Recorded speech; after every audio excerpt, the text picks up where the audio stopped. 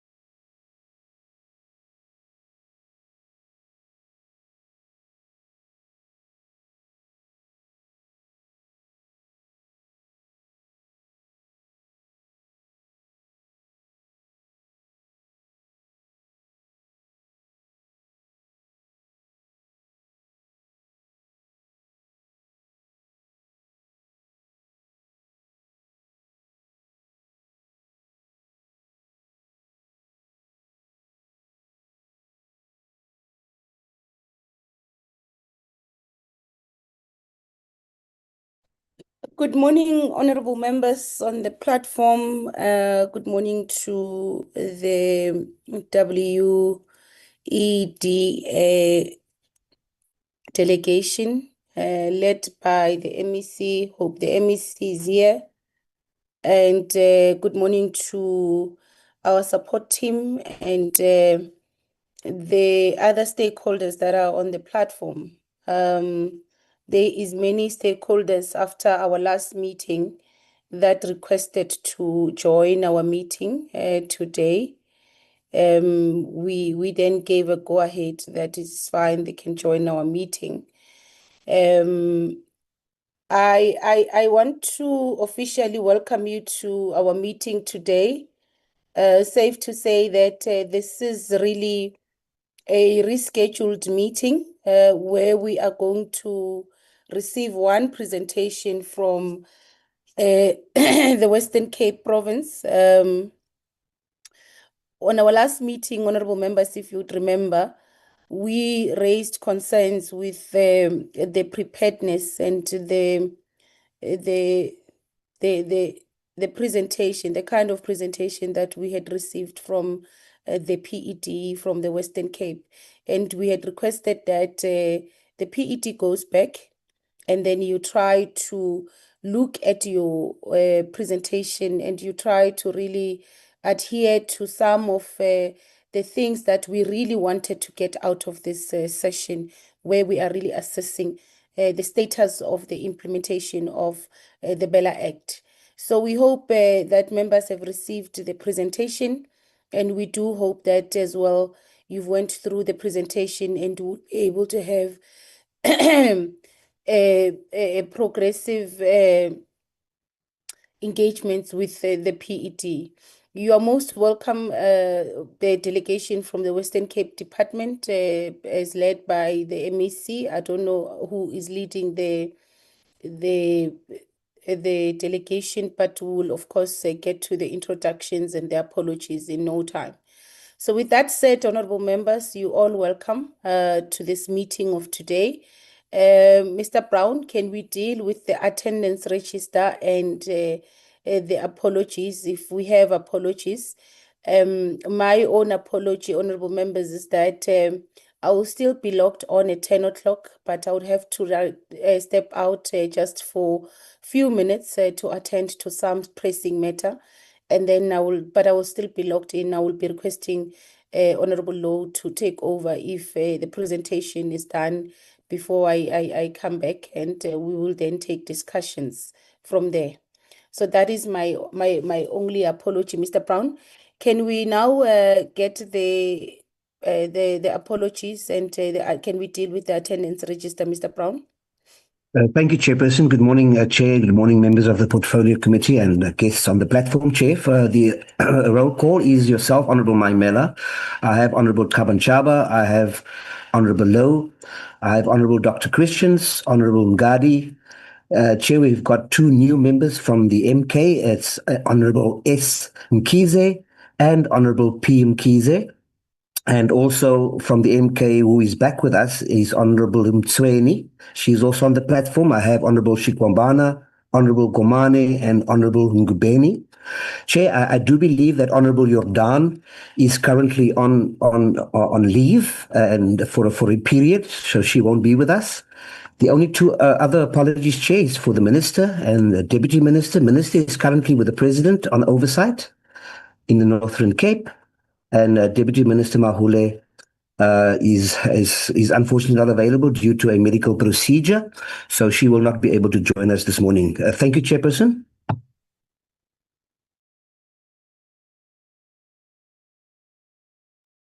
Thank you very much, Mr. Brown. Honorable members, can we now fly to the agenda? Are there any other apologies, or is there any member who has not been acknowledged? Honorable members, are we all fine? Okay. Yes, we're good, Chair. Yes, Okay. Chair. Yes, Honorable Chair, we are all fine. Thank you. Okay, that's fine. Can we fly the agenda? Honestly, honorable members, as I had mentioned before, that we only have one item on our agenda today, and that is the briefing from the Western Cape Department on the status update on the BELA Act implementation. We are now going to hand over to the department. We welcome to all the stakeholders that have joined the meeting. There is various stakeholders that have requested after our last meeting to join our session today. And I thought it would be important that we give them that opportunity to join our meeting, because anyhow, Parliament is their parliament, and we should encourage public participation. It's also a form of oversight on our part to, from time to time, listen or hear stakeholders. But they are here, they are going to just join our meeting to observe, but we will give them an opportunity later on when we ask questions to just introduce themselves and just say a few words, but that is later on. We're now going to hand over to the department to actually start with their presentation. We've noted the apologies of both the minister and the deputy minister. Over to you, MEC. Good morning, Chairperson, and good morning to honourable members, and a special good morning to the new members of the committee. It obviously gives us great pleasure to have an opportunity to brief the committee on the progress that we are making in respect of the BELA Act, and also to deal with the additional issues which you have placed on the agenda. I'm joined by my head of department, who I think you know well, Mr. Brent Walters, together with a team from the department. And through you, Chair, I would like to hand over to Mr. Brent Walters, together with the team, to take the committee through the presentation. Thank you very much, Chairperson. Thank you, MEC. Good morning, Chairperson, and good morning, members. My name is Brent Walters, an HOD for the WCED. This morning, Chairperson, we prepared the presentation, and our DDG, Mr. Alan Meyer, he's on the line. He will be taking us through the presentation with your permission. So if I could ask Mr. Meyer, with your permission, Chairperson, if Mr. Meyer could now flight the presentation and take us through the presentation. Thank you.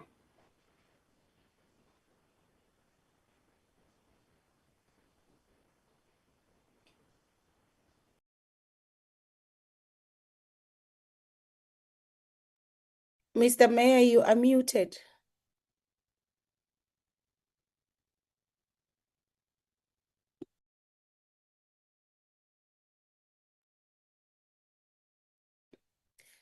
Mr. Mayor, you are still muted. I'm not sure if I'm the only one who can't hear Mr. Mayor.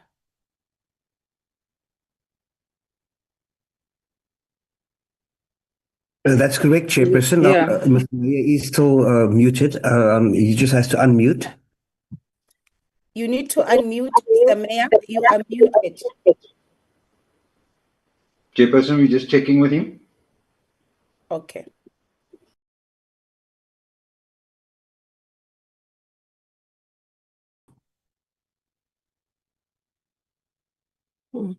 Are you able to hear me now, Mr. Brown? We can hear you loud and clear. Thank you. Will I flight from my side or will you flight, Mr. Brown? You are welcome to flight. The share screen is activated. Thank you very much, sir. So I will share my screen. Thank you very much and good morning, Honorable Chairperson and members. And thank you for the opportunity to be able to present to you on behalf of the Western Cape Education Department regarding the various topics that you have sent through to us. Chairperson, I'm pleased that we have, why is the slides not moving? Okay, my apologies. Okay, there we go. We will basically do an indication of the implementation of the BELA Act and the mediation that we've done around that. We'll talk specifically to sections 5 and 6 as per your request, and then we will talk about grade R later in the presentation as well. So, Chairperson, we have done mediation of the BELA Act across all of our schools within the province, and we have more than 5,200 people that have already attended these sessions. We have included a few more online virtual sessions, which will be conducted through until the 31st of July. And our target group here are district officials, principals, school management teams, as well as school governing body representatives. A number of the 5,200 people that have already attended includes SGB chairpersons, etc., who came to hear what the new amendments are to the South African Schools Act that is brought about by the BELA. And so we have also had training that was done internally by our two components, our Directorate Institutional Management and Governance, as well as our Directorate of Policy, conducted these sessions across the province on all the various aspects of the BELA Act, particularly around finance, admissions, placements, grade R, discipline, suspension and expulsions, as well as revoking of SGB powers as well. These sessions, addressed various aspects that were based also on specific needs within a district. So, for example, we had DBE who did training for all our district officials, as well as some principals as well. And then there were some questions that came up, in those sessions that we then needed to go back in a mediation at a district level to mediate, certain bits of information that schools in a particular area wanted specific clarity on. And that is what our Directorate IMG, as well as the Directorate Policy Coordination, also then conducted. We've also had engagements with our Principals Forum in the province around the BELA Act. We've also had engagements with our other stakeholders, like this Governing Body Foundation, FEDSAS, etc., where we've also, had sessions with them to talk about the amendments that is brought about by the BELA Act. In terms of our implementation plan of how we're going to implement the BELA Act, for example, we are very clear and we've developed an implementation plan which very clearly sets out what are our strategic objectives, which is to ensure legal compliance to all the amended provisions within BELA, to promote uniformity in governance and admissions and language and financial management and learner discipline, so that we do not have a situation where certain schools deal with learner discipline in one way and at another school it's dealt differently. So it's to bring that uniformity. There's also the issue around school rationalization, which has been around for a little while, and I think with the streamlining of that processes, we will review all of that as well. Our institutional governance, within our schools and accountability, we need to strengthen that, and BELA allows us to do that within our system. Of course, the important part is that the learner needs to be in school for us to be able to do, what we are mandated to do. And so therefore, learner attendance and the retention of learners particularly is important. Particularly also that starting at the grade R phase, right through the system, we need to have attendance tracking. And I'm pleased to say that we have a system that's in place where a teacher can indicate if a learner is at school on their cell phone and very quickly update, the system to say whether a learner is present or not. And we are then able to follow processes if a learner is absent, for certain periods of time. And also to support effective and ethical school governance. I think that's a very important objective of ours in terms of how we're going to go about implementing the BELA Act. So if I take a legislative kind of focus areas, if I look at Section 3 of the BELA, it talks about compulsory grade R. Now in here, for example, we're talking about circulars that would need to go to school, formalizing the grade R, which we've already partially done, and then also to look at how do we deal with the learner attendance in the grade R classes, like we're dealing with learner attendance in the other grades within our schools. And so how do we deal with the updating of those admission registers so that we include grade R within that?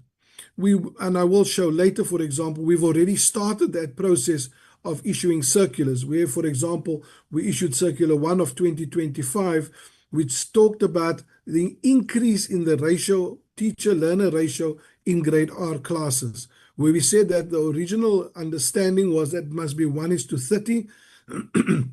Because of the larger number of learners coming into the systems, we said that schools are able to extend that learner-teacher ratio to up to 1:33, 1:35, if the infrastructure of the school is able to accommodate that. Remember, in a lot of our schools, we purpose-built grade R classrooms, which were built for 30 learners. And so adjusting that to take in additional learners, schools needed to take into account, as they're increasing their class ratios. Attendance monitoring, as I've indicated, implementing electronic tracking system with district oversight. Here, for example, as I indicated earlier, a teacher captures the learner attendance on a cell phone. It gets carried through to the mainframe computer system, and the school, the district, the provincial office, the teachers at the school are able to see the attendance at their particular school at any given time. In terms of admissions, Chairperson, we will ensure that all our policies align with Section 5, 5A, as set forward in the BELA. And for example, we've issued circulars in the past that made it very clear about unlawful practices, where, for example, schools were asking parents for financial statements, where schools were asking parents, whether they can afford the school fees, where they asked parents to pay deposits. We actually had sent out a circular previously, and it's renewed on an annual basis to say to schools, these acts of asking parents for additional funds, if it's a no-fee school, or for deposits which are not refundable, are illegal practices. And we make that very clear in that circular that we've issued out to schools already. But there are also, other aspects within the admissions that we are wanting to address. We have a system of where our schools upload all their policies onto a computerized system, which allows the district and the circuit manager in particular to have oversight of those particular policies. And currently we're working on that criteria that the policy needs to have in place in order for it to be regarded as a fair policy at a school. And that process is ongoing. And I'll give you some indications of some timeframes that we are working towards. In terms of the language policy, again, we will ensure that it definitely complies with all the school's policies in terms of Section 6 of 5, and we will ensure that our schools' policies are aligned to that in a very clear and unambiguous way for parents and whoever who's looking at the school's policies to be able to see what it is exactly that the school is offering. We've gone further within our implementation plan to really look at how do we, assign these responsibilities within the organization. So our Directorate, Institutional Management and Governance issues provincial circulars, directives, and determinations which are based on national and provincial legislation. The function of this directorate has directly been impacted upon by, the enactment of the BELA in last year, because all the work they do is to provide the governance the institutional management and governance framework to our schools and the parameters within which schools need to operate. So their work is really set out over the next year or two to look at the implementation of policy, but more important, not only the implementation, but also the monitoring and additional support to that. And so coordinating training and communication, for example, on school mergers and closures in terms of Section 12A. Here, for example, there's training that would need to be conducted not only of district officials, but potentially of principals as well, in terms of the processes that would need to be followed where schools may be considered for mergers and for closures. In drafting provincial regulations as well and determinations and directives, that must be clearly aligned to the relevant national and provincial policies. It's very clear to us. They have to develop and monitor the implementation frameworks, as I've indicated, as well as the guidelines on SGB elections, the governance and the disciplinary procedures, to be followed. We've got a big election again in 2027 for governing bodies. And so it's a real difficult one, Chairperson, that one has to navigate here, because we're implementing, the new BELA coming in place. And at the same time, the governing bodies will leave at the end of 2026 and a new governing body comes in 2027, and then we have to start the process again of re-educating the governing bodies in terms of, the specific sections within the BELA that have brought about the changes and what the significance of that is for the schools.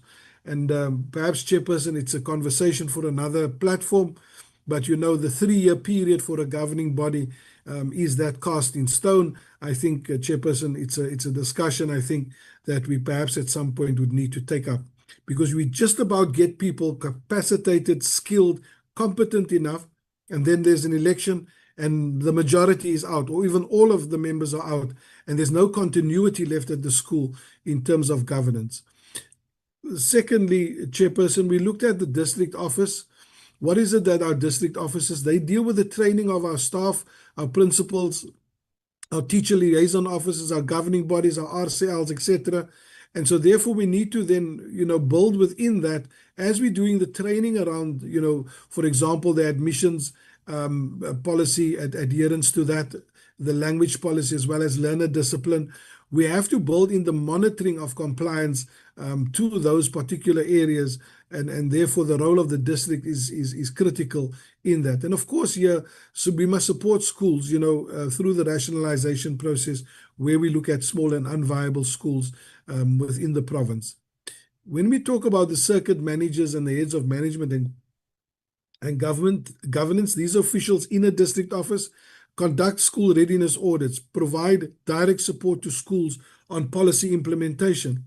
But also what our heads of management and governance are going to be doing over the next few months is to train governing bodies on how to develop a policy. Because remember, a lot of the policies that a governing body has in place are old ones that are just carried over all the time. What we've asked them now is to review the policy and align it to what is required within BELA. And so governing bodies are having to go through this process of reviewing their policy, redesigning it potentially, and redeveloping it and refining it so that it meets all the requirements, and then submit it through to the circuit manager, where it will be then signed off with the school in terms of ensuring compliance to legislation. We assist with the SGB elections and of course the capacity building around that. The circuit manager is critical in that, as well as the head of management and governance in the district. And then of course we train all our school staff, and SGBs is done by the circuit manager around professional matters, and then around governance that is dealt with by our heads of management and governance within our district offices. To give you just a broad, very, very brief kind of timeline that we looked at in terms of this procedures, Chairperson, we're saying that there are circulars, for example, in grade R and admissions, as well as at the language policy. We've targeted, our timeline from August of 2025 through to March of 2026. By March 2026, we're saying that the circulars related to grade R, the various aspects around grade R, the aspects around the admission policy and the language policy, that we're saying should be completed by all schools by March 2026, as a peg in the ground. We're talking about circulars regarding SGB elections, learner discipline, etc. And the target date for us is around February of next year, where our Directorate Institutional Management and Governance will be drafting the relevant circulars required, for example, around SGB elections in 2027, the issue of a parent register for that election, and then of course the issue around learner discipline, which talks to suspension and expulsion, and the procedures that would need to be followed would need to be refined. And we're saying that our target for that is in February 2026. There are various training manuals that we would need to develop, and we'll develop it in-house via our CTLI, our Teacher Leadership Institute based in Kuilsriver, where we will then provide training. And our target there for all the training material we need to develop specifically for school principals, for SGB chairpersons and governing bodies, and training for staff at schools. We want to finalize that also by March of 2026. In February 2026, we're saying we want to have a set of monitoring tools in place. For example, admission policy. What is the criteria? What must the admission policy have? What are we measuring it against to see whether the school complies in terms of their policy? Those tools we are expecting to have ready by the end of February next year, of course, with the support from the DBE in terms of the regulations and guidelines that they're also issuing as we're moving along. Chairperson, so I think in terms of the BELA Act, we are clear. It is an act. We are in the process of working towards the institutionalization of the recommendations and the guidance that the Act provides within the province, and our officials are also gearing towards the full implementation of the Act within the province. Chairperson, I wanted to reflect on Grade R as we were requested, and I thought we'd start just with a little bit of context around Grade R within the Western Cape. Grade R has been active within the Western Cape for quite a while, long before 2003. But from 2003, there was a conscious decision within the organization that we needed to drive the implementation of Grade R classrooms at our schools within the Western Cape. And that started in 2003 in a kind of aggressive way. Where schools had one class, we insisted they started a second class. And that in that process, what we did was we even employed teachers on per sal as a Grade R teacher at that time. And later, when DBE provided guidance in terms of the framework that they offered, we then looked at a subsidy to the school, which then paid for the teacher's salary as well as for the LTSM for the learners in the Grade R class. We started and completed a process to formalize Grade R in independent schools. And here, for example, what we did was we developed a procedural manual for implementation of Grade R at a public ordinary and at an independent school, so that everybody was clear what they needed to have in place in order to start a Grade R class. It wasn't a quick decision of somebody to say, I'm starting Grade R now at my school. Okay, so what is it that you need to do? And so we unpacked that in a procedural manual so that we formalize Grade R within the structures of the Western Cape Education Department. And that procedural manual is invaluable even as we're going forward, as to how we introduce and implement Grade R at public ordinary as well as independent school. To ensure better compliance, we developed and implemented a financial manual for independent public ordinary schools to stabilize management and governance processes at these schools. Our system in our public ordinary schools is based on a financial manual in terms of governance, particularly around the finances of a school, because that is a critical part that we get right within institutions. And so for Grade R class schools, it was also important for us that we needed to ensure that the M&G processes were refined, and therefore we worked and developed a financial manual, which we still use today within those schools. Within that, we had a Grade R subsidization on an online system where schools applied online. The learner names were uploaded onto the system. There was proof of who the learners were, who the teacher was, etc. And we implemented that in 2017 at all our sites already.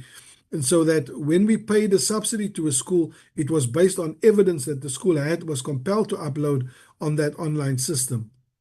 The system also allows a school or an ECD site to track payments. When they do the recommendation, there's an authorization, and even when the money will be available to the school. So it allowed schools to plan a bit better, and it's something we really feel very proud of what we put into the grade R area. We arranged the road shows in collaboration with our admissions team in October, November last year, where we actually invited principals from registered ECD independent sites who were offering grade R. We invited them to explain what the admissions process is for grade R. These roadshows were conducted, I think, in October to November already. So by the time BELA came in, independent schools were aware that it was going to become, compulsory. They were already asked to increase the number of learners that they were taking in at their schools because of the nature of grade R becoming compulsory. We needed to accommodate more learners within the system, and I think that those workshops that we had with those independent school principals was definitely an advantage for us. Chairperson, in terms of our numbers for grade R, our number of public ordinary schools that are offering grade R is 987. In terms of the number of classrooms that we are available at these schools are 2,548, and just over 73,000 learners within our public ordinary schools who are doing grade R. Now, if we look at the teacher side, we have about 831 teachers who are fully qualified, and we did an audit of public ordinary schools first to look at qualified educators, underqualified. In other words, they have a diploma and they need to complete a few more courses to get the full certification. And then there are those who are unqualified, who have absolutely no qualification, and those are the three categories. So we did an audit of all the public ordinary schools, and this is how we found that 831 of our teachers in grade R are qualified. 1,176 of them are underqualified, and there's 541 who are unqualified, within our sector, within the public ordinary schools. So we have 2,548 teachers teaching grade R in our schools, in our public ordinary schools currently. And the big concern for us is the 831 that are qualified, and hence we've already started the process within that audit to identify teachers who needs to improve their qualifications. And the numbers who have requested is quite encouraging. There's still a number of people who have not responded positively in terms of saying, no, I'm not going to participate in further development, or yes, I am interested, because we do have a pathway where we provide support to those teachers in order to get the necessary qualification. In our in our independent ordinary schools, grade R schools, there are around about 381 schools that offer grade R as independent sites. They have around 608 classrooms, and they accommodate about 13,000 learners in the independent school sector. This is historical. There's a large number of these are centers that are, some of them are linked to into ECD center, where the ECD center started a few years ago and expanded into grade R due to the lack of space in public ordinary schools for grade R. And so this was created within the ECD sector. But also some of these are standalone grade R specific schools that have been established in certain areas to provide grade R service only, and learners then proceed to public ordinary schools thereafter. We are still in the process of finalizing around the qualifications of the teachers within the independent schools, that are offering grade R. That survey will be completed by the end of September. As I've indicated, the team has just finished the one for public ordinary. They're now going into the independent schools to check that and see exactly what the qualification frameworks are and qualifications are of teachers within the sector, as well as the teachers that would require some additional support in terms of reaching a qualification.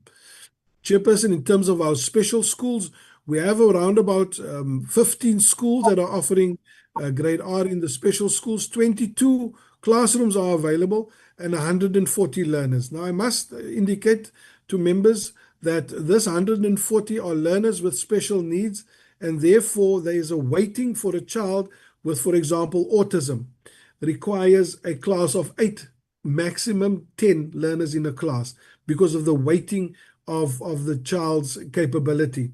And so therefore the classes in the special schools are much smaller to accommodate for that allocation of weighting for special learners, but we have 140 of them placed within our special schools. Chairperson, that audit I spoke about earlier that we conducted is one that says the following.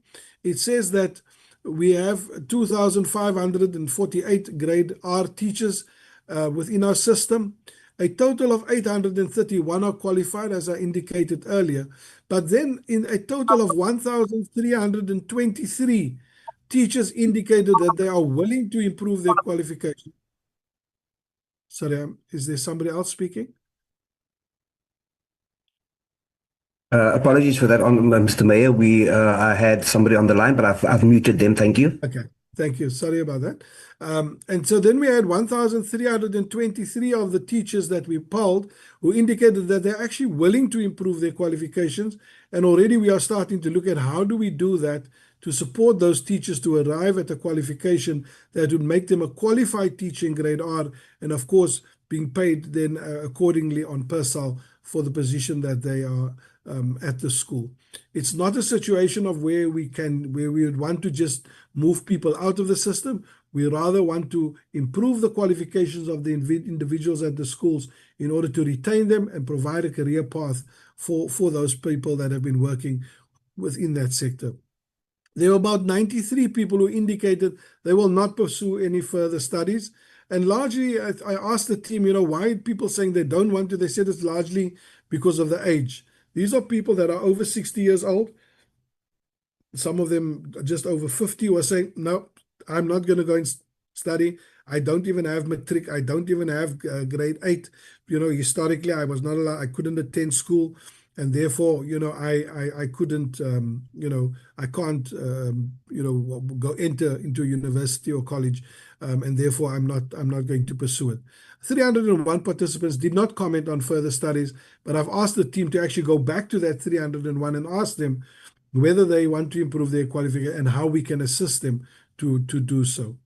A circular was issued to schools and independent grade R sites offering grade R, requesting them to increase the learner numbers if they have sufficient infrastructure at their school. As I indicated, it was Circular 1 of 2025, where we increased the learner-teacher ratio in grade R from 1:30, which was the original kind of number that was there. We've now expanded that a little bit more to 33 and 35 in some cases, of course, where the infrastructure allows that to be able to accommodate more learners within our grade R sector. Chairperson, I thank you very much for the opportunity, and we definitely assist in answering any questions that you may have. Thank you very much.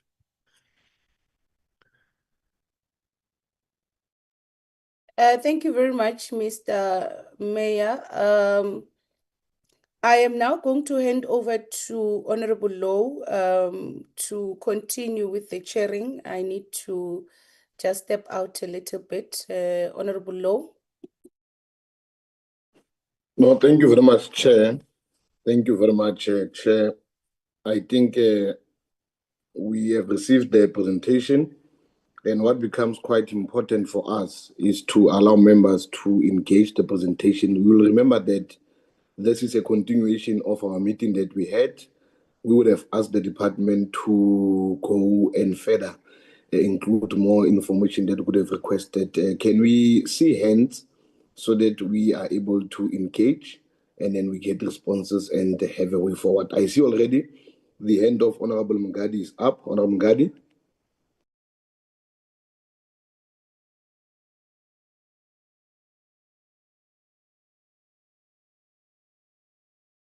Honorable Mngadi. Thanks, Chairperson. Thanks, Chairperson. I'd like to take this opportunity to greet honorable members of the Portfolio Committee and greeting all protocol observed. At last, Western Cape failed to present last session, but thank you for the presentation. My question is about Department of Education. How is the Department of Education addressing allegations of racial profiling in school admission, particularly in the Western Cape? And what action has been taken against school violating in the constitutional rights of learners through language exclusion? Western Cape siwumkhonto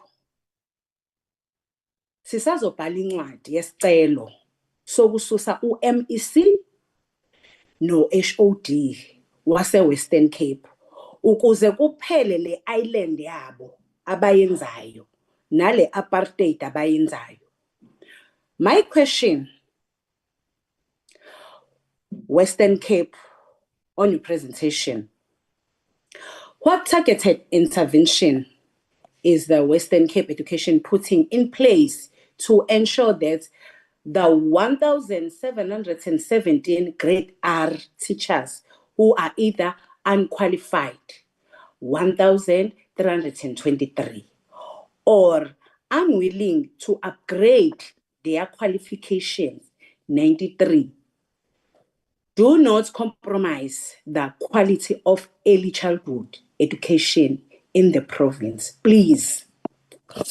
Given that over 5,200 individually have attended the BELA Act mediation session to date, what measures are in place to ensure that this session results in concrete change in school compliance and not merely serve as information roadshows?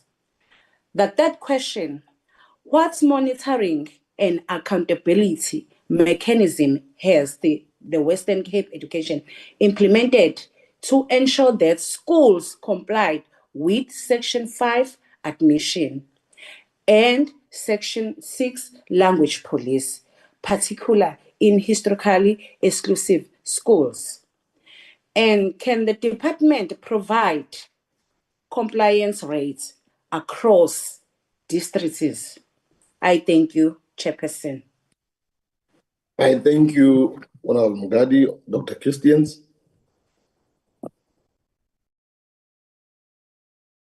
Thank you very much, Chair. Chair, if possible, I would like to put off my camera. I'm just scared of, network issues. No, it's fine. So that also the signal and other thing is allowed. Thank you. Thanks, Chair. Chairperson, I would just like to thank the Western Cape for their detailed presentation. I think they've done substantive work with regarding the implementation of the BELA Act. And I think we can see that, this work really clearly places them ahead of many of the other provinces and the presentations that they've submitted, especially in terms of readiness with regard to the BELA Act.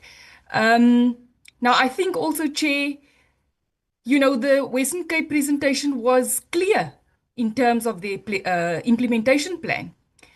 With regard to BELA, they covered all the affected sections. I think we've clearly seen that sections 5 and 6 of the South African Schools Act, in terms of compulsory grade R, admissions, learner discipline, language policy, I think in their presentation, they were very clear in terms of their full implementation plan, and I really would like to commend them for the work that they have done so far. And I think, again, in contrast with those other provinces who are still grappling with aligning school policies or developing basic tools, we've clearly seen that the Western Cape has really conducted extensive mediation and training sessions. We've seen 5,200 stakeholders reached.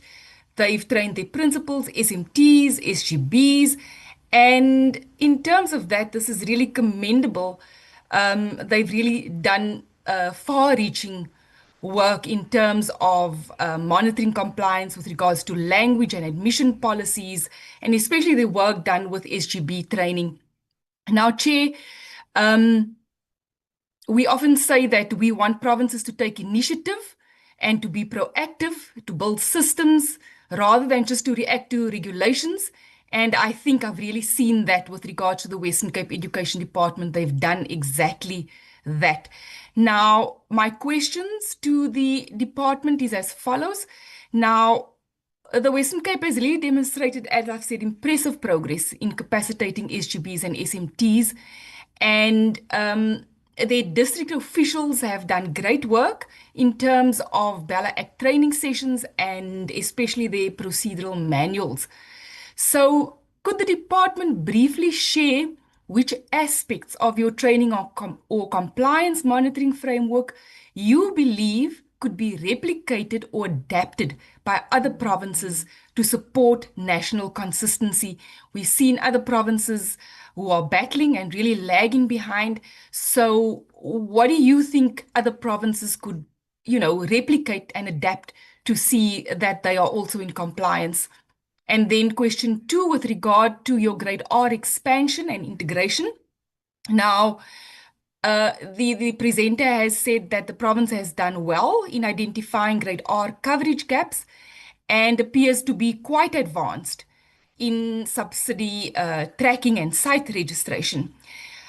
However, there were infrastructure constraints that were mentioned. Now, how is the Western Cape balancing the push for full coverage with quality assurance and practitioner support, especially in underserved and rural areas? For now, Chair, that is all from me. I could have a second bite if possible, if time allows. Thank you. Thank you very much, Honorable Ngubeni. Thank you, Chairperson. Honorable questions, it's so funny. You almost sound like the minister, honorable questions, through you, Chair. I have reservations around this line of questioning, particularly when it's from just a point of a order, member please. of Honorable Ngubani, we have a point of order. Let's hear it. I'm Ngobeni, Chair. Honorable Ngubeni, sorry, my apologies. Honorable Ngubeni. Chair, I think the speaker right now is not debating me and my questions and not interrogating me as a member of this portfolio. And I would appreciate it if the member sticks to the presentation and not question my line of thought and stick to what is on the table today, Chair, which is the Western Cape Province, and questioning them and not interrogating my line of thought and train of questioning and comment. Thank you, Chair. Thank you very much. Honorable members, I hear you, and Honorable Lerato, please apportion everything to the chair and let's focus on the presentation so that we're able to deal with issues at hand. So I would appeal with members that we deal with issues that are at the table and then we allow other members to join. Thank you. Over to you, Honorable Lerato. I did say through you, Chair, but nonetheless, let's proceed. The presentation is welcome, and thank you to the presenter. My submission, Chair, is with regards to the focus on grade R. I would like to know what the timelines are and the funding allocations for ensuring that you've got over 1,000 unqualified and unwilling teachers that are replaced or upskilled in the system. I'd like to understand where the compliance with BELA and the constitutional obligations are when, in fact, the presentation alludes to over 2/3 of grade R learners being taught by unqualified teachers. I just would like to get a sense whether the MEC would be comfortable to send their own child to be taught by unqualified teachers. I understand that it is the beginning of the process, but I'd like to know what the timelines are in this regard. Also, I'd like to know whether the department can provide us with data where these sites actually have infrastructure and trained personnel to absorb more learners. The department reports that they issued a circular which is encouraging an increase in learner ratios in grade R. But this move, comes without addressing the crisis in teacher qualifications and school readiness. And so I'd like to understand what the improving access while sacrificing quality in practice means.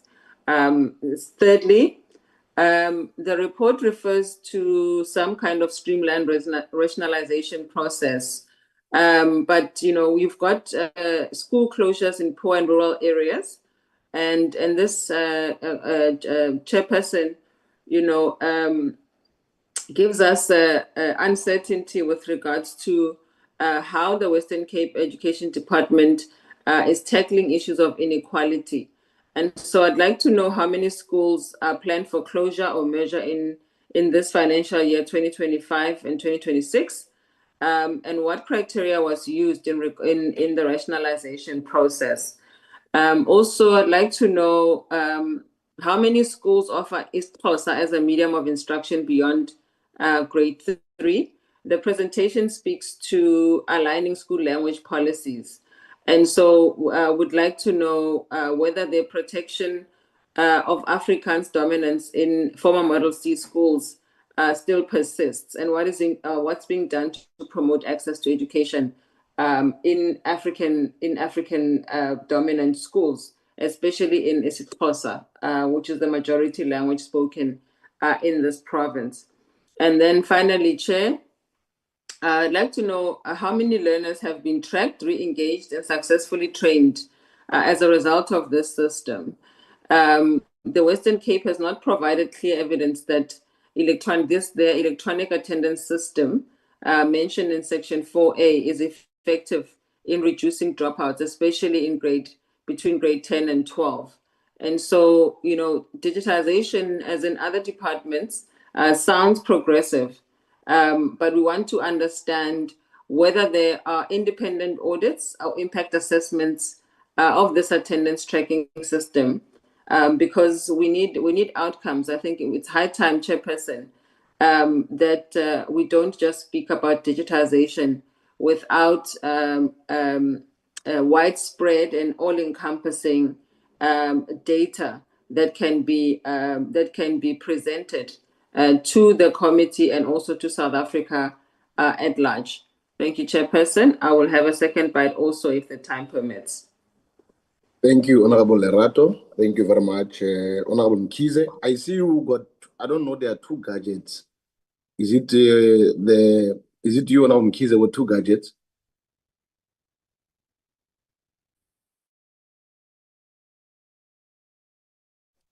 Chair, I'm using one gadget, but there's two Mkhizes, so I'm not sure which one is using two gadgets, but I'm only using one. No, Yeah, not. there is another Mkhize. Okay, no thanks, I'm sorted. Let's give Ndadesiphe to Mkhize, and then thank you. Thank you, Chair. I was trying to show my face, but it seems the gadget is not allowing me to show my face so that I'm visible. Chair, one must first highly appreciate that the BELA bill seeks to do what MK is really committed to, which is transformation, because that's our key business, to see transformation in light of the challenges that are existing in our society. And in this case, we are dealing with the education department. But what I want to speak more to, it may not necessarily affect the Western Cape, but all other provinces. But I just want to learn from the Western Cape how they're grappling with some of the repercussions of the BELA bill. For instance, Section 3(1)(a) places a lot of responsibility to parents to make sure that their children attend school from grade R, at least up until they get to 15 years old, or up until they get to grade 9. We all know that. And there are penalties for parents who are not doing that. But we understand, Chair, that the parents sometimes they will not take their children to school, not because they don't want to, but because of social complexities that they're dealing with. We know that in most cases, particularly in private schools, the black oppressed takes to school their children there, and they are not affording and they don't have means. Some they even lack philosophical sophistication in terms of understanding the imperatives of education. And my take on this act is that it is taking a policeman stand instead of a public service stand. Why I'm saying this, it is prescribing the punishment to those who are not taking kids, their letters to school. Of course, it says without a reasonable cause, but it doesn't clarify how we will ascertain whether the cause was reasonable or not, and where that responsibility sits, who will do the actual assessment that this parent is transgressing.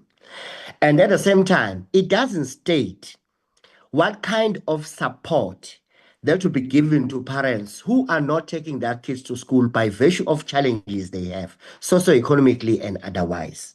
So I would like to know from each province, Western Cape in this case, if I'm correct, how are they putting it as part of their preparations, parental support, to ensure that parents will be able to comply with the needs of the BELA Act, because without that assistance, they may not be able to comply with the Act.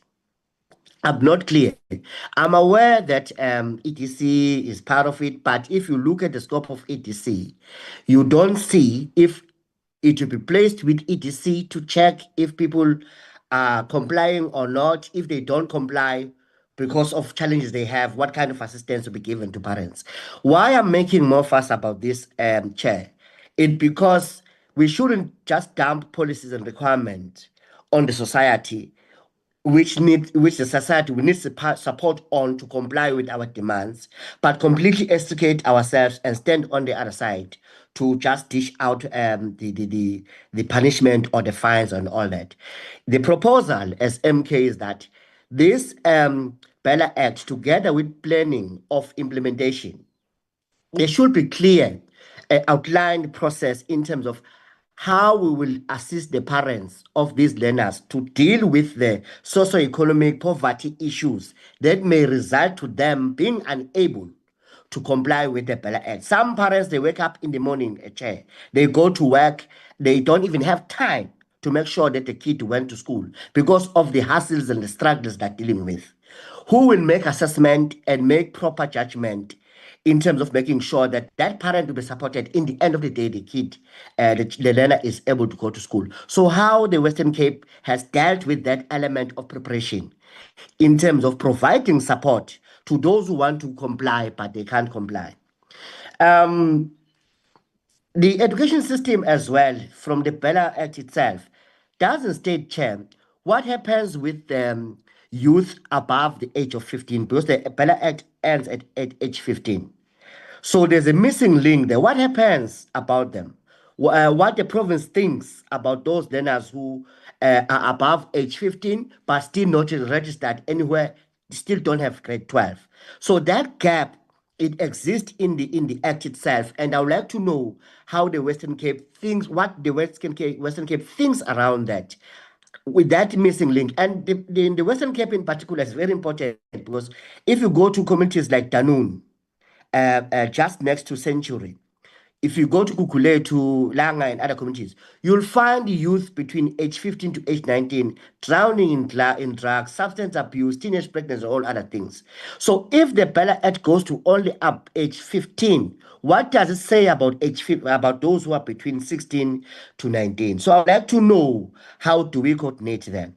And the key word here, or Chair, is coordination. How do we coordinate as the Western Cape with other structures, civil society structures, to make sure that there is proper support for parents and there is plan for those who are above age 15 as well? Just to know around their chairs. To go towards the end of my contribution, the other thing that I'm noticing, the BELA Act speaks more about the public schools. I understand some minor work is done in private and all that, but we know as a society that a lot of challenges in terms of racism, exclusion, and all that happens in these first-class schools where Black people are treated skunks, and everything is done to exclude them from education. How is the Western Cape going to deal with that transformation area to say the BELA Act must also make sure that the right is done in public and so as in the private schools as well? If there's any detailed plan, Chair, to deal with barriers of BELA Act that I have mentioned, that I will not repeat for the interest of time. But particularly to the Western Cape, I noted under strategic objectives, number one, they aim to ensure legislative compliance. Going back to what I said, compliance by who? By the implementers or by the parents? If it's by the parents, as part of making sure that you promote compliance, what are you going to do with the parents who will lack means to take their kids to school because of various factors? What is the support plan there? Last one, Chair, making arrangements through structural changes to improve the implementability of the BELA Act. I would like to know what are those arrangements in particular. Okay, lastly, I noted that the average class population, judging by the fact that they've got 101,176 classrooms versus 73,000 learners, the average class population is sitting at 28.6. I just want to check with the Western Cape if that is consistent across assessed classrooms or they are overpopulated classrooms. Thank you, Chair. And if there are overpopulated classrooms, what is the plan to address it? And under barriers of BELA Act implementation, you also get concerned about issue of availability of teachers. Teachers could be sufficient, but lack capabilities to maneuver with language demands and all that. So how are they going to, have they done proper assessment in terms of availability of teachers and their competence as far as it relates to language requirements? Thank you, Ndadem Kize. Honorable Komani. Ako go leboga ngwana kgoši leina la ka ke nna Mashiadi ka Lansel Komane ke romile Chair, ke I'm not sure if I should say point of order here because he's got the right to speak the language, his vernacular, but I want to put on record, Chair, that I can't hear what the member is saying and I have no translation assistance. You can't say point of order. It's his right to speak his language. You can't say point of order. Honorable Sekwamani. You've got the right to speak his own language. So you must check with the chair if there's interpretation. You can't say point of order or what. Honorable Sekwamani, it's fine. It's fine. I will preside over the matter. This is undermining because he can't hear his language, then he comes and say point of order. He must check with the chair if there is interpretation or what. Not to say point of order. This is an official language. No. Honorable Sekwamani, it's fine. I'm presiding over the meeting and I'm dealing with the matter. And we raise our hands if we want to speak. Honorable Mkiza, you were wrong to just enter without even to raise your hand. 1. 2, we are allowed to speak. We've got an interpreter that is going to assist in terms of translating on language. And I'll take it that you are new in the committee, but we've been dealing with the situation and it has been our culture, even parliamentary, within our committees and whatsoever. We do have interpreters. And at a time where we don't have, we do make sure means that we explain. There's nothing wrong for anyone to want to communicate with its language. We are dealing with BELA, dealing with language. We are speaking of indigenous languages that we must include as part of our package. So let's not contradict also our stance as a committee because we want also to explore and be exemplary. So I want us to have a decorum also in a meeting. If there's a point of order, you raise your hand. Or you call my name and then I grant you, then you speak. Let's not just do it. Honorable Commander, you are protected. You can speak your language. There is an interpreter.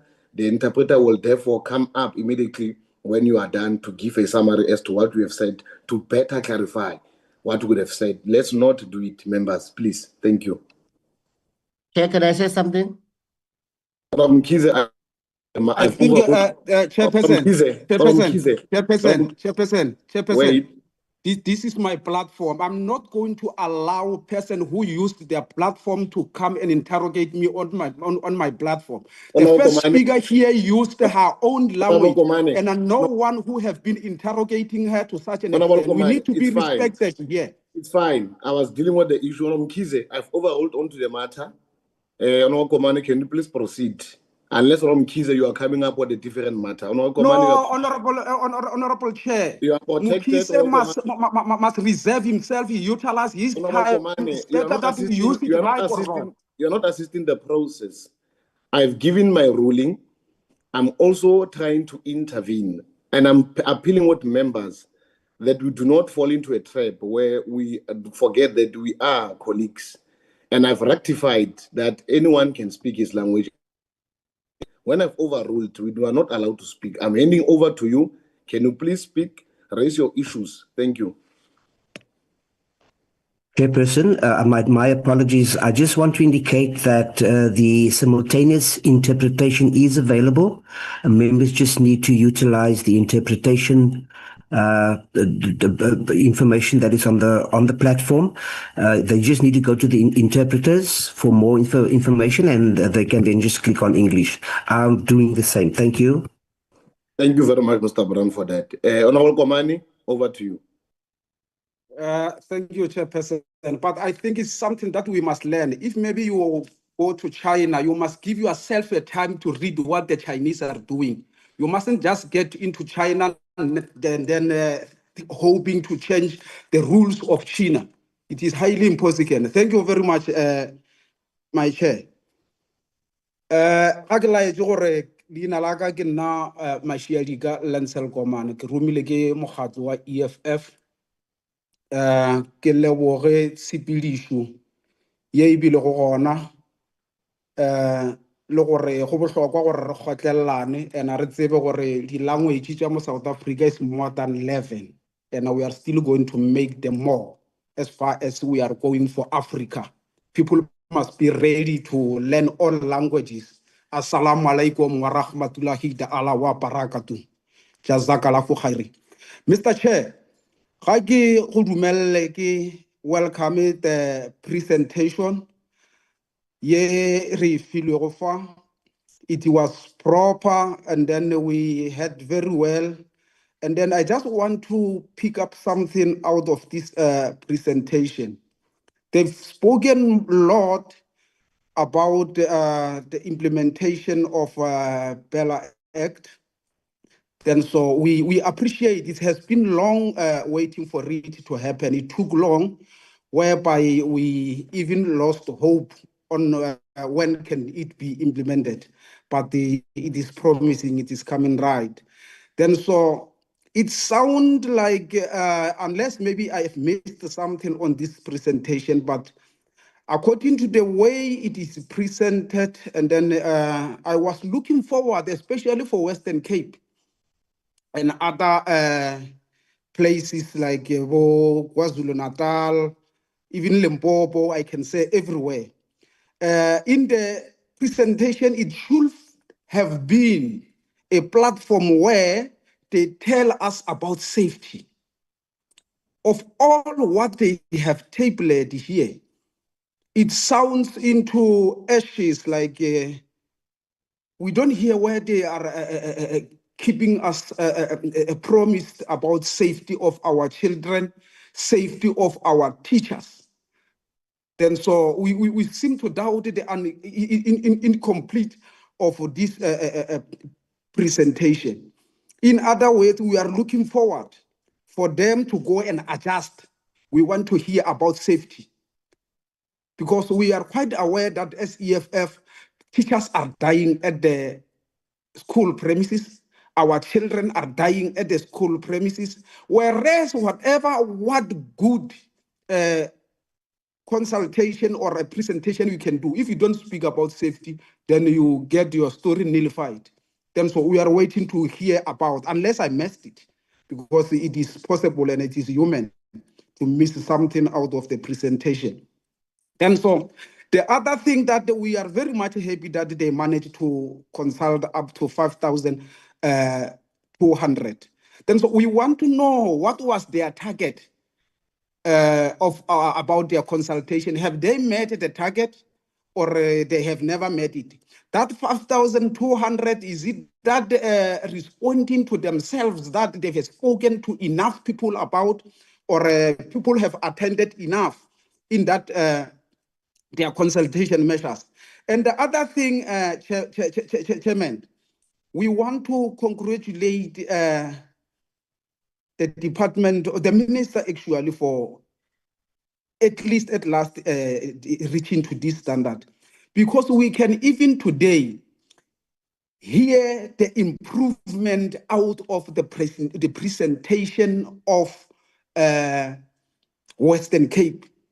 It shows life from their presentation. It means, and it shows very well that the BELA Act have revived education standard, even procedures to run the Department of Education in Western Cape. Because up to so far, we have been suffering proper implementation from Western Cape. And then the other thing that we want to consider it very serious, it is foundation, especially when you come to a standard where you find to it that there were children who have been taught by teachers who didn't qualify or underqualified. Then so we just want to know under which classification that we can classify our past learners who have been taught by teachers who were not qualified. Do you want us to believe that the children who have passed under that leadership or under that teachers, must we expect them to lead this country in the near future? Or is the result of that manner is the one that we see on our streets? Our children, even if they passed matric, they can't represent themselves. They can't be hired. Their quality, it is very low. And is that what makes us to look at the foundation of the Department of Education, in which is not only specifically for Western Cape, but on all the national standard of this department. Then so we want to know that they must answer us, that we must trust the production that they made out of that underqualified teachers. Especially as we know, it is not because they don't have qualified teachers. You can look at the KZN. We got a school called Messelfontein Combined School that have been utilized a person for over 7 years as a volunteer, a qualified teacher, and in which is not only that Messelfontein. Even if you can come in Western Cape, we can find that because it is under the Department of Education. Then so for them to utilize underqualified people while they have qualified people, we want the answer. Why is it that push them to that standard whereby they neglect people with qualifications and not shy to come here today to tell us that they have people who are not qualified? And the other thing with Western Cape leadership from the MEC, we must find to it that that manner of racism, it must come to an end. And that manner of undermining SGBs, it must come to an end. And then the other thing that we want the Western Cape Department of Education to consider is to make sure when they talk about SGB, they must never come here to bring the matter in a box-ticking procedure. Because what we have learned from them, the Department of Education in Western Cape, it is too much neglective. It is not going to the ground to see the matters, especially that have been raised by this committee, especially on the issue of SGBs. The SGBs are undermined. The power of SGBs are overrun by the principals, whereby the principal, you find him or her being everything under the leadership of Western Cape. We want that thing to come to an end. And then the other thing on the leadership of Western Cape, we need a race balance. We are not just going to look at the one race leading Western Cape, whereby we don't see people who can represent our own people in that department. That is why the consideration is always in concerned to the private schools. And when you go to the rural areas, what they have presented here, you will never find it there. It was only going to be practiced on the private school. At the level of the rural areas, it's just going to be just an issue of a paper. It will never be implemented. Then so we want to see it implemented, and then we want to see to it that the balance of races in the leadership of Western Cape. That one we put it for the Department of Education, because that thing which is happening at schools of racism, it is protected by the leadership of Western Cape. We can tell you, and I will never stop to talk about the JJ Mayring. Teachers are resigning. Parents are taking children out of that school because of the principal, in which is about a second year now, speaking to this Western Cape leadership about this issue. They are not considering this. And I propose, Chair, that we must make an oversight to JJ Mayring School. If possible, we will also make sure that we get the old or the past leadership of the SGBs to come and make a testimony about the JJ Mayring School, because there is a lot of things that are happening in that school. Teachers are leaving, and a prominent caliber of teachers are letting our children unattended because of the manner and practices of the principal, which is protected by the racism leadership of Western Cape. And then we are appealing to the Department of Education to look into this matter. Also ourselves, we are proposing an oversight to that school so that we can see what is happening there. Because people are crying about the Western Cape SGB. And if they have a cry with their own race, what is happening in the rural areas? Our children are not represented. Then so, Chairperson, as the committee, let's look to it to make sure that the BELA Act is properly implemented and is going to serve our people and is going to represent them as it was supposed to be there long ago. Then so it was just been delayed, hoping that maybe we will give up on it. We are still even going to add more regulations ourselves. It can't be the regulations only. We will recommend some a regulation also to make sure, like we need safety. Up to so far, Chairperson, let me hang my horse here, then so it will be ready for any move, if possible, is that. Thank you very much. Ha go leboga ngwana kgoši. Ke re Moleti Sukuba ka namana a Pholwana. Ngwana kgoši. No, ke lebogile thata Ntate Komane ka trial ya gago e tlisitseng. I hope members got the interpretation as advised on. Ntate Matlakala, we get an interpretation to explain where we could not understand, or if we are fine, then we can proceed to Honorable Mkhize. Is the interpreter fine? Okay, I guess we are fine. Honorable Mkhize? No, we're not, Chair. I couldn't say we're not because we have not been recognized. Okay, no, thanks. Okay, let's get the interpreter to interpreter.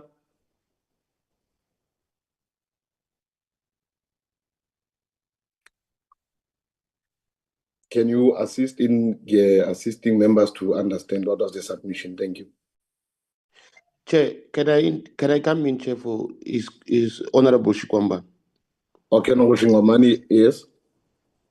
Honorable Komana, half of his questions or presentations or the inputs that he made here, he made them on English.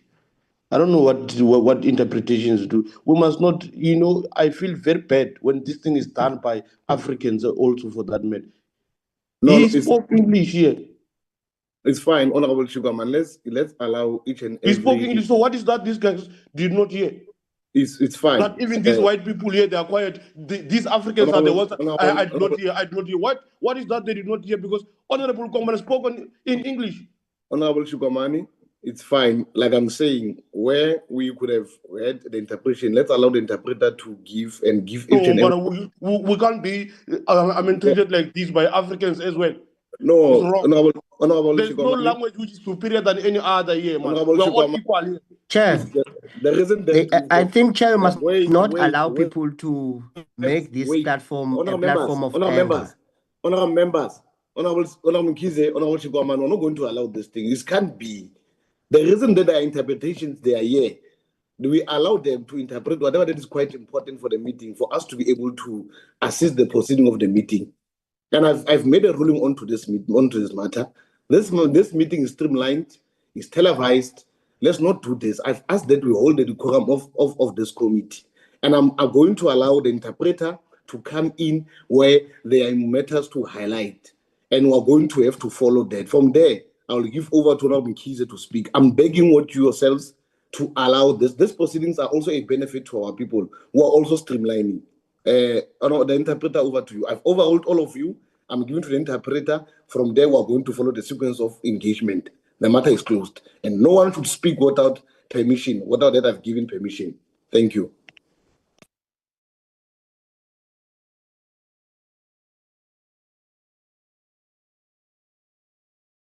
Can we get the interpreter to assist us?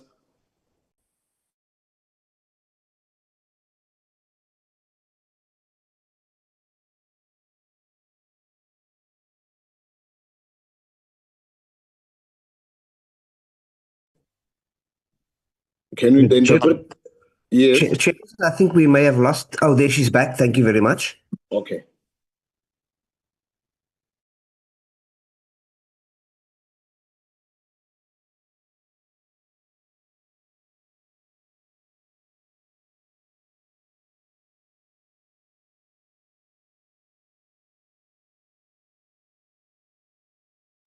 We seems to encounter problems. I see that she is unmuted, but she's not. We don't get the sound from a mic. Can we try to check what is the delay, and then what we can do? We can proceed to another member, and then before that we get responses. She will therefore have to come in where it is important, so that we proceed to not allow the meeting to pause. So I'll allow Honorable Mkize. And then immediately after Honorable Mkize, we'll allow the interpreter to assist us with anything that is quite important for it to be highlighted. Thank you. Honorable Mkize, over to you. Thank you, Chair. I'm one of the new members. My name is Honorable Pilasande Mkize. I'm a proud member representing the Umkhonto weSizwe in Parliament. Chair, as the Umkhonto weSizwe, we advocate for a system that leaves no child behind. Given that there were only certain schools that were included in this BELA Act training, and not all the schools, how or which criteria was used to pick those few schools that are being implementing this act? What steps are being taken to ensure that all schools, especially the schools that are in under-resourced areas, what steps are being taken to ensure that all these schools are equally empowered? My second question, Chair, is on the Grade R implementation. Only 831 out of 2,548 Grade R teachers are qualified. What urgent interventions will be made to professionalize this crucial foundation phase? This is a crucial matter, Chair. I heard that the presenter even mentioned that they've asked 50-year-olds who complained that they can't go back to school because they are too old. What about the youth? Maybe I missed it, but I didn't hear anything. What about the youth that is sitting at home unemployed, Chair? We can't have 831 out of 2,548 teachers who are qualified when we have youth ehlele emakhaya, Chair, ingasebenzi. If there's an opportunity can we get interpretation here? She spoke another language. I can't hear it. Thank Honorable Chukwamani, please. I've said that you must not speak when hands are not raised. We agreed that the interpreter will happen immediately when we've done all engagements. Thank you. Honorable Mkhize, over to you. Thank you, Chair. Not even half of these 2,548 teachers, it's not even half to that number. What is it that is being done to ensure that no youth chair iyafakwa kulema training, if there's a training or whatever that it is they're implementing, ukufila in lesi sikhundla ukuthi siqualify for the 2,548 teachers who are qualified. So my question, sir, Chair, I'll repeat. Which criteria was used to pick these schools who are included in this act? And then secondly, what steps are taken to ensure that all schools in under-resourced areas are equally empowered? And thirdly, is the youth being included in this program or kufundisa abantu for ama-teachers lawa grade R? Thank you, Chair. Thank you very much, honorable members. We going to give to Honorable Chukwamani. Over to you. Naken some stool ngenta kankarlo ni showeta vanhu hinkwavo lava nga ko eka nhlangano lowu wa siku ra namuntlha. I'm deliberately doing this, speaking my language, Chair, because I felt very bad at the beginning when Commissar Kumana was speaking his language, when he was greeting. In fact, he was even at the level of greeting everyone in the meeting with his own language. A member stood up and said, point of order, I can't hear. It's wrong. It's very wrong. We can't allow that. My language is also important. Your language is important. If you feel like your language is superior more than other languages, go and do it there in your party, not here in our platforms. Here we are all equal. Let's take it from there. It's wrong. I feel very bad, very, very, very bad. And I feel like some other people are undermining others based on their languages. And it can't be correct. It can't be. And this is one of the things that BELA Act seeks to address. But people will speak very loud about BELA Act. BELA Act is transformation, but they are acting otherwise. What transformation are you representing when you're going to act otherwise when I speak my own language? You are the first person to question me speaking my own language and say point of order. It's wrong, Chair. Okay. Chair, let me proceed. Usually, before I start asking questions myself, I speak on the issues of the national interest. It is unfortunate that we don't have the minister and the deputy minister present here in this meeting today. But there's a pending issue happening there in KZN with regard to the school nutrition program, where the MEC of Education in the province of KZN is caught between issues of tendering, and it also alleged that one of the companies which he was owning or is still owning happened to get the tender to provide food for KZN schools. This is part of the reasons why the EFF did not support the budget of basic education. And we have said it all when we're debating also in the mini plenaries of the budget votes, that we cannot approve a budget that is going to be given to Mpumalanga Department of Education, where prices to purchase laptops are going to be escalated. We cannot approve a budget where it's going to be given to Northwest Province, where the MEC of Education will undertake a trip to Italy for Olympics, even when her province was not represented, and more than $1 million was spent for that trip. We can't do that. Now here is another issue with KZN. The MEC of Education also, his company or his former company is now awarded a tender to provide food for our people in the province. It's a call for concern. That is the issue that I wanted the minister, if the minister is here and the deputy minister was here, to look at and tell us how are they going to address that issue there, because it's truly out of order. We cannot allow to have that situation.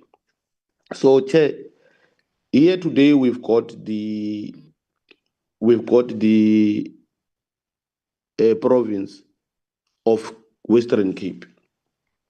Previously, Western Cape came before us when we had a physical meeting.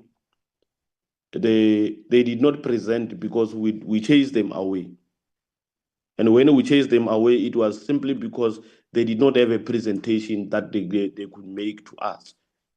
And the committee took a resolution that to say these people must go back and prepare a proper presentation. They went back, they've prepared a presentation. It's before us here, they've presented. But the purpose of this meeting, or included with other provinces, was to establish how far are we in the provinces with the implementation of the BELA Act itself, particularly Section 4 and 5 and Section 5 and 6 of the BELA Act. It was not about many issues that we heard people speaking about, but it was to establish facts from the provinces. How far are you with regard to the implementation of the BELA Act? And what I get from this presentation of this Western Cape is that they are not anywhere with regard to the implementation of these sections that we have indicated here. So we are sitting here, we have a province that comes and tells us that, no, we have met with stakeholders and we told them that there's going to be a BELA Act and these are the implications of the BELA Act, and it ends there. There's no a way of trying to show us to say this is what we have done so far in terms or with regard to the implementation of this act itself. So the Western Cape is not well prepared. And when we started this meeting, Chair, you will recall the chairperson said to us, there are some other stakeholders that are here, or interested parties that are part of this meeting. I would have loved myself to listen to them if they were going to be given an opportunity before us, so that we hear. Because last time we had another parent that came to our meeting there, and the parent spoke how this Department of Education here in the Western Cape is ill-treating blacks in particular. There's a high level of discrimination here in this school, in this province. Learners are being admitted based on color, based on language, based on where you come from. It was said in our previous meeting. And I would want to hear from the province, what is their answer to that question? Because they were there in that meeting when that woman was speaking there in our meeting previously. What is their answer there? That we hear that if before a learner can be admitted in a school here in the Western Cape, you are being requested to provide your photo so that they can be able to check whether you are a colored, black, white, or whatever it may be. The Western Cape have to tell us, and they have to answer with regard to that, as to what is their position when it comes to that. Or maybe one can pose a question to the MEC here of education.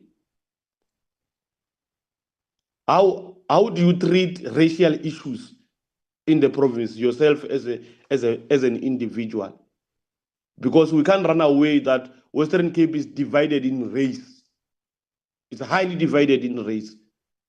So as a leader and as a person who's leading the education department here in the province, how do you deal with racial issues in the province? And how many cases of racial discrimination that you have received in the office as an MEC, and how have you dealt with those cases of racial discrimination in your office? Because we can't run away from that fact that those things do happen here in the province. My interest is not much. My interest is that the province did not necessarily tell us more in details, unlike others who came and wanted to protect, to say Western Cape did what, Western Cape presented properly. It's fine, we're going to hear different stories, because obviously others, they want to run a partisan politics in the meeting and with serious issues that affect our people, that even is going to affect our people come January next year. This province, come January next year, we're going to have serious problems. BELA Act won't be fully implemented in the Western Cape because of this biasness of us as members of parliament. When we have to confront issues, we are confronting issues based on party politics.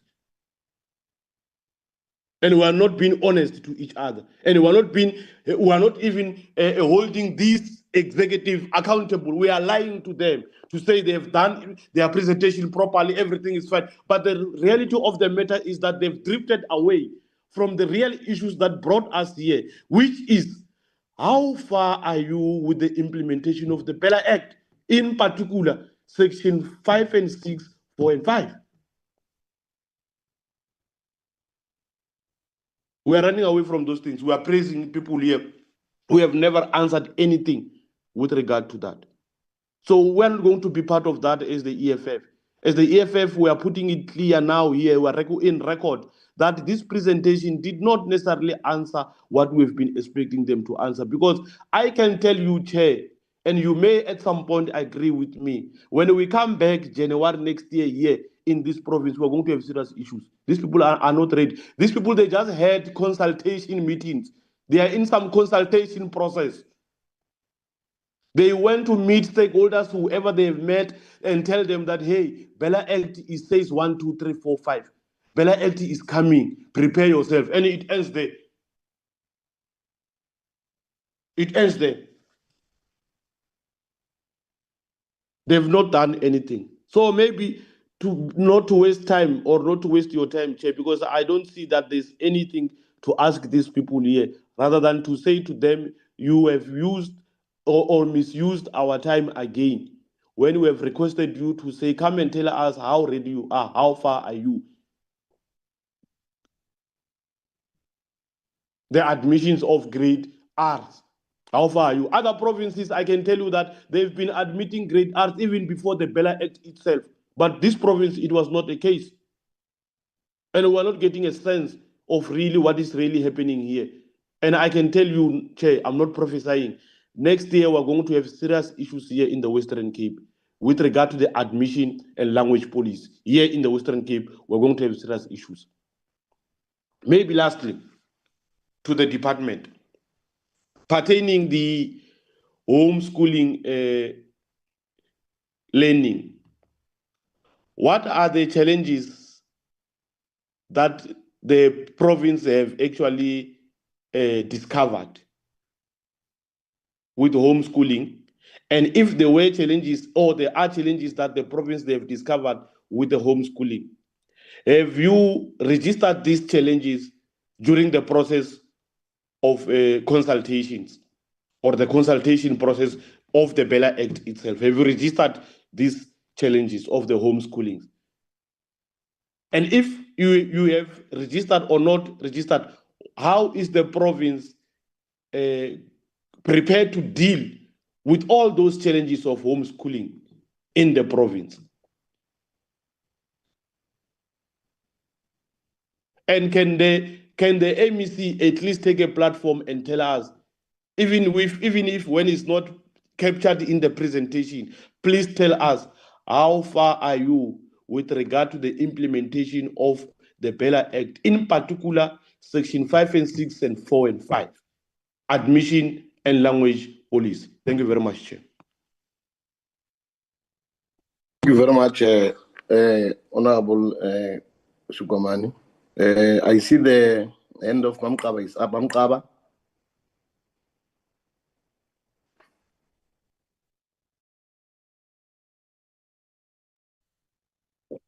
Greeting to you, acting chairperson. Chairperson, let me greet all honorable members who are here in the platform.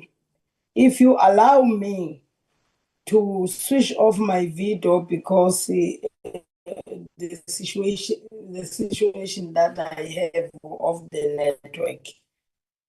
No, ungayiciba mayira so that Chairperson. Okay. Chairperson, yabonga to accommodate me to in my language. Sihlalo. Qala ithi ngiqale kule ethi in this committee or in this parliament or in this country, We have 11, if it's not 13, if it's not 12 official languages. All of these languages are allowed in this country. I want to say to honorable members, we must not ever criticize any language of anybody of this country. This thing, it must be start and last today. If maybe honorable member was not knowing that every language is allowed in South Africa. Only the interpretation that we need to work with us. I want to state it clear about language because I hear Honorable Sikwambane was having a problem of one of our honorable member maybe was not knowing that. Ma'am Kaba. Yeah. Honorable Kaba. Yeah. I portion things to myself. And, okay. All right. I've overruled over the matter. Okay. Let's not get to the thank you. All right. Thanks, Chair.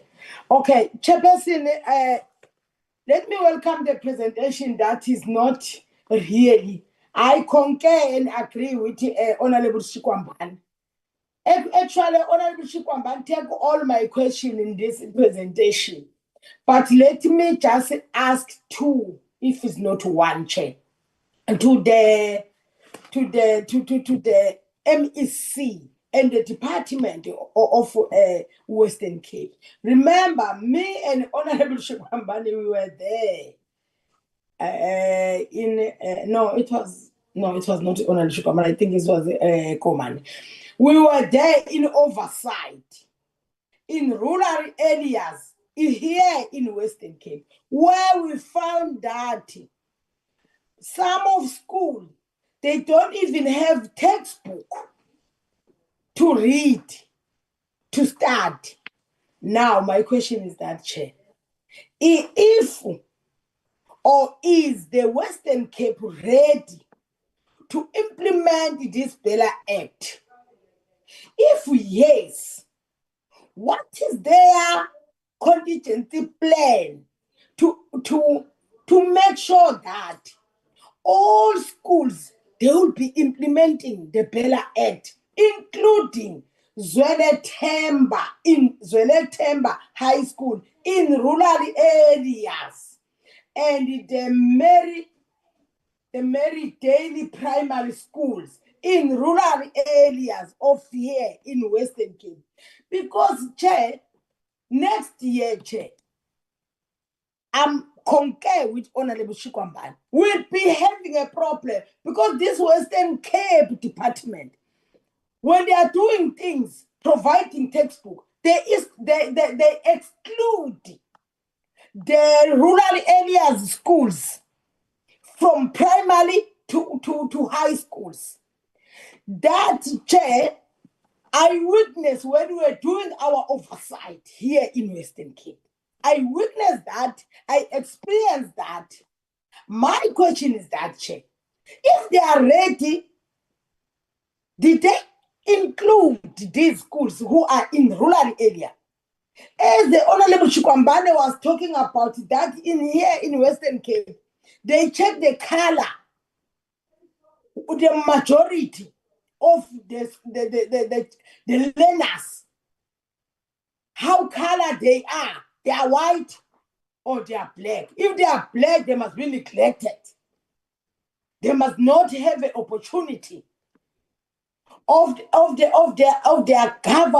government given to them, all of them. But there must be a certain schools that they must benefit. They must have that benefit, but others they must not because of their color of skin. Thank you, Chair. I'm so sorry, Chair, to talk or about that issue because I was not knowing, Chair. Thank you very much. Thank you very much. Honorable Siphetho Mkhize, I see your hand is up, or is it a legacy hand? No, it's up, Chair. Okay. Yes, Honorable Mkhize. Sure. Members, I appreciate your contributions a lot, and I align with all of you on issues of language. My apologies that it landed the way it landed to you. Perhaps, Chair, is one of those technical things. I thought the member was responding to my questions. So I just wanted to put on record that I don't understand the responses. Wasn't suggesting that he mustn't speak his language. So I'm just saying, for you, colleagues, if you could find it in your heart to accept the apology on the basis of misunderstanding that the member was not responding to my questions, he was making his own inputs. But I thought he's addressing my question, so it was important that I understand what he says, or at least I'm able to get the translation assistance to understand the responses. So, fellow comrades, please understand and be assured that I align with you on issues of language, and I'm one of those who promote local language. So find it in your heart and forgive the misunderstanding that happened. I thought the member was addressing me as per the questions I asked, but I learned thereafter that he was making his inputs. Thank you, Chair. Thank you very much. That was progressive to assist us in going forward. We are going to, before that I give my input, we will give to one of our guests. I see the hand is up, and then I will give input and we'll get replies from the department, and so that we are able to, because members would have requested that the guests that we could have invited, at least we should, I don't know how many guests are invited here, Mr. Brown, so that we are able to at least allow them at least a presentation of 5 minutes to 6 minutes as to give us what are the issues, so that when we get responses, we strategically combine all responses and questions of members with the guest presentation, because it becomes quite significant and important. We allow our stakeholders to also assist us in shaping that we build a better government in education. So, Ms. Vanessa, I'll give to you. We'll give a limited time. I'm not sure, Mr. Brown. Before I give to Mr. Brown, how many guests did we invite? Honorable Lohai, yes, we have invited quite a few guests on the platform, and we have indicated that if they do have want to make an input, they should just raise their hands. As at this point, we only have Ms. Leroux that has indicated that she would like to make an input. Thank you, Acting Chair. Thank you very much, Ms. for that clarity. Ms. Leroux, over to you. Thanks, Chair, and thanks to the members of the committee. Greetings to the MEC, the HOD, and the delegation of the WCED. Chair, first of all, I want to raise the issue of accountability. We are a recognized body in this country. We are a registered body, and for some reason, the WCED, I represent 108,000 parents across this country. For some reason, the WCED feel that they don't need to account to us whenever we raise these issues to them. Last week, they said they have 1.1 million students in this province. At this point, I want to ask, first of all, how many of that 1.1 million students have been placed? In terms of the ECD presentation that the WCED is doing, I disagree. Because if we have so many learners not being placed, I want to know exactly where did they put these ECD classes, how many ECD classes, how many unqualified teachers have been trained, and we want to be specific when we ask this. Where have they done that? Because I can assure you, as the one on the ground, on paper it looks good, but it's not the truth. We must deal with the truth because we are dealing with such an important portfolio like education. And in terms of SGB training, FETSAs have been doing the training for forever since I've been here. However, if we take the Schools Act, this is happening in half a day. You can't equip a SGB with such a responsibility in half a day. And what we also gathered is that they don't equip the SGBs with the legal aspect of what the Schools Act is saying. The MEC in itself, he is giving rich answers to poor parents. When they appeal to him, his response is they must seek legal recourse. How do we expect a parent living on a grant to go and seek legal recourse just to get his or her child into a school? In terms of placement, yes, they place children outside of their communities with no care how they get there or whether they get there.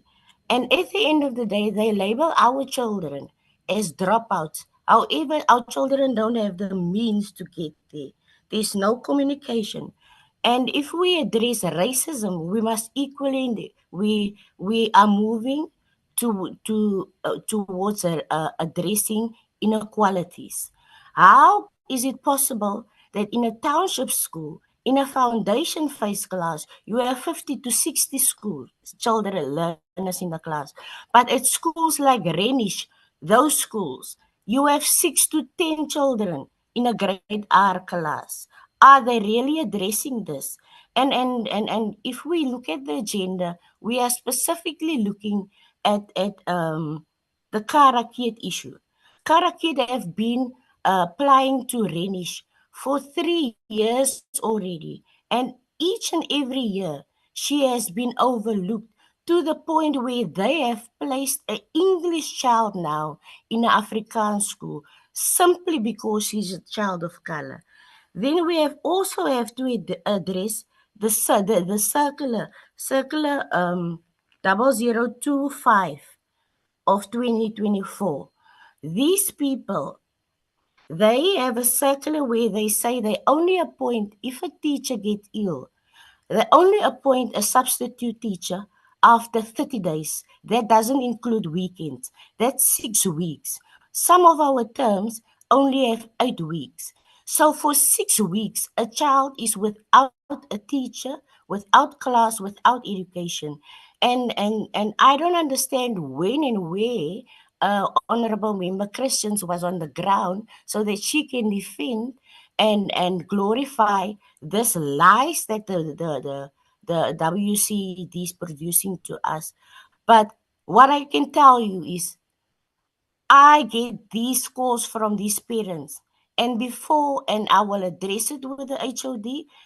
Most of the time, these people don't give us an answer. We address them on issues of financial mismanagement. We don't get a response from them. So at the end of the day, they overload township schools with all these children because they want to save your poor Roos, your Renish, and all of these children. They are speaking about the people from the Eastern Cape coming into the Western Cape. And I always urge parents, and this is what parents don't know, that whenever a child is walking, apply to these former Model C schools, because whether you can afford it, there's exemption and they are already budgeted for it. And we really truly want to know at this point, from that 1.1 million children, how many have been placed, because they keep shifting the goalpost. Now they say parents must appeal again on the 1st of August. Parents are in the stress. They don't know where their children is going to. They don't know whether their children will get to school. So we must stop lying here in terms of education, and we must question FETSAs in terms of training. And yes, it's like you said, the department is bullying township schools, because how is it possible that we have this load of unplaced learners, but you have 10 children in your former Model C white schools, but you have 50 to 60 children in your township schools in a foundation phase. That is so important, because if a foundation is not right and ready, it means wherever that child is in a disadvantage. And we want to know where and when did you build the classes. We must be specific. We are not going to talk in percentages anymore. We know there's 1.1 million learners in this province. How many of those learners? Because the Eastern Cape story doesn't fly anymore. The children from the Eastern Cape is still in the Eastern Cape. So how many of that 1.1 children have you been placed? Thank you, Chair. Thank you very much, Miss Leroux. I wanted to stop you earlier, but I thought it would be rude. And thank you very much to the acting chair for taking over. I wanted to say we've resolved in the last meeting that we are giving a responsibility to the DBE to conduct some investigation on our behalf as a committee on these allegations that have been made, and they keep coming. And we said that we will also then reconvene with the DBE for them to give us the report of that investigation. When they left the meeting, they had said to us they will indicate on the time that they needed to conclude this investigation. We wanted to give them about 3 months, and they said it might take longer than that, but we said to them they must then go and have their preliminary meeting and indicate to us when exactly can they give us a report on this task that we've given them. I hoped that will close the discussion on the many matters that were raised by Ms. Leroux. And I had hoped that we will allow the members, all members, to engage with the presentation first. And then we'll just allow the stakeholders just to greet. Just a small, I'm just going to give them very, very short, about 2 minutes each, just for their input. But on the substantive issues that have been brought to the attention of the committee, we had agreed in the last meeting that we would want the DBE to deal with those issues and give us a report on these allegations that are being made by parents, by education activists, by many other stakeholders that have approached us, and they've made certain observations about the provision of education in the Western Cape. I see a hand of Honorable Christians, and I see the hand of Honorable Law. I'll start with Honorable Christians. Thank you very much, Chair. Chairperson, with all due respect to everyone, I think I need to raise a concern that we are setting a precedent in this committee, especially with regards to the interrogations with the Western Cape. Now, we have consistently allowed outside individuals who are not specifically members of this committee to pose questions during our formal proceedings. And while this is allowed, more especially, these are individuals that are not even stakeholders to pose questions during our formal proceedings. And Chair, I just want to caution us as a committee that we risk weakening the integrity of this House and opening the door to actually procedural confusion in the future. So I just want to request clarity, Chair, and here I need us to request clarity from our legal advisor, whether indeed this is now going to be allowed as accepted practice in this committee, because I've seen a precedence where it is only allowed during engagements with the Western Cape. We've never ever allowed it with engagements during when we've hosted other provinces. So I need clarity now whether this is an accepted practice and whether this will be extended to all future meetings. because after this meeting, Chair, I will be calling on this Portfolio Committee to urgently call in the Northern Cape with stakeholders and private members of the community then to come to this Portfolio Committee and to address us on the substantial mismanagement in the Northern Cape. And if this is allowed, Chair, we must then discuss the implications that will have on future committees. And then, Chair, I am deeply concerned that as the chairperson, you are consistently allowing personal attacks being directed at me. My name has been called out on multiple occasions because I am not allowed to objectively state what I perceive during a meeting. So I am being attacked in a personal capacity, and that is being consistently allowed. And I would like to caution members and then outside members who we have been consistently calling not to raise personal attacks, but to question what is on the table, which is a presentation from a particular province, and not to direct personal attacks to members of this committee. That definitely influences the integrity, and it is starting to disintegrate this Portfolio Committee, Chair. And I would like to caution us that we are really disintegrating, and it is making us all extremely uncomfortable in this committee, where we are not allowed to raise our objective concerns and inputs. Thank you very much, Chair. Thank you very much, Honorable Chris and Honorable Law. No, thank you very much, Chair, and welcome. And I think quite significant is that we received a presentation from the Department of Western Cape as per what could have transpired. And I think, Chair, I want to also raise again my frustrations that I would have came across an email of guidelines that were submitted to us again by the minister. It raises a serious concern to say, in all of the frustrations and all of the submissions made from the last stakeholder, which is the Portfolio Committee, having to have told the minister what becomes quite important and what becomes quite eminent. Because now today we are left with wanting to become a shield towards reality of disparities and inequalities that are discriminative and that are very painful and that are very one-sided in terms of how it seeks to respond to issues.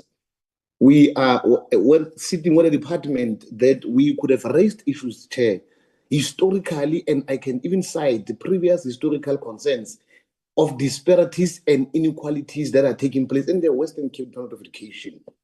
We would have highlighted, we would have went to oversights that could have put into expose the way of operation that seeks to undermine the constitutional democracy of South Africa, and that seeks to speak and that seeks to voice down the majority of the people as per the demographics of the country, as how we could have agreed on how to respond onto the diverse challenges that confront ourselves in different schools.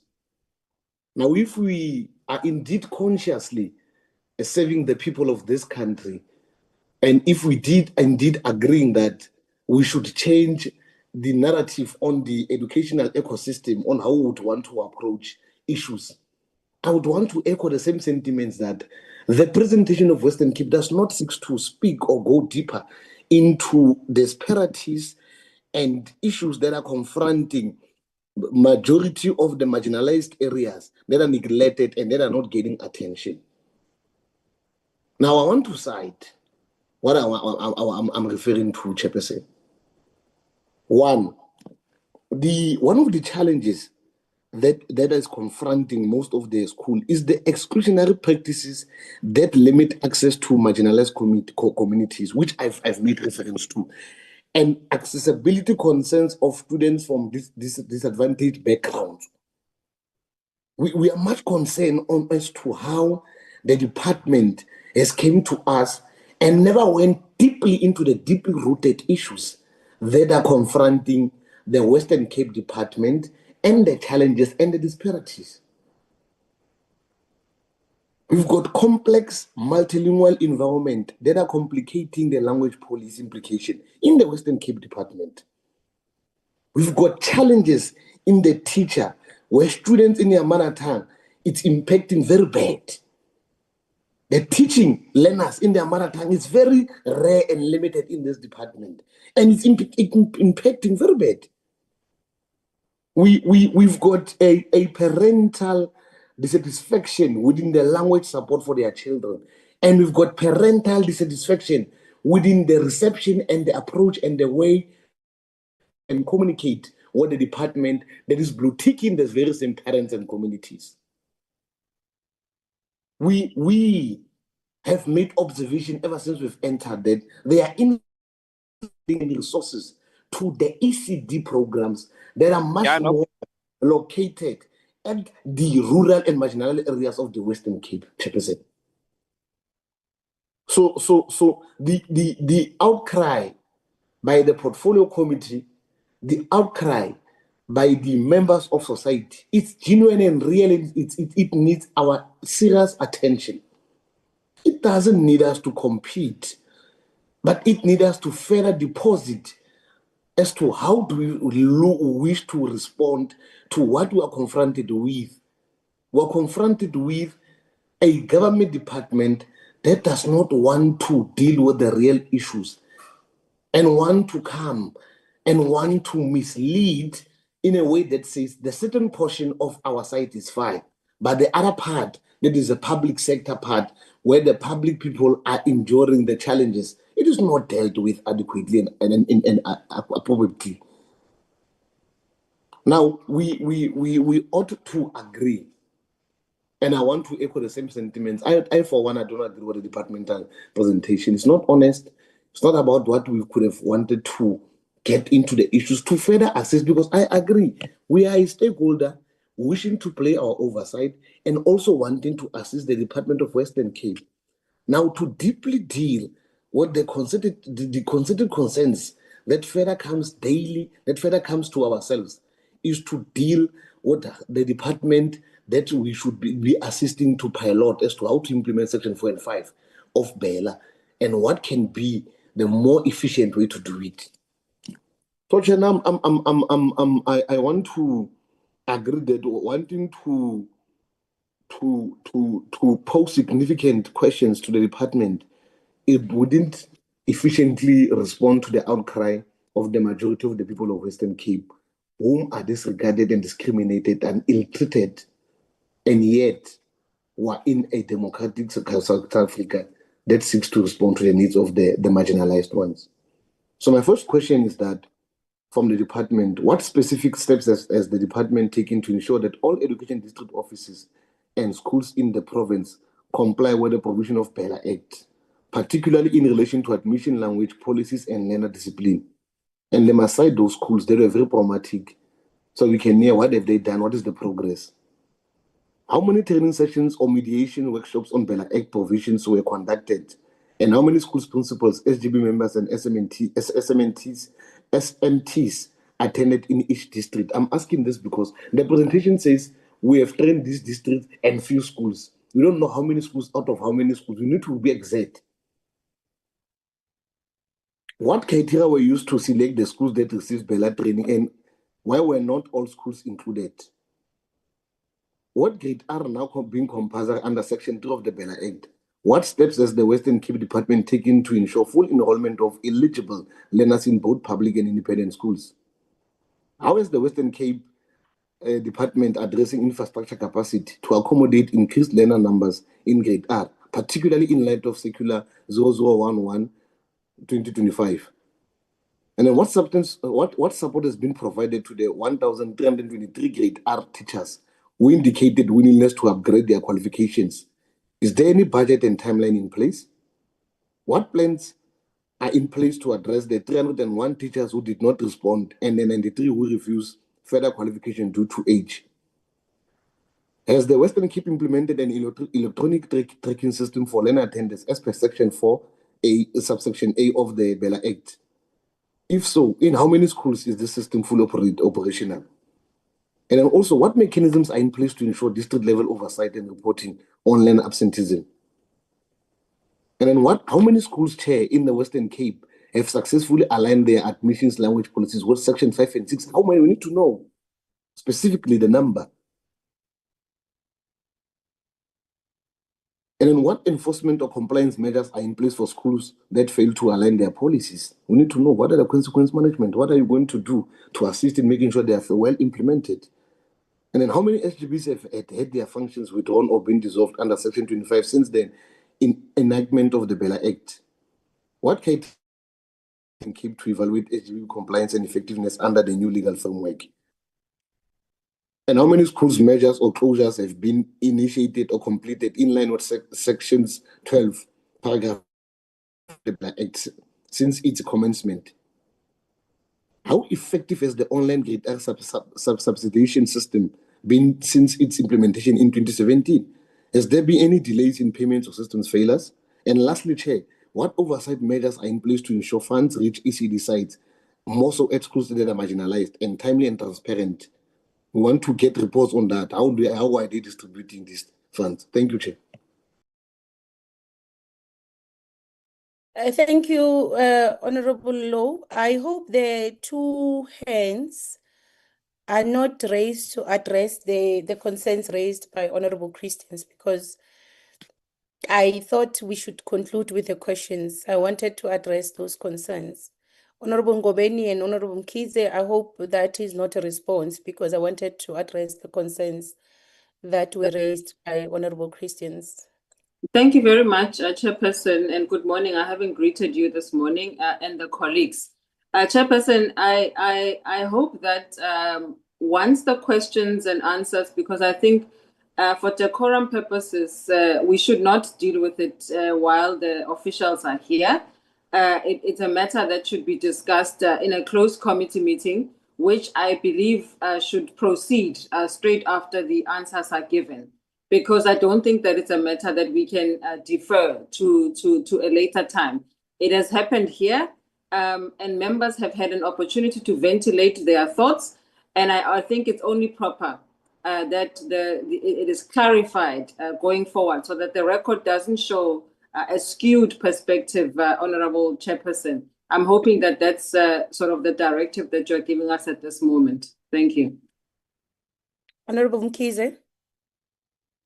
Thank you, Chair. I'm not so sure if the latest contributions will allow for me to summarize my contribution into 3 specific questions, because I've not received the responses. Perhaps even if they're not answered now, but they're recorded for answering later. The responses from the department. Yes, Chair, but I Department can just summarize them. The department is yet to respond. Okay. Yes, okay. Let me then summarize just 3 Let's only. allow the department to respond. You can then indicate if you are not responded to, but they are yet to respond, so we can't say they've not responded. Thank you, Chair. Yeah. Honorable Ngobeni and Honorable Christian, thank you for voicing out your concerns. Honorable Ngobeni, I take what you're saying, and of course, after the officials have left, we will have a continuation of the substantive concerns that were raised by Honorable Christians, especially the issue on the attacks, because I had indicated that I will step out. So I only came back now as I took over from the acting chair. So we'll have to discuss that after we've released the officials. But one of the issues that I think we must clarify also for the benefit of the officials is this one specific matter. It is a specific matter that relates to allowing stakeholders or interested parties to come and join our meeting or to attend our meeting.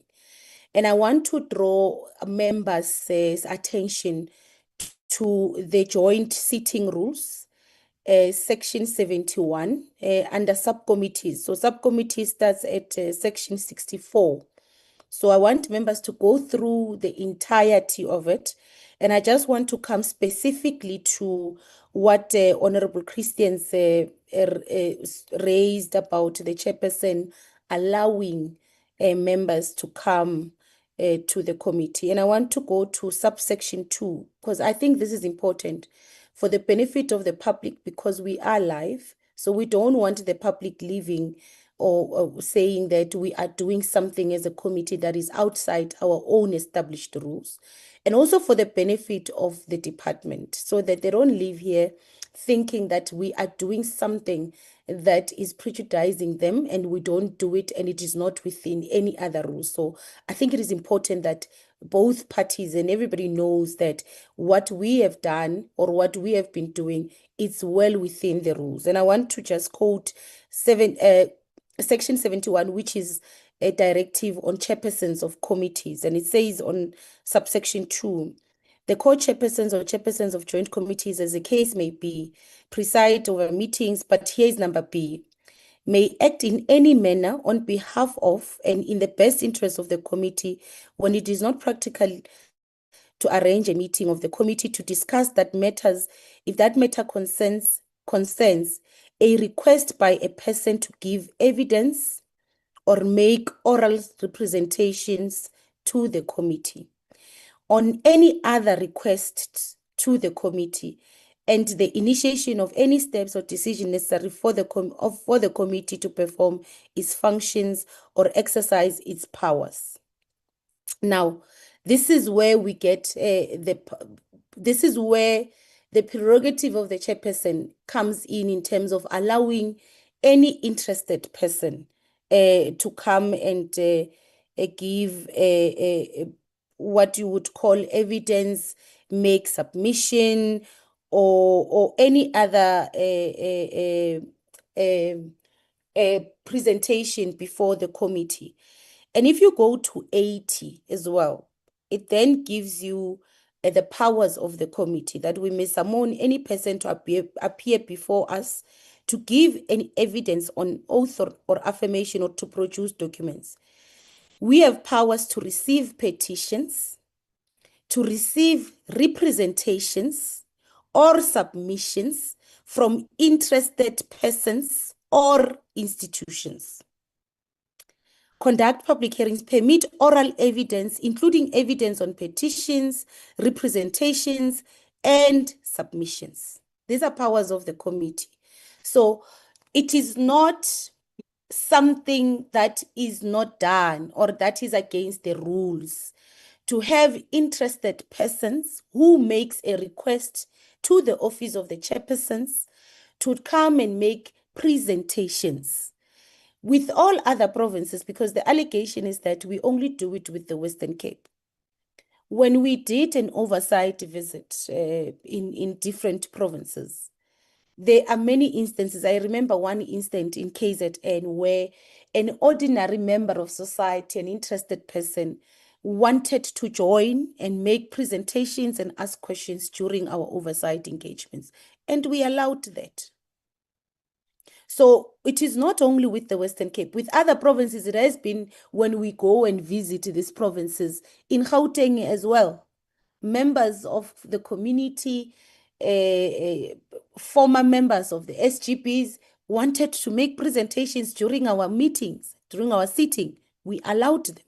We gave them an opportunity because we are parliament. At all material times, we should encourage the public to participate, the public, because it is not practically possible to have all the public coming before us unless we are having a public hearing on a certain bill. But where it is possible, we should afford the public an opportunity to engage with us, because they are the end user. They receive the executive service or the executive action. So we should hear from them. And that, for me, as I said, it is a form of oversight. So that is not by any chance, by any way, impacting on the integrity of this committee. It can't. The rules allows for it. The rules make provisions for it. So I thought I should just clarify that there is nothing wrong with allowing what we can engage on later on, honorable members, which I agree we should have that engagement. It's on the specific concern on the attacks on honorable Christians. I was not in the meeting, and I would because this meeting is recorded, we'll deal with it after getting the recording and also reprimand. But also to say that the other thing that we can engage on is on how do you want to deal with if there are other requests from interested people. But members make requests all the time, and I've mentioned this all the time, that we receive a lot of communiques from the public. And on other communiques, we simply liaise with the departments, different departments, not only Western Cape, Mpumalanga, we liaise with them to say, respond to this interested member of the public or an affected member of the public and give us a report on your response. And where there is an opportunity, we went to Northwest for a petition. We allowed members' parents to also participate because it is their parliament. We represent them, and we should really encourage a platform where they are able to engage with us as members of parliament representing them, and we should encourage to hear their views. So I thought I should clarify that is not dealing with the integrity of this committee at any point, because it is allowed by the rules. But what we will deal with, of course, is the conduct of ourselves towards other members of the committee. That we will deal with. If there is attacks or if there were attacks against honorable Christians, we would really have to condemn those and we would deal with those ones if they were. That is not acceptable. That is the part that is not acceptable, because members of the committee and members of parliament, all of us have the rights and should feel free to raise our voice and our issues in these portfolio committee meetings. So with that said, we'll deal with that after the officials, the second part. But the first part, I think I've clarified it, and I advise members to really go through those rules so that you understand comprehensively why we are doing what we are doing. I am going to allow the stakeholders just to greet. I'm really giving the stakeholders 1 minute each, because you requested and we've given you. You are many. We are running out of time. We need to hand over to the province to respond on the questions of the members of the committee. So I'm going to allow the stakeholders your name, because it is important for the members of the committee to know who has requested to join our meeting, and a small input, just a very small input. I think I have also indicated that we've already started to respond to the issues that have been raised by requesting DPE to conduct an investigation on our behalf and come back to this committee and give us a report on this investigation. So I don't know who to start with, members of the stakeholders. You can just raise your hands and indicate the ones that wants to start. Unless if the stakeholders are covered. If you are covered, perfect.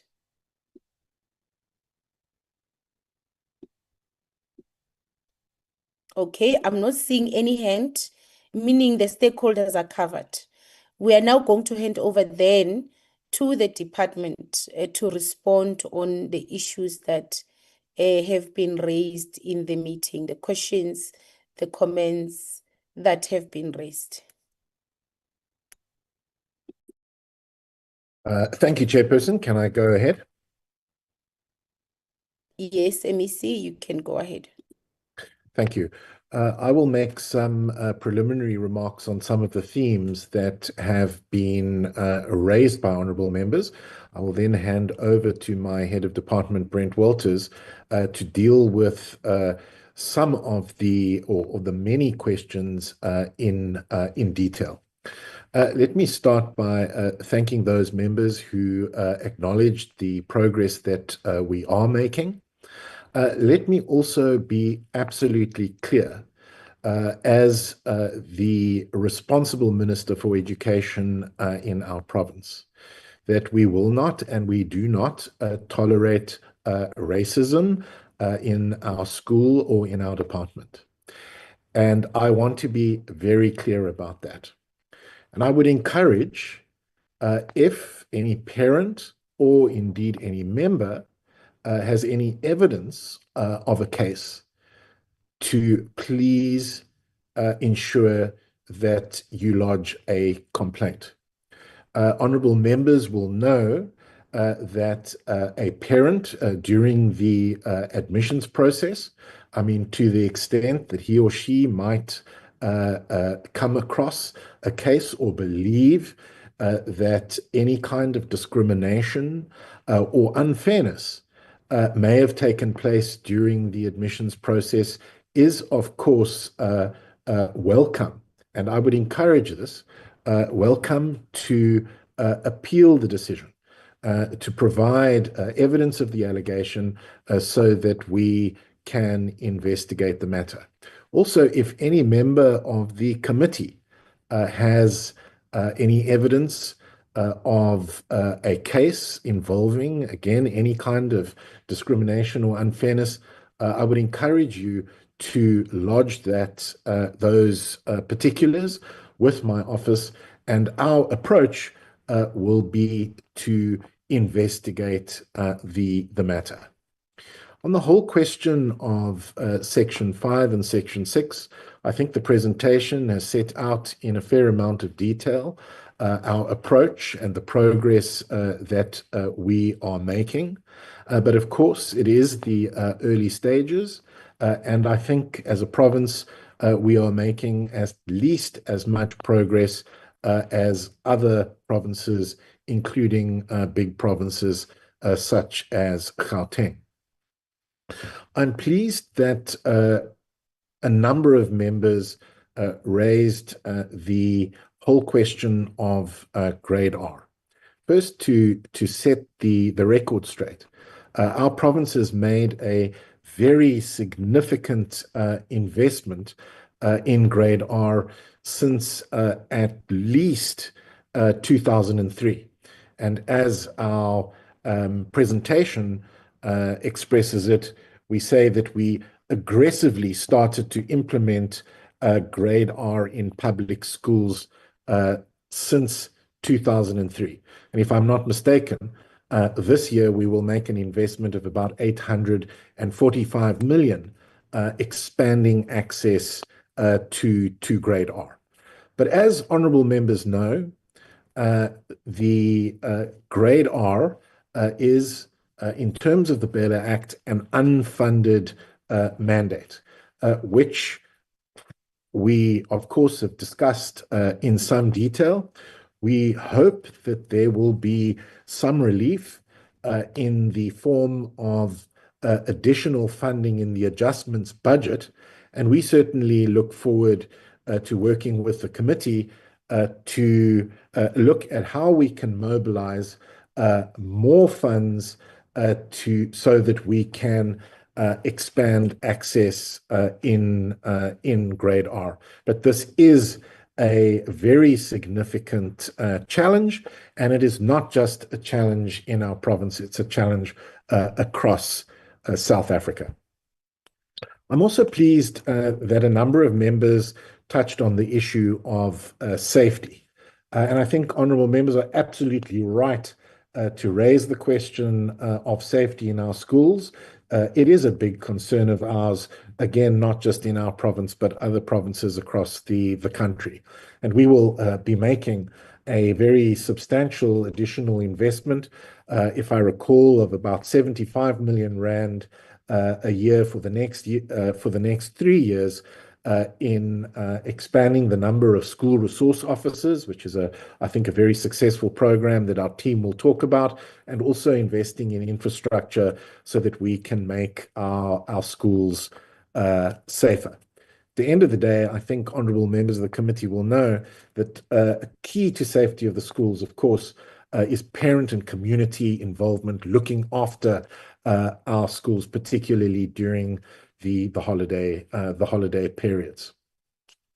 I think then on the whole question of expanding access and dealing with capacity in our system, I'm sure, and I certainly hope that honourable members are aware that we as a province are making a massive investment in expanding access to education, particularly for our learners in poor communities. About 2 years ago, we launched what we call a rapid school build program, which has enabled us now to be building more schools faster than any other province in our country. And we will build 29 new and replacement schools over the next 3 years, not just to deal with enrollment pressure, but also to deal with overcrowding at many of our schools here in the Western Cape. And we are very proud as a department to have secured additional funding through National Treasury's BFI window. The BFI window is the Budget Facility for Infrastructure, where an additional 2.5 billion rand has been allocated to our province to expand access to education through the Rapid School Build program. I also want to be clear on the school governing bodies. Certainly, as a general approach, our approach is certainly not to undermine school governing bodies, but to the extent that we can, to support school governing bodies to fulfill their functions. I think finally, Chairperson, before I hand over to the department, some honourable members raised issues, obviously during your absence, challenges in other provinces, including KwaZulu-Natal and the Northwest. And of course, we cannot respond to those questions. I'm sure that they'll be deliberated on by the committee in future meetings. Chairperson, I'd like to then hand over to our head of department and to our team to provide you with comprehensive responses. Thank you. Thank you very much, Chairperson. Am I audible? Yes, you are audible. Thank you, Chair. I'm just going to put my camera off, if that's okay, Chairperson. That's fine. Thank you, Chair. Chair, so maybe just to add on to the Minister's input, our MEC's input, and then to ask Mr. Meyer, who will also talk to the detail, because he's the one who did the presentation. First thing perhaps that I just want to comment on is the whole question of grade R. Maybe just to talk a little bit about grade R. In our presentation, we indicated that, in fact, the province since 2003 has been actually promoting grade R. I think what we have when we look at the analysis of the sector was because grade R was not made compulsory. Training institutions would not have churned out grade R teachers. Sorry for the use of that word, but I think, Chairperson, you understand what I mean. We have not had a great uptake of people to be trained in grade R, because grade R wasn't compulsory. That would mean then that education departments across South Africa wouldn't have taken up grade R at the compulsory level. So there would have been gaps, and so then that would have affected the market of grade R teachers that potentially could have been qualified. So what you also had is you had a situation where there were teachers in our country who would have been qualified as grade R teachers at that time, but then they can't actually find placement inside a permanent post with the education departments because grade R was not compulsory. So that explains, Chair, why you have unqualified teachers in that sector, why you have underqualified teachers in that sector, and why you have qualified teachers in that sector.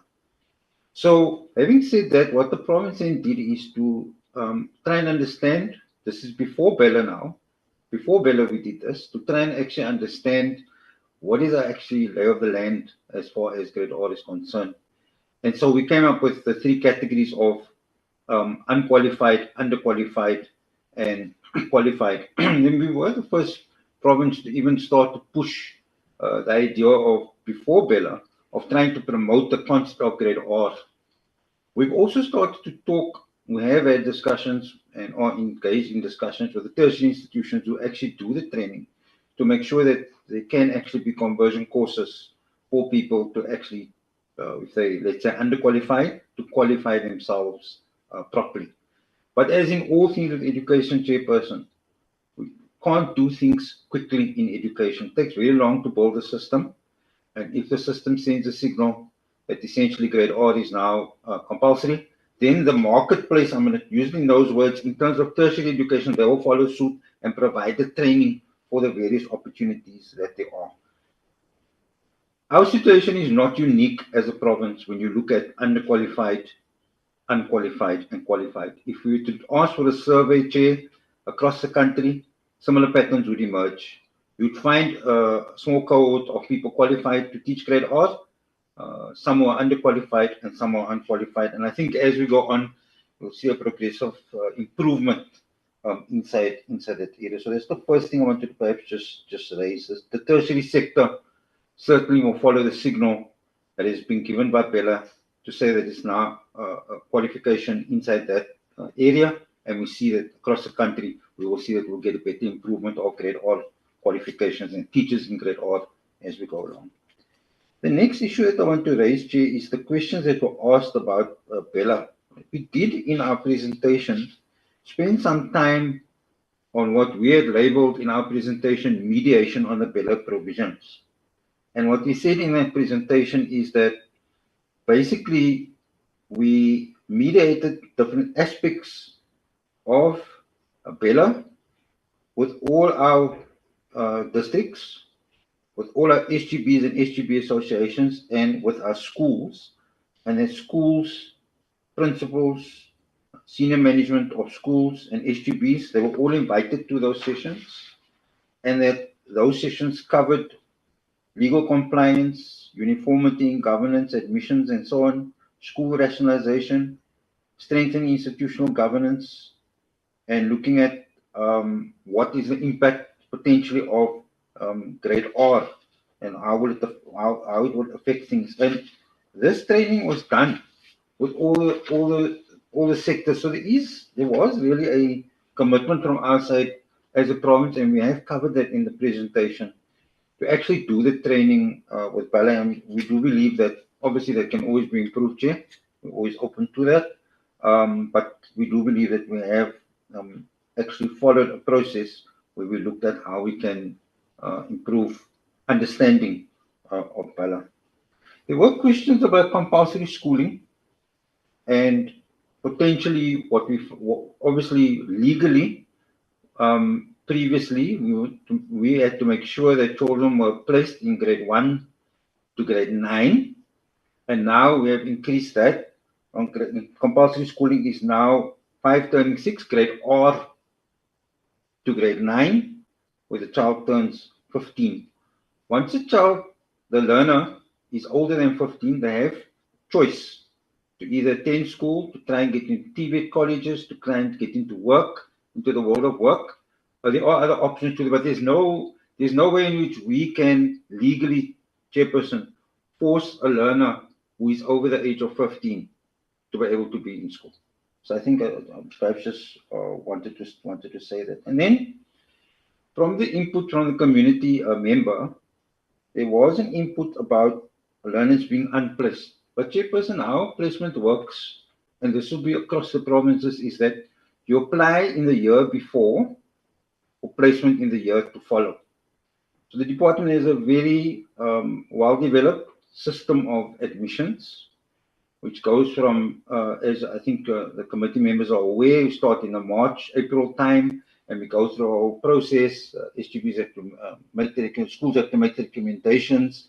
And then at the end of that, what you find is there's some schools that are oversubscribed. We have schools with 200 grade 8 places. They receive 3,000 to 4,000 applications for the 200 places. And so what then happens is we are then left as a system to try and make sure that we can place the learners. In the current year, Chairperson, I want to give you this confidence. In the current year, as we sit here now, we do not have unplaced learners in the current year. We place the learners who presented. So again, that same system will be put into what's going to happen next year. And we're confident that we will obviously have given each learner an opportunity to be placed. I'm going to then hand over to Mr. Meyer, Chairperson. Those are my few remarks. I'm going to hand over to Mr. Meyer. And I'm going to ask Mr. Meyer if he can, in his responses, also talk a little bit about the safety initiatives that the department has engaged in, because it was asked by one of the members. Thank you, Mr. Meyer. Over to you. Thank you, HOD. Thank you, Chairperson. So I will try and cover some of the other bases that members have asked, questions that other members have asked through the presentations. Chairperson, I want to just come back to the 1,323 people in grade R who requested upgrade of their qualifications. I want to state that they are underqualified, not unqualified. Because there was a comment made that, who are these unqualified people teaching our children? They have been teaching children in grade R for a very long time with an NQF level 5 qualification, which was issued at the TVET colleges. So most of those people within the 1,323 have that qualification already. What we're looking at is a bridging from the NQF level 5 into a BEd at the university.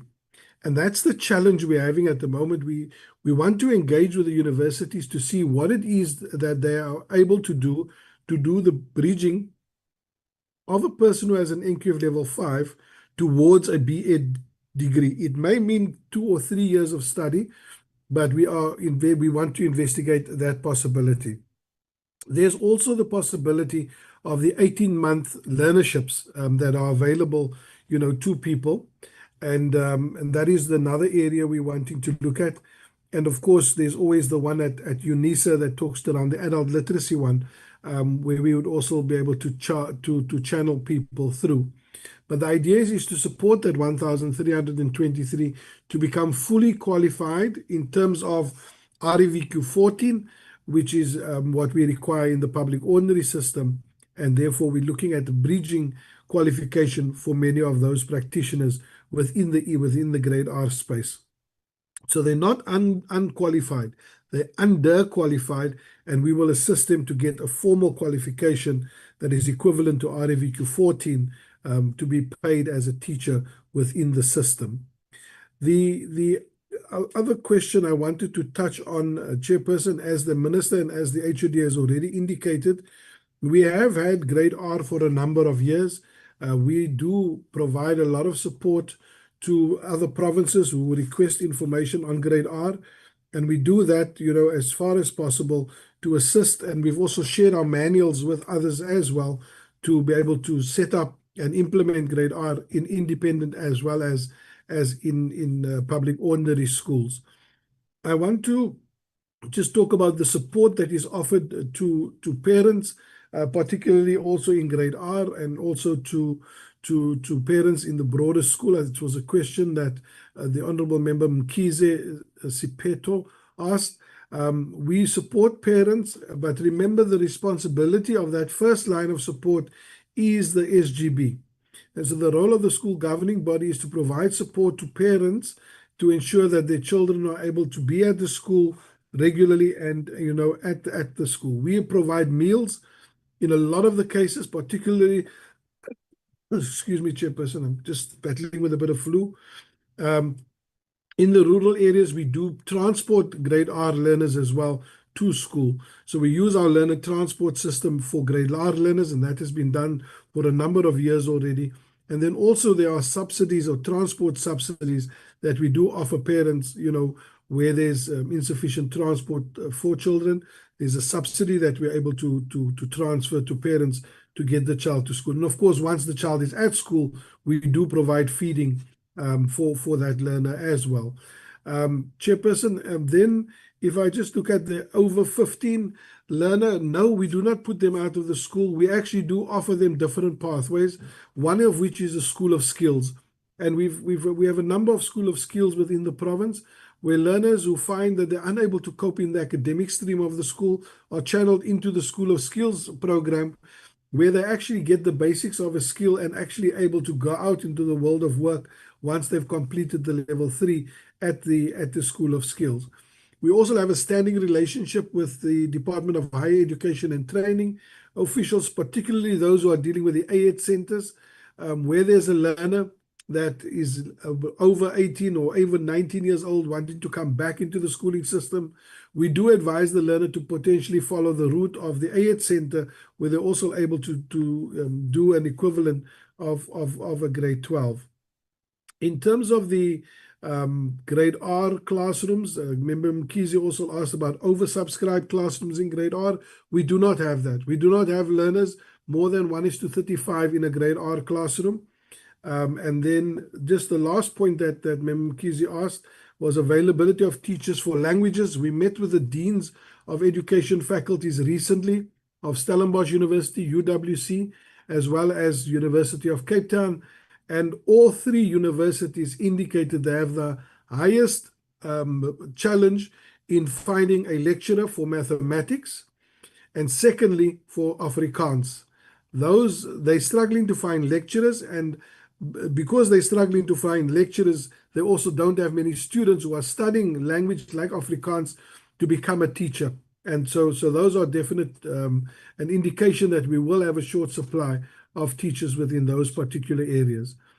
Chairperson, I will speak about safety a little bit later, but the question that member Komani asked about, is 5,200 enough in terms of our mediation program? No, of course it's not, and we're not satisfied with it, and therefore we extended the deadline to the 31st of July to have these information sessions with parents and governing bodies. We must remember governing members do so voluntarily. So they will indicate they are able to come, something comes up and they're unable to make the training, but we will have a catch-up of catching as many of those who have not attended these sessions to be part of the sessions. In terms of the governing bodies, Member Komani raised the issue about governing bodies are undermined by principals. That is true, and we deal with those principals where that happens. We send in our governing body training team to provide support to the governing body and train the principal in their roles and responsibilities and clarify the division of management and professional leadership of the governance and professional leadership of the school. But sadly also, Member Komani, the reverse also happens where governing bodies hold the schools to ransom. And that's another matter, that we have to deal with within our schools. Regarding JG Meiring, as Member Komani requested, we're most welcome to do an oversight visit to the school. I think once all the facts are on the table, there may be a difference in opinion of currently it is the principal of the school that's being supported by the WCED, and that the actions of the governing body is not necessarily as well known in the public domain by people. Then I just wanted to touch on the schools. The schools were not chosen to be part of the mediation. All schools were invited. Remember Mkhize, Pile Sande, everybody was invited. People came and they were offered the opportunity to be trained. As I said, we had trainings in the mornings, in the afternoons, and in the evenings within a district to try and catch as many people as possible. In terms of the comment around youth for training in grade R, we do use the PYE project, those learners that came into our schools as teacher assistants, and we found quite a few of those students that were quite interested in wanting to study teaching. And we've assisted and supported them to complete applications to university, and quite a number of those students that have come via the Presidential Youth Empowerment Initiative and now those coming via the DBE initiative. We are hopeful that we will find more students coming through those programs, getting an experience within a school, and then wanting to study. And so it's something we will definitely, do a little bit more focus on. Then, for example, I just wanted to clarify with member Shikwambani, sorry, my apologies, that we've implemented grade R for many years and not since last year. We've really worked very hard on the grade R because we were always of the understanding you can only impact the system if you get it right from grade R. And I think it's important that we continue with that focus.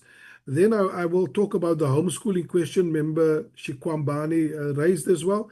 But just for member Kaba, regarding the Zwelintemba and Marydale primary schools, no, rural schools are not excluded from receiving textbooks. All schools have the right to apply on our systems for textbooks to be provided. Unfortunately, in the case of Zwelintemba, not all the textbooks were ordered by the curator principal at the time. Now that we have somebody there in a more permanent position, the situation has turned around and the textbooks have been ordered and delivered to the school. I want to just go to Chairperson, Acting Chairperson Lowe's questions that he had put forward regarding the roles of the district officers in the schools. We've informed everybody, Chairperson, and like every other provincial department in the country, we are now in the process of getting schools to do the policy development. Unfortunately, and as the HOD has indicated, this is not a quick fix within an educational environment because we have so many stakeholders that we have to consult along the way and work with in order to implement.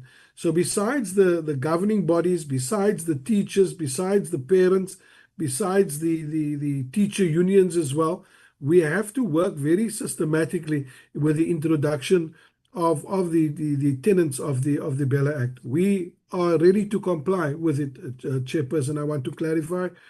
We want to work within its framework, but of course we are reliant on the regulations being finalized at DBE level as well, which will give us the necessary processes to be able to proceed. All schools were included in the training, and then also we will provide you with the details of the number of sessions that were held, Member Lowe.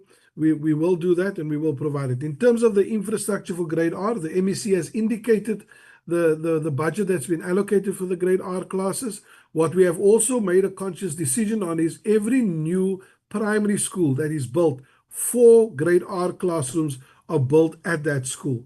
One of our most recent schools out in the Kraaifontein area has 4 stunning new grade R classrooms attached to the school, Blue Ridge Primary, which learners have already occupied, and we will have them coming through into the school fully next year as well. So the idea behind the infrastructure for grade R, every new primary school that is built, 4 additional grade R classrooms are included as standard practice within that. In terms of support to grade R teachers, Member Lowe, this year alone we've trained 800 of those grade R teachers in specifically following the curriculum for grade R. Those training sessions were held early in the year during the March holidays as well as the recent June holidays. We've trained 400 in March and now 400 in the June holidays, and next year in the first term we'll train another 400 grade R teachers in the management of the curriculum in grade R. And I think it's a very important point that you've raised, and we do take the training of our teachers very, very seriously. Then in terms of the 301 teachers that did not respond to the grade R survey, we will go back. We've already indicated the team in the presentation. I indicated the team has been instructed to go and find out from those people as well in terms of where they are at. In terms of learner attendance tracking, as I've indicated, we have a system where the teacher sees their particular class on an app on their phone. So they log in onto the app, they indicate only who are absent, because the class will, the system identifies the child as being present.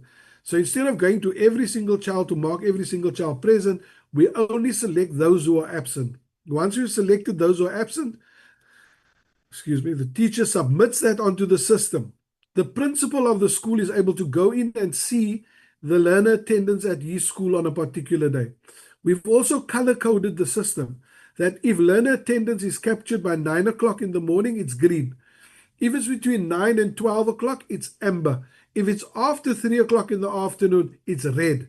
So a principal, when I meet with them, they say to me, I'm not a red school, I'm a green school because my learner attendance is captured early. And I want to assure the members that our throughput rate, I think it's a question that member Ngobeni asked. We measure our throughput rate of learners from grade 10 to grade 12. And our throughput rate is one of the highest in the country. And definitely the use of this app, it brings in a culture of attendance at school, and being marked present by the teacher gives learners the significance of being at school and reinforcing that in a very kind of practical kind of way. We are working on the policies in section 5 and questions on admissions, for example. It will be ready for admissions of 2026. We have gone through a process, as I've indicated, where schools have to upload their policies on the system.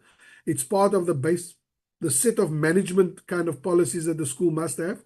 Financial policy, for example, admissions policy, language policy, also one on the I'm trying to remember, there's a fourth one, but there's 5 of them that are the critical ones.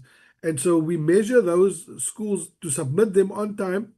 The circuit manager will go through it where we find challenges. But as I indicated in the presentation as well, there's a circular that goes out that says these practices are illegal. You cannot have it as part of your admissions process. And I'll come to a comment that was made in the last session about schools asking for photos, but I'll deal with that soon after this. Then in terms of subsidy payment, Member Low, we pride ourselves in that all our institutions that get the subsidy for ECD are paid on time. Well, sorry, specifically for grade R, they get paid on time. We have built a system around that.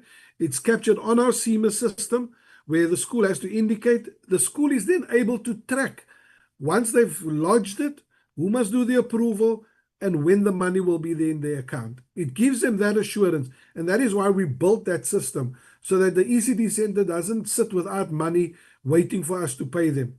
We actually have that system in place. In terms of the ECD, we do exactly the same thing. We've got companies, social sector organizations that support us in that regard, and we monitor that very closely. In terms of closures and mergers of schools, we've closed no school over the past 4 years. Excuse me. We've closed no school within the past 4 years. It's not our intention to close schools, particularly in the rural communities. But we do find that sometimes by some natural attrition or process, people move out of an area and leave a school vacant. I'm thinking there's one we have like that, where the farm owner has refused that we utilize the access that we had to the church facility, the church's school facility that we had, and therefore those learners were accommodated, fortunately, at schools closer to them, and so did not have a significant impact. But that was the only one that that I'm aware of, Chairperson. Then if I just want to go to the homeschooling, Chairperson, we're in the process of finalizing a system where a parent applies online for homeschooling. The whole process has been automated so that we are able to work through the application with various people involved in the process, for example, curriculum, to see and approve what curriculum the child will be taught at home. We check on the qualifications of the parent. We even do site visits, random site visits. My apologies. Sorry. We do random site home visits as well to ensure whether there is a space for the child to actually learn. And that is what we're doing. This automation of the process, Member Ngobeni is correct. It's not just about an implementation of a system. It must bring efficiencies. And the efficiencies it brings is that the application of a parent applying to a homeschooler child is going to be shortened. We have offered that development that we have been doing. We have offered it to other provinces as well, because government has paid for the development of it, and we will share that freely with any other province that so requires. I want to come back to an issue in the last meeting and also today, raised by an external party around, classes of grade R that are 50 to 60 in a class. I want to assure this committee that we do not have a grade R class with 50 to 60 learners in it. If there is such a case, I would love the evidence to be provided to us or just an indication which school it is, and we will go and check. We've checked our systems. We do not see that. Also, the example that was quoted at Renish of between 6 and 10 learners, Chairperson, is also not factually correct. Their ratio at that particular school is actually 24. But as I indicated previously, Chairperson, we have to take into consideration the infrastructure before we expand and increase the number of learners in a class. I want to also just say, Chairperson, we followed up on 2 matters that were raised in the last meeting. A person in the meeting raised the comment that she started 27 grade R schools, ECD centers in the province. As part of our registration drive, our staff requested the names of these ECD centers, which unfortunately was not provided to us. It was not provided to the department, other than being told we must ask grassroots. So I just want to say that we did follow up on that, Chairperson, and that was not provided to us. Secondly, Chairperson, we followed up in the last meeting. There was a number of 1,009 learners who were unplaced in September of last year. We went back, we checked our records, and we could not find anything. We then requested the information from Ms. Leroux. Unfortunately, Ms. Leroux has been unable to provide us with the information to verify the 1,009 learners who were unplaced in September of last year. And then lastly, Chairperson, I just want to conclude on the following. In terms of the 58,953 learners who have applied for a place in grade A, grade R for this year, 83% of them have already been placed in a school. In other words, 48,904 learners have been placed in a school already. In grade 1, we received 25,369 applications for grade 1. Of that 25,369, 19,970 learners have already been placed. In other words, 78% of the applicants have already been placed. In the grade 8 cohort, we've received 96,132 applications. We have captured 74,261 placements for grade 8. In other words, 77% of the learners who have applied for grade 8 has already been allocated to a school for next year. It's been captured, and parents have been sent letters for their child that has found a place at a school. There are, as you can see from the numbers, 23% in grade 8 who have not yet been placed, and those lists the districts are working through currently. It's our intention that by September, October of this year, every child who have applied should be in a class and should be ready to be placed at a school for next year. Chairperson, that is, I think I've covered most of the questions that have been asked. And if not, Chairperson, the Secretariat is welcome to send them to us, and we will respond in writing. My apologies again for my voice and the sneezing in between. It's unfortunately a bit of flu, but I hope to get out of it soon. Thank you.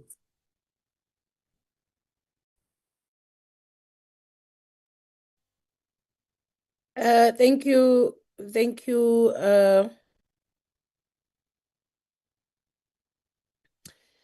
Thank you very much to the department. Is there any follow-up? Mine, I just want to get this clarity. So, when the applications are made, who does the accepting? Because you were outlining the process that a parent applies online, and then who processes the applications? Let's say there is 3,000 applications in school A. Who makes the acceptance? Is it the schools themselves? Correct, Chairperson. Each school receives a list of learners who have applied to their school. The school applies their code of conduct on those learners who have applied. They go through the list. For example, a school may say, well, we offer siblings, preference, like brothers or sisters that are applying to the school for the first time. We offer them preference, and etc. And that learner then, for example, will be accepted at the school above another learner because it is a sibling of the school, which is in the school's admissions policy, for example. But the school does all the acceptance. Once they've accepted, once the school indicates on the system, Alan Meyer is accepted. Once they click submit, my Alan Meyer's parents get an email to say, here's your letter. Your child has been accepted at the school. They're welcome to join us. We look forward to them joining our school. Thanks. Okay.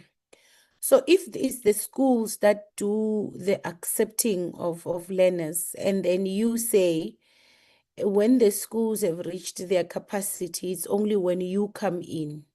So you get the pool of the learners that are unplaced in schools that other schools have not chosen. Correct, Chairperson. And then the first thing we advise the parent of a learner who has not been accepted at the school is to go to the school and lodge an appeal against the decision of the governing body. Because remember, the admissions process is governed by the governing body. They make the decision on who's accepted at the school. And the governing body then has to provide the parents with reasons. If the parent feels the reasons that have been provided by the school is insufficient, on the 1st of August, the system opens again for a parent to lodge a formal appeal to the MEC in the Western Cape. So the parent will capture on the system, I'm dissatisfied, I've applied to school A, B, and C, my child has not been accepted at any one of them. This is the reasons the governing body has provided is unacceptable to me. I live 1 kilometer away from school A, 2 kilometers from school B, etc. And the MEC then has to, excuse me, evaluates that appeal and then either decides to uphold the appeal or to uphold the decision of the school. Thanks. Now, how many appeals do you get every year, roughly? Chair, I unfortunately don't. The appeals is dealt with by the MEC's office, so perhaps the MEC could come in with those numbers. Thanks. Okay, MEC. In the last admission cycle, just over 11,000. 11,000.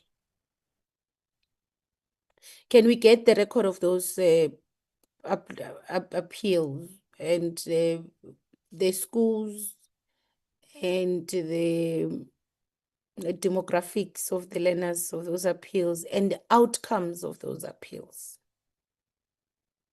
Because, and you need to understand where we're getting this. If you say to us it's SGBs that apply their code of conduct and they accept the learners, then you can't, as a matter of fact, refute the allegations that are made all over about racial profiling. Because it is an SGB that sits, and I'm imagining a situation where you apply at a school like, and I want to make an example, Brackenfell.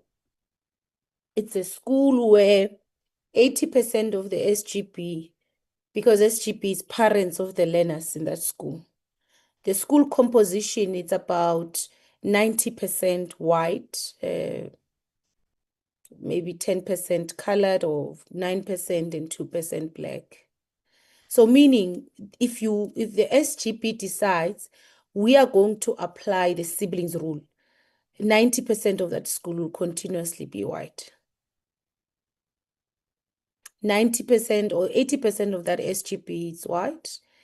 And because we have a substantive problem, MEC. And I think you should be worried about it. You should be worried to be perceived as a department that is racially profiling. You should be very worried. I would be extremely worried if it was me. And I would really make that assessment and try to understand what could be the causes, the root causes of this. Because where I'm seated, I understand where the problem is. If the schools have the prerogative to choose which learner, and they can apply their own code of conduct, because that's what you said. They can apply their own code of conduct. Others might say, look, and this is the other major problem. The others may say, we want only African-speaking learners because 80% of our learners speak Afrikaans. So a parent with a learner who is staying 2 kilometers from that school, systematically, that parent is excluded. So we need to understand, we need to give us these records of these appeals, these 11,000 appeals over the last admission cycle, so that you and I and you, we need to do that.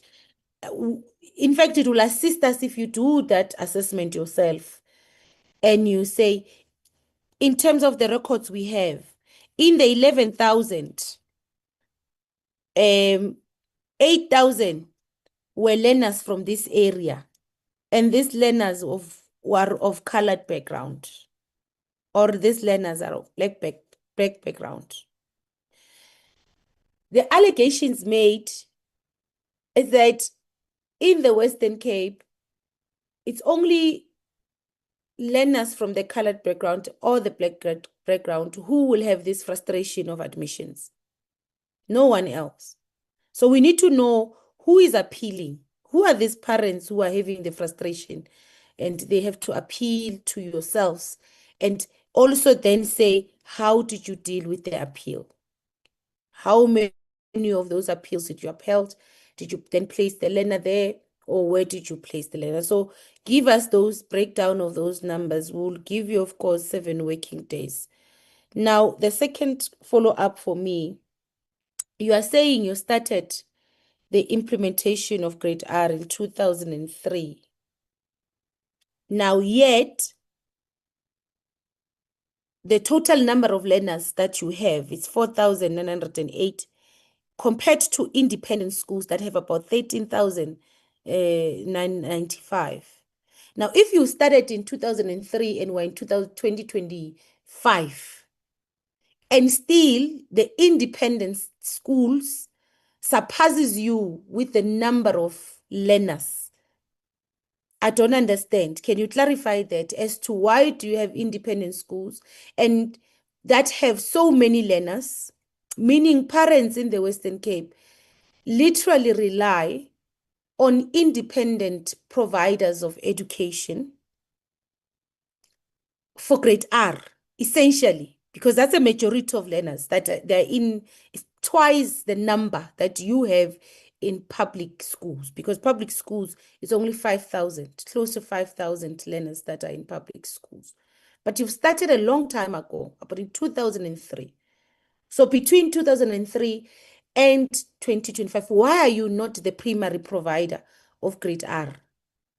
And it's independent schools. That's the first one on the independent school. Secondly,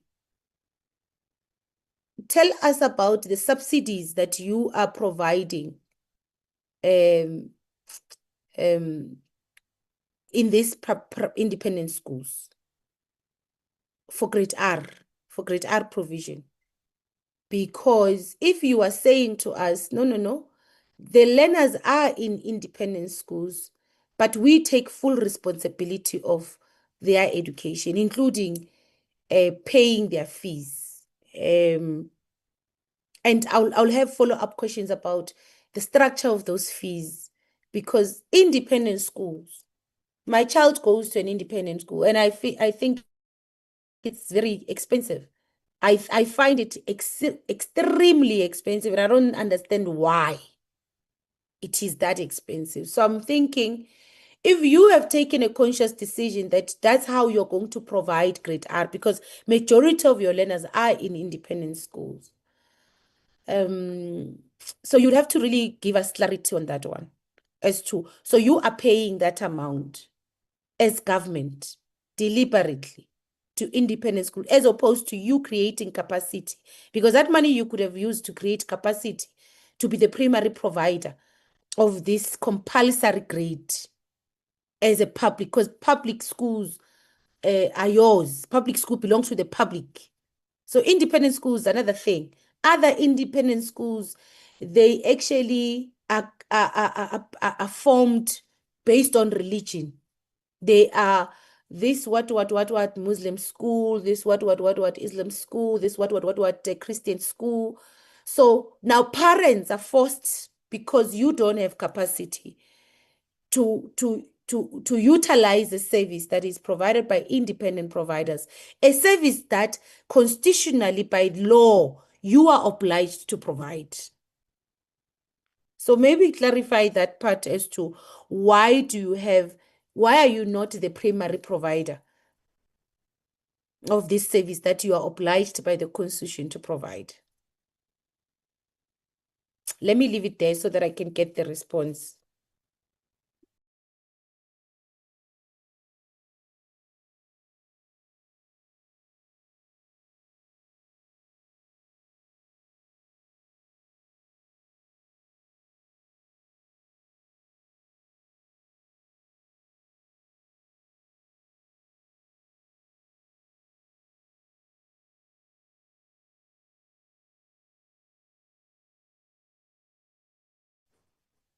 Chair, is it just me? Are we still in the meeting?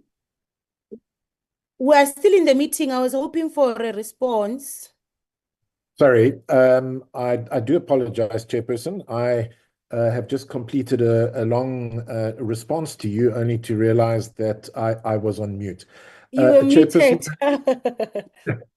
Perhaps you could give us some guidance. I mean, would you like responses to your questions, the two questions or two issues which you've just raised, or would you like the department to hold back and provide responses to other questions that might be raised by members?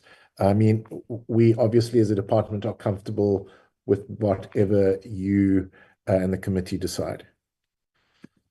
No. Remember, this is a follow-up session. The first one, I did indicate that you will send us the written response, which is a breakdown of these 11,000 appeals. And we said, send us a written response, information, and break it down on the district of the learners, where the appeals were coming from, the demographics of the learners, the grades. So that you will send us a written response, because we understand you will not have that information now. Now, the one that I need a response is this one on the grade R provision and the numbers, the independent provider vis-a-vis the public schools and the numbers. Okay, thank you for clarifying. Just two broad responses. I can assure you that the admissions pressure in our province is significant. It is across the board. And of course, I think the statistics will demonstrate that there is significant pressure across the board. Just a point before I ask the department to deal specifically with grade R. The whole question of independent schools. My own analysis is that the challenge in the Western Cape is, in fact, that we have too few independent schools, not too many independent schools, which is an element that we need to give some thought to. Broadly, only about 5.4% of our enrollment is in independent schools in our province. And compared to, for example, Gauteng, where I think closer to about 12 or 13% of enrollment is in independent schools. And in comparable developing countries, sometimes up to about 15 to 20% of enrollment would be in independent schools. And of course, those independent schools would be predominantly serving lower income, if you like, households, and providing high quality private education priced correctly for poorer households. But I thought I would just make that general observation before I ask the department to provide a more specific response. Thank you. I don't know. I don't understand what you are implying with your response. I don't know. Constitutionally, the state is obliged to provide education.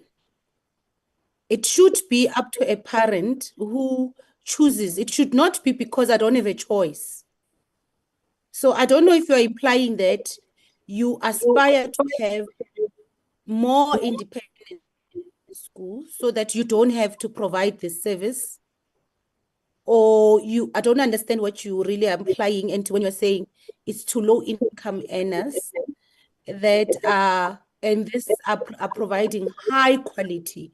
And if the implication is that the public sector does not provide high quality, and I don't understand low income earners, and this is the people who are complaining about the things that they're complaining about, would not want to go and buy education at such price that independent schools sell education. They would really rather have the state assisting them, providing education at a subsidized education at an amount or a price and a high quality education for that matter. So I don't know what you were implying, but I'm going to allow the department then come back and clarify those remarks. Thank you. Mr. Walters? Walters?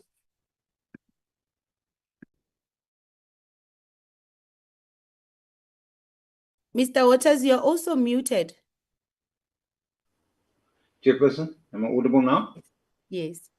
In our presentation, Chairperson, we indicate there that we have 73,107 learners in grade R in the public ordinary schools. And then on the next slide, we indicate that in independent ordinary schools, we have 13,095 learners. I just want to clarify that because you did ask how many are in the public system and how many are in the independent system. Those are the records we have.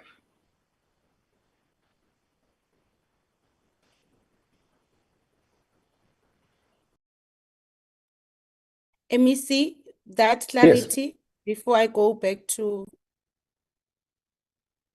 Well, what I was implying, and I was making a point in general about the schooling system, not specifically about grade R.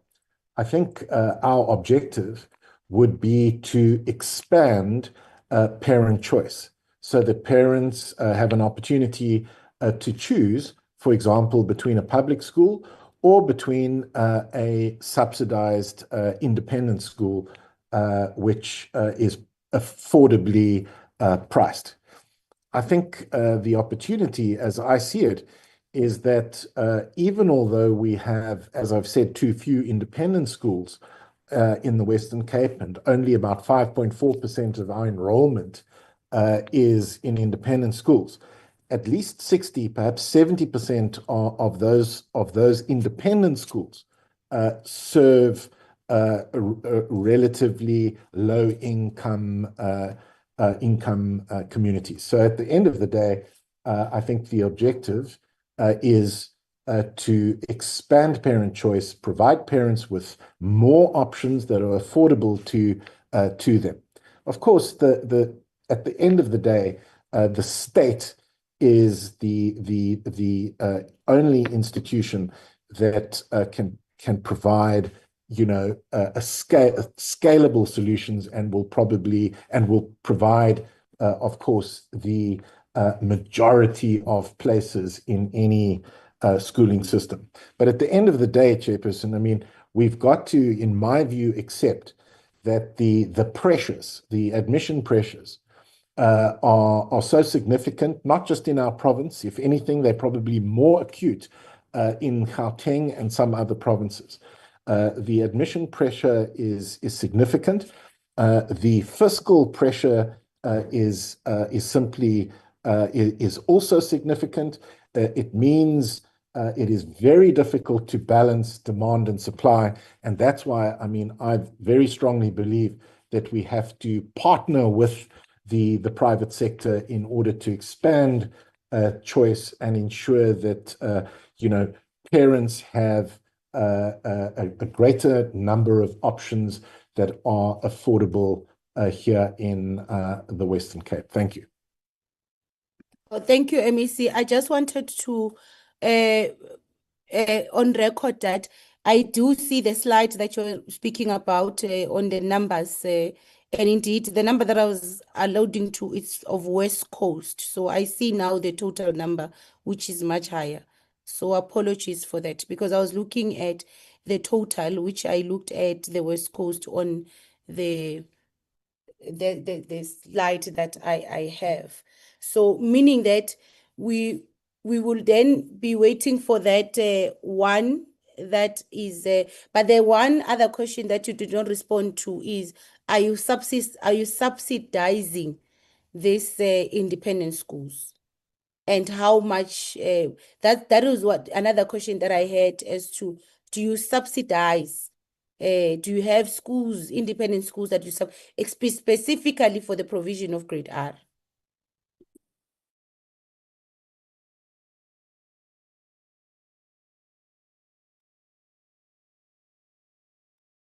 And members, if there is any follow-up questions, please. Oh, I was not looking at the hands. Apologies. Okay, I'll go first, Chair. Chairperson, Okay, could I just let's get respond let's to get the other follow-up, so that this is the last round of Okay. follow-ups. Thank you. Thank you. Chair, no Chair, one goes first. We must go first as per your allocation.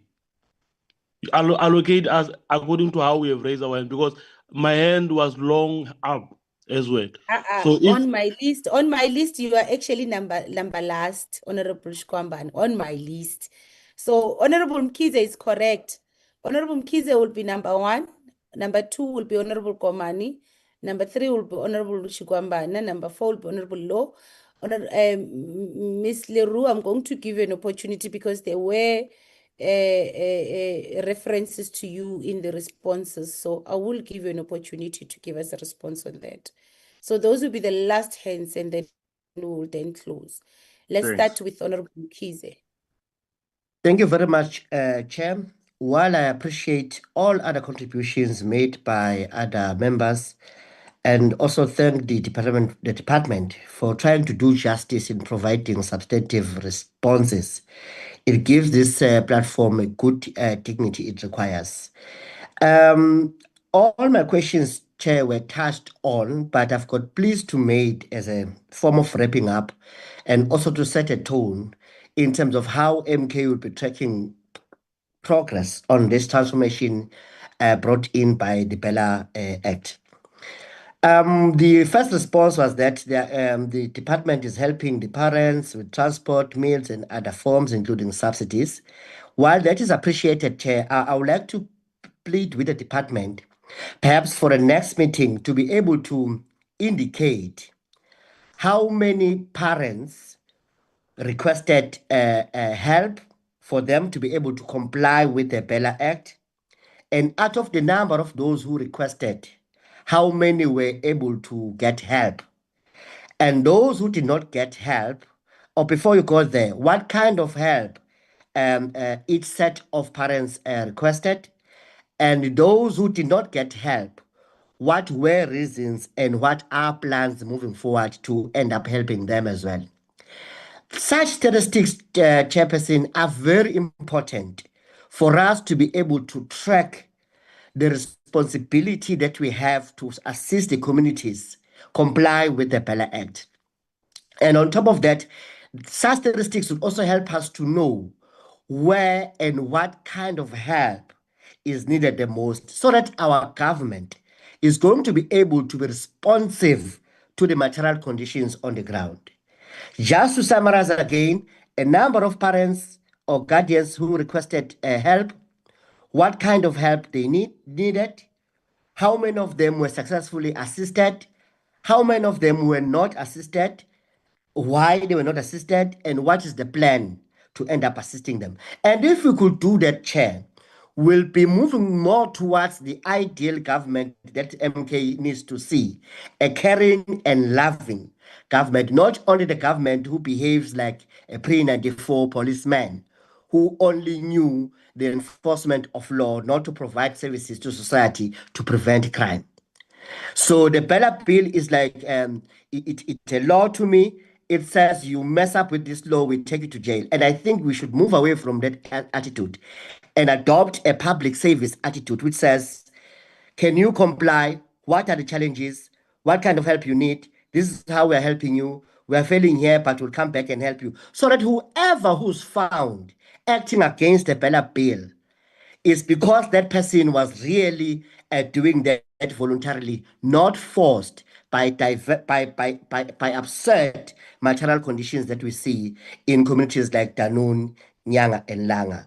So I'll pay more attention on such statistics when we look at the progress of the department moving forward. The second point, Chair. Honorable Mkhize, can we? It's follow-ups. So can we really just be brief? We are away from the meeting, the allocated time. So please be brief because it's follow-up questions. Okay, I'll turn it into a question then, Chair. If I understood that the question, the answer from the department was that they can't force learners to stay in school after age of 15. But the point I wanted to make, that, Chair, is that some do not leave school at 15 by choice. So what coordination that the department does to ensure that those who leave forced by circumstances are somehow given a chance to further their education with the institutions that they cited? Because our education system, Chair, should be one and should be able to respond to issues comprehensively. It shouldn't be a matter of touch and go, dump and all that. If someone gets out of the basic education by conditions that are compelling for that, including teenage pregnancy, substance abuse, where are those people handed to? What coordination the department plays, at least providing statistics to other relevant civil society or government organizations that could assist that young person to still rebuild their life. The question is on coordination, because if there's no coordination, Chair, it means our basic education system must start to take more responsibility to also coordinate other stakeholders to keep our youth in school, or at least in a somehow economically viable environment, not the dumping system to say, we are now 15, you gone, we are no longer our case. Last point, Chair. There was admission that there will be a shortage of language teachers. So I will need the department to then give a clear plan, perhaps with even a baseline of how many language teachers are short and what is the plan to make sure that those gaps are closed. I understand that some they could be even insourced from other provinces, other districts and all that. What's the plan? Because if we leave it like this, Chair, definitely there will be no compliance with the BELA Act. Thank you, Honorable Mkhize. Honorable Komani. Ako go leboga ga di ya bakoni re re go amogele ga bo sa tsile o tšo boa le yana gore tletšeletše ka ona. Chairperson, we really appreciate and thank for at least the Department of Western Cape have gave us have answered some of our questions. And then, so I just want to rely on the issue of a racial admission. Yes, it's there.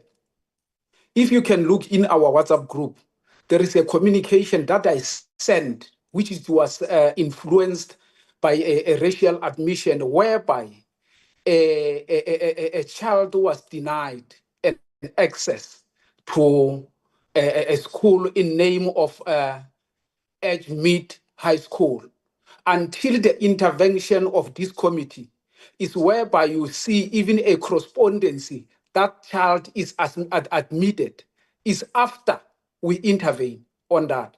Then so they only comply if there is something that frightened them. If there is no frightening, then they don't worry. They do as they wish. And I want to add to the MEC that he is fed with a false information. He must find a way of monitoring the districts. Their districts are ticking boxes. They are giving them a wrong information. We are pleading with them to have a strategy of making follow-up of the districts. Some of the districts are running these districtal procedures in the office. They don't visit schools. They don't go to get the problems. They are using phones, and then so it's something that we are asking them to have people to leave the offices that are moving chairs. They must leave them alone, and then they do follow-ups to monitor the districts because there is a huge problem there. And then when we go back to the issue of, I see them, they're taking it very simple, the issue of JG Mary. Chairperson, we are losing teachers with content from that school. Parents are removing their children from that school. Then so it is something very sensitive that we must look at. We mustn't just phone and ask, and in which is what the MCs are doing. They are phoning and asking. People are protecting themselves in favor. They gave them a false information. They must have a strategy of monitoring. If we, the member of this committee, raising a point in which we are of the most who touch the ground on their behalf, then so they must consider it very serious if we raise a point of some sort. Then so I will appeal from the secretary through you, Chairperson, to at least the information that I said, I sent in the group. It must reach them so that they can see the evidence that is there.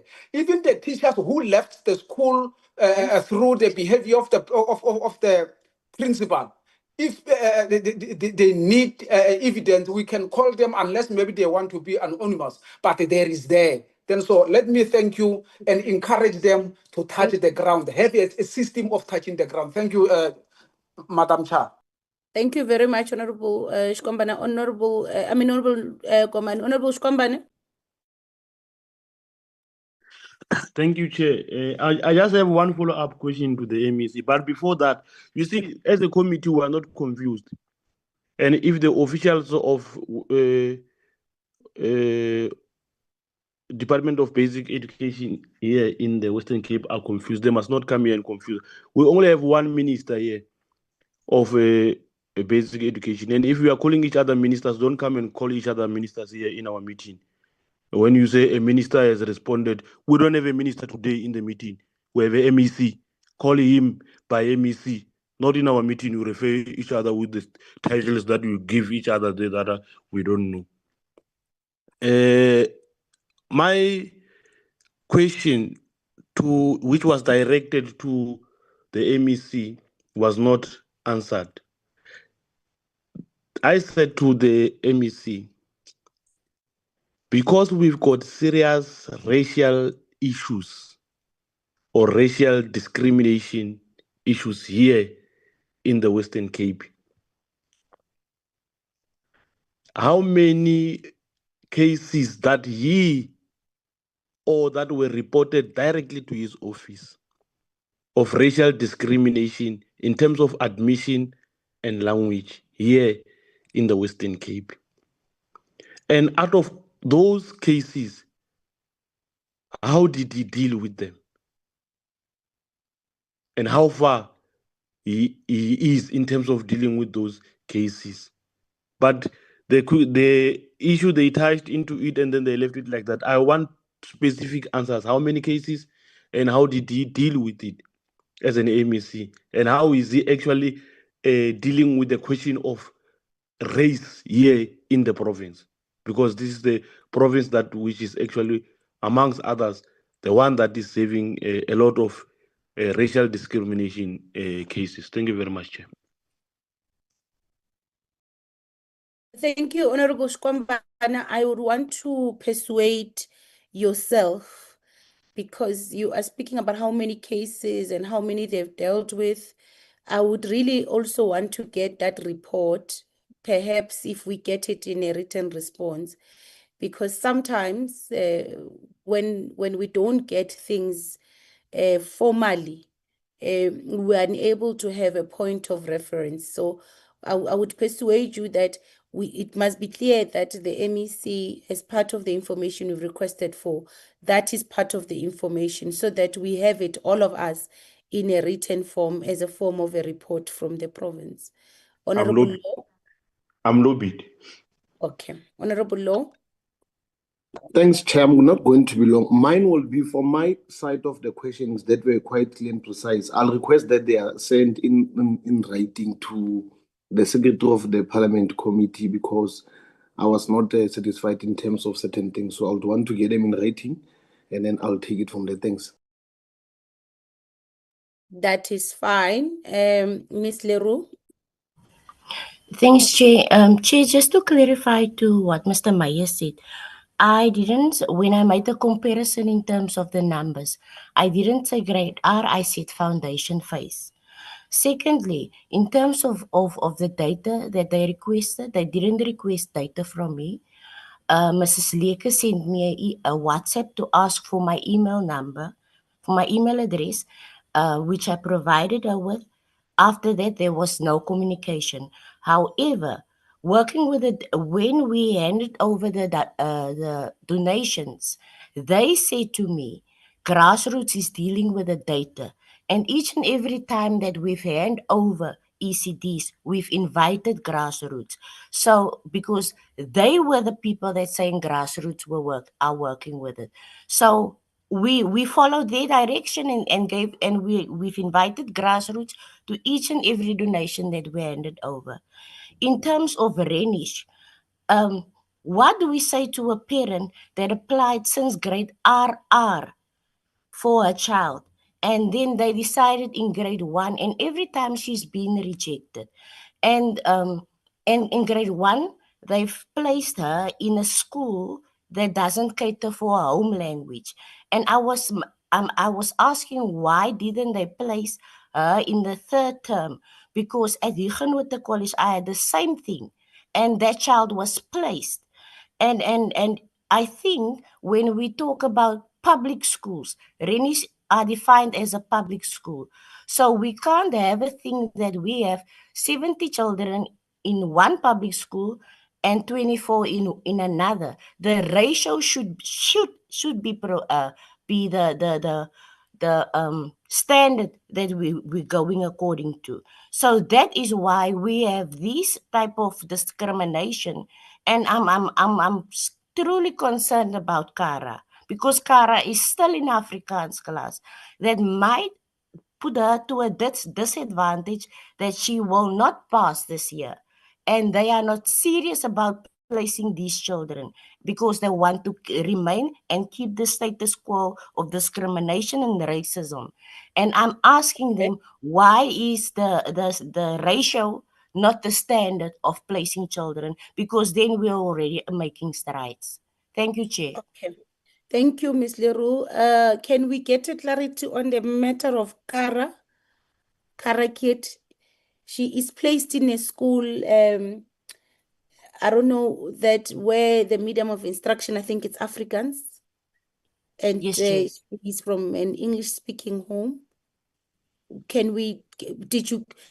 The other thing is that, can you really request information from Ms. Leroux and don't come here and say you requested and there was nothing?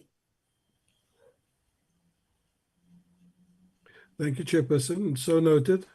My officials did in fact get that information of Grassroots from Ms. Leroux. We also requested the information from Ms. Leroux regarding the 1009 learners. She's been in communication with Mr. Warren Bunzaya, who is the head of management and governance in Metro South. But I don't want to, I'll rather want to speak about the learner in the Stellenbosch area. The learner applied at Renish.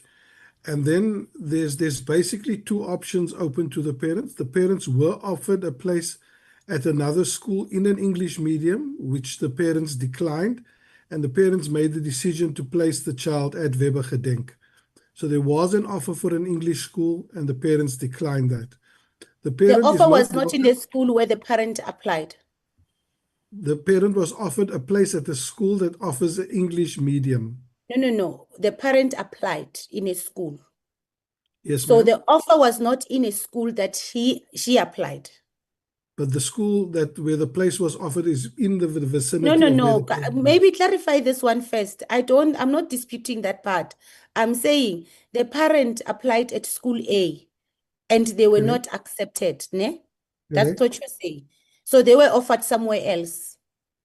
Can you give us the reasons why they were not accepted in that school that they applied at? The reasons. Yes, the reasons as to why they were not accepted in the school that the parent applied.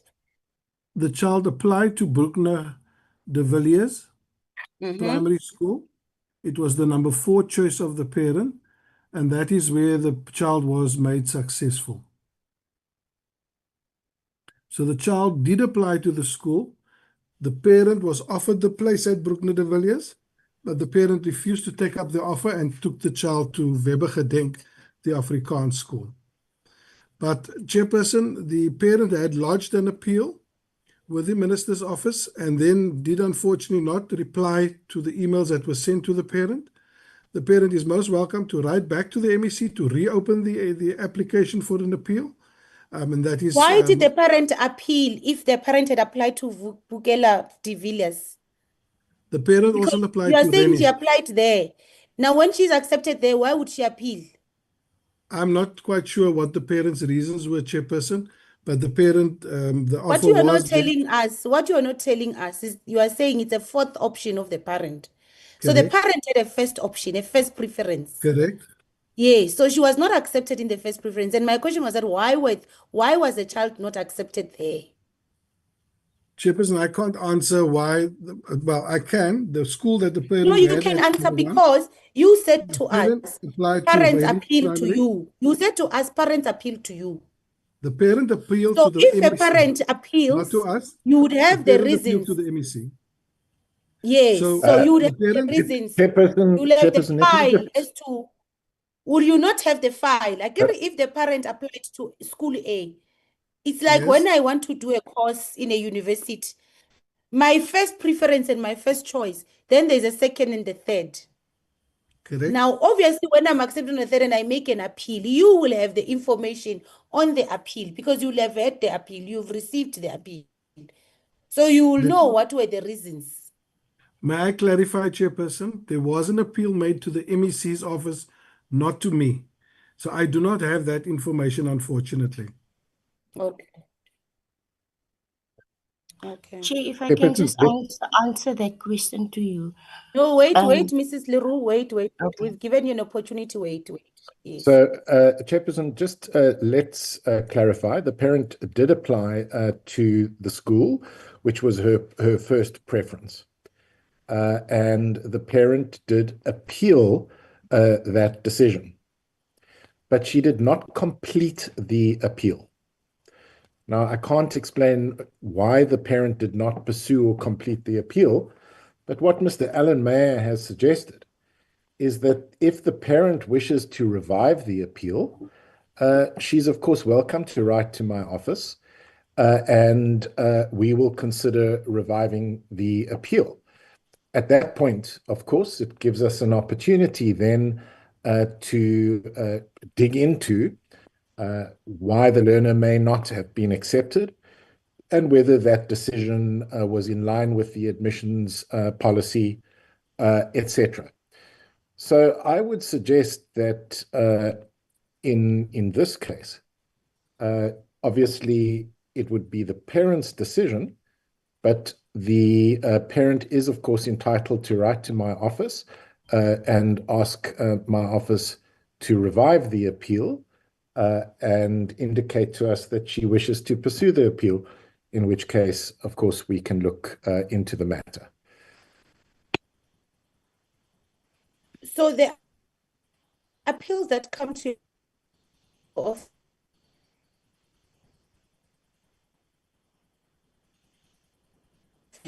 because they are placed Sorry, in Jay, your you were office just a little bit with indistinct. that come You were not on mute, but doing I couldn't follow-up, hear you. including doing follow-up with parents. Okay, so I was saying, because the appeals are directly in your office, so you've got the office has capacity to deal with these appeals because you are saying you had about 11,000, including making follow-ups with parents. Yes, we do. And the school. Yes, we do. So you've not made follow-up with that school to say why was the parent, even if it was incomplete, but you knew what school was in question. Well, what I can say is that the question was directed to the school. The school did provide some reasons. I obviously don't have all the details, but before. Those are the reasons we want. We want to hear those reasons. Well, yeah. the I don't have all the particulars, obviously, before me on this particular appeal, but the school did provide reasons. But because the parent didn't pursue... No. Let's get to the reasons of the school. The parent, we heard that the parent did not complete the application. We want to hear the reasons of the school for not accepting the child. The school broadly would have indicated that they were oversubscribed and that there were a large number of applications, including a large number of applications from learners who live close to the school. Now, of course, that is the reason which has been provided by the school. Of course, because the parent didn't pursue the appeal, we did not have an opportunity to adjudicate it, to, for example, test the evidence, look at the reasons provided by the school, see if those reasons are in line with the admissions policy, whether the school was being reasonable, whether there possibly was unfairness or any kind of discrimination. So that part, of course, was not done. And it's because the parent did not pursue the appeal. Why the parent did not pursue the appeal, I can't answer. But there is an option for the parent in this. It's fine, MEC. The matter now is before the committee. Yes, now it's fine, MEC. The matter now is before the committee. I just want to be clear. I heard you. Okay. I heard you about the parent pursuing the thingy. Now the appeal, the issue is now before the committee. Wait. I want us to have a way forward on the matter. Now the matter is before the committee. We are saying go and address the matter and give us a report. Meaning, let's get into contact with the parent. We need to get the reasons as to why the child was not accepted in that first choice. And then we need to then see where do we place the learner at a school that it's of the language, the home language of the learner. We want to get that report from yourself. The matter is now here, and we can't just say, no, the parent did not appeal. So we want to get a report. And for you to give us a tangible report, it's for you to get into contact with the parent and engage with the parent and also get the reasons and then adjudicate as to why the parent was not accepted. The allegation, because there are allegations to that matter.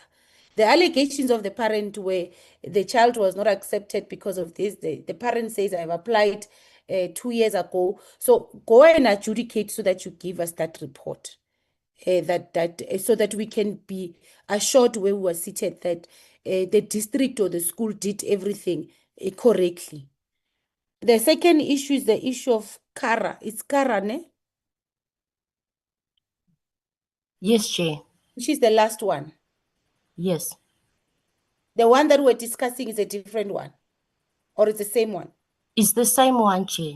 Okay. No. If it's the same one, we're saying the department must get into contact with the parent and they must resolve the matter. Within 7 working days, we should receive that report on how they've resolved the matter, on the reasons why the child was not accepted, and this and that and that and that. And on where the child is going to be placed now. So that the child does not... No, Ms. Leroux, we don't do that in the portfolio. Okay. We don't do that. We don't interject. We don't do that in our meetings. So we've given you an opportunity. We've heard you. We are now expecting a report from the province within 7 working days. I think that will be it, members, in terms of the follow-up questions. We will then, the others, of course, are written responses. Now, I want to, Honorable Ngobeni, I wanted to release the department so that we can have that in committee of ours, unless if it is also a follow-up. No, I'm happy to. I just wanted to gauge the time because I do have to fly, so I just wanted to gauge. Yeah, okay. That's okay. No. Thank you. It's fine. So we must thank the department. We thank you for improving the presentation. It was really improved from what we received the last time. And thank you for taking counsel of the committee to go and ensure that we've got information that we really required. We are looking forward to that response within 7 working days. We do also want to, because we made this determination with yourselves in the meeting, the first meeting and the second meeting. Perhaps we might even need to write it officially, Mr. Brown, to DBE on that investigation that we requested them to conduct on our part, so that the province knows that they are expected to work with the DBE to conclude that report as swiftly as possible for the benefit of this portfolio committee. But we thank you for providing that information that we wanted. We hope that you'll be able to resolve this issue that is a pending issue, because it involves a child. Imagine if it was your own child. So I think we should put ourselves in the shoes of that parent and say, what if I was that child and I was being denied an opportunity to learn, really learn? And how does that impact myself, my progress, and my own future? So let us not do that to that child and resolve the matter. So we are going to thank all of you and all the stakeholders on the platform. And you are now excused, MEC and the team and all the stakeholders. Only the portfolio committee members and our support team should remain.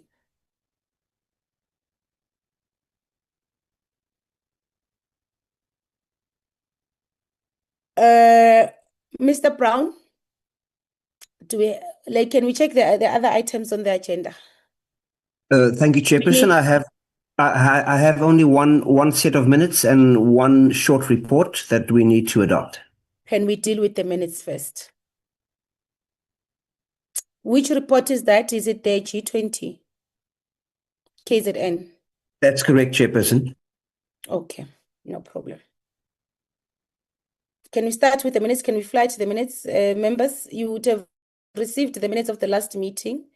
The last meeting we held, we were meeting with all the PDs and DBE, and those are the minutes.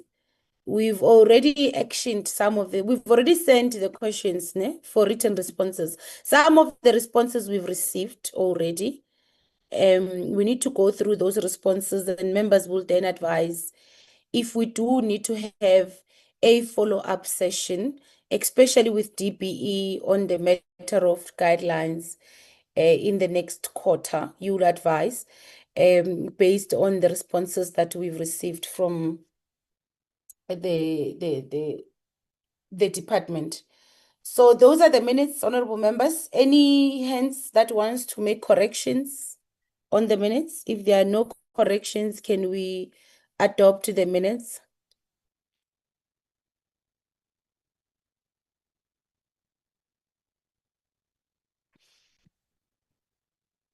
Honorable members, can we deal with the minutes? Honorable Low. No, thank you very much, Chair. I would have went to the documentations last night and the minutes, and I do reflection of what we could have deliberated on too. So I hereby move for the adoption of the minutes. Okay, there's mover. Any seconder? Honorable Shikwambani. I move to second the adoption of the minutes. The minutes are adopted, and then can we then get the report? This is a report of the G20 participation by the committee in KZN. There are members of the committee that went to represent us, and I know they've represented us very well. Honorable Kaba, Honorable Govana, Honorable Dr. Christians, Honorable Mgadi, and Honorable Ngobo, who represented the delegation. I've went through the report, and I was excited to see the various and the discussions that were engaged on. Very exciting things, and I think there are many things that we can learn from this discussions, takeaways, and if there is a need for us to have some sort of a session. Members will advise so that we're able to take some of these issues that were discussed in this workshop forward and have ourselves discuss them. So that is the report. Members who represented us very well, you need to advise, we need to be led by yourselves, but we don't have a problem with adopting your report. We need to be led by yourselves because you really are the ones that attended the session on our behalf. I'm noting hands that wants to adopt this report or that wants to reflect on the contents of the report.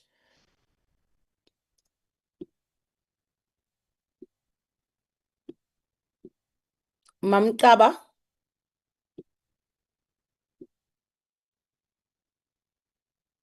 Honorable Governor. Honorable Mgadi. I'm speaking to the members that attended the session.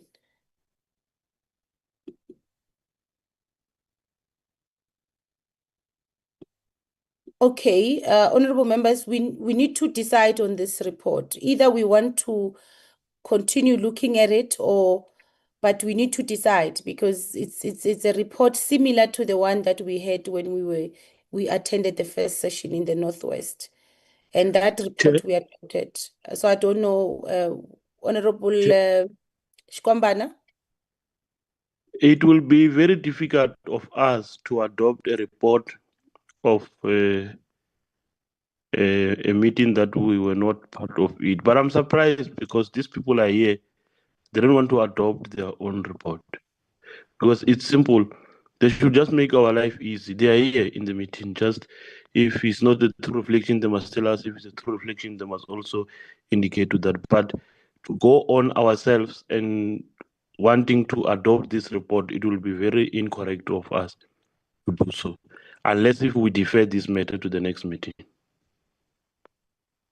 Yeah, so the members that attended, if you are not sure, we can defer the report. But this is, I agree with Honorable Shkwamban that it is our report. It is brought to us for us to go through and adopt. However, it does assist for members who attended the session for them to really take us through and, because we were not there. So this is their contents and we wanted them to lead this adoption so that we can agree that indeed it is our, but it was going to be important for them to also, come through and adopt or speak on the report itself. Honorable Law, I see your hand.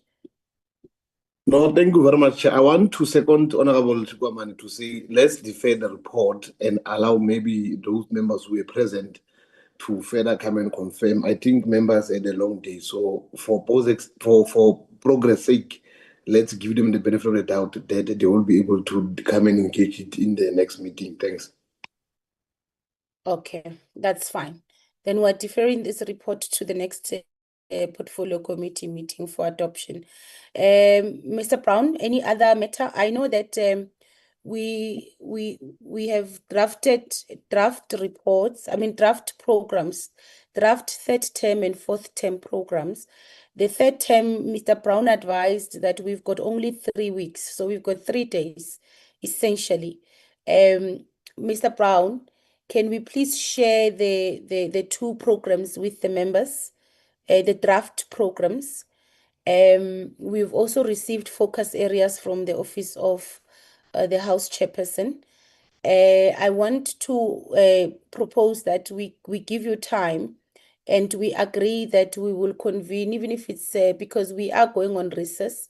So even if it's during recess for an hour, just to adopt these programs. But I want to give members an opportunity to really go through the programs so that you're able to make inputs on some of the topics that you want us to cover in the coming term and the next fourth term.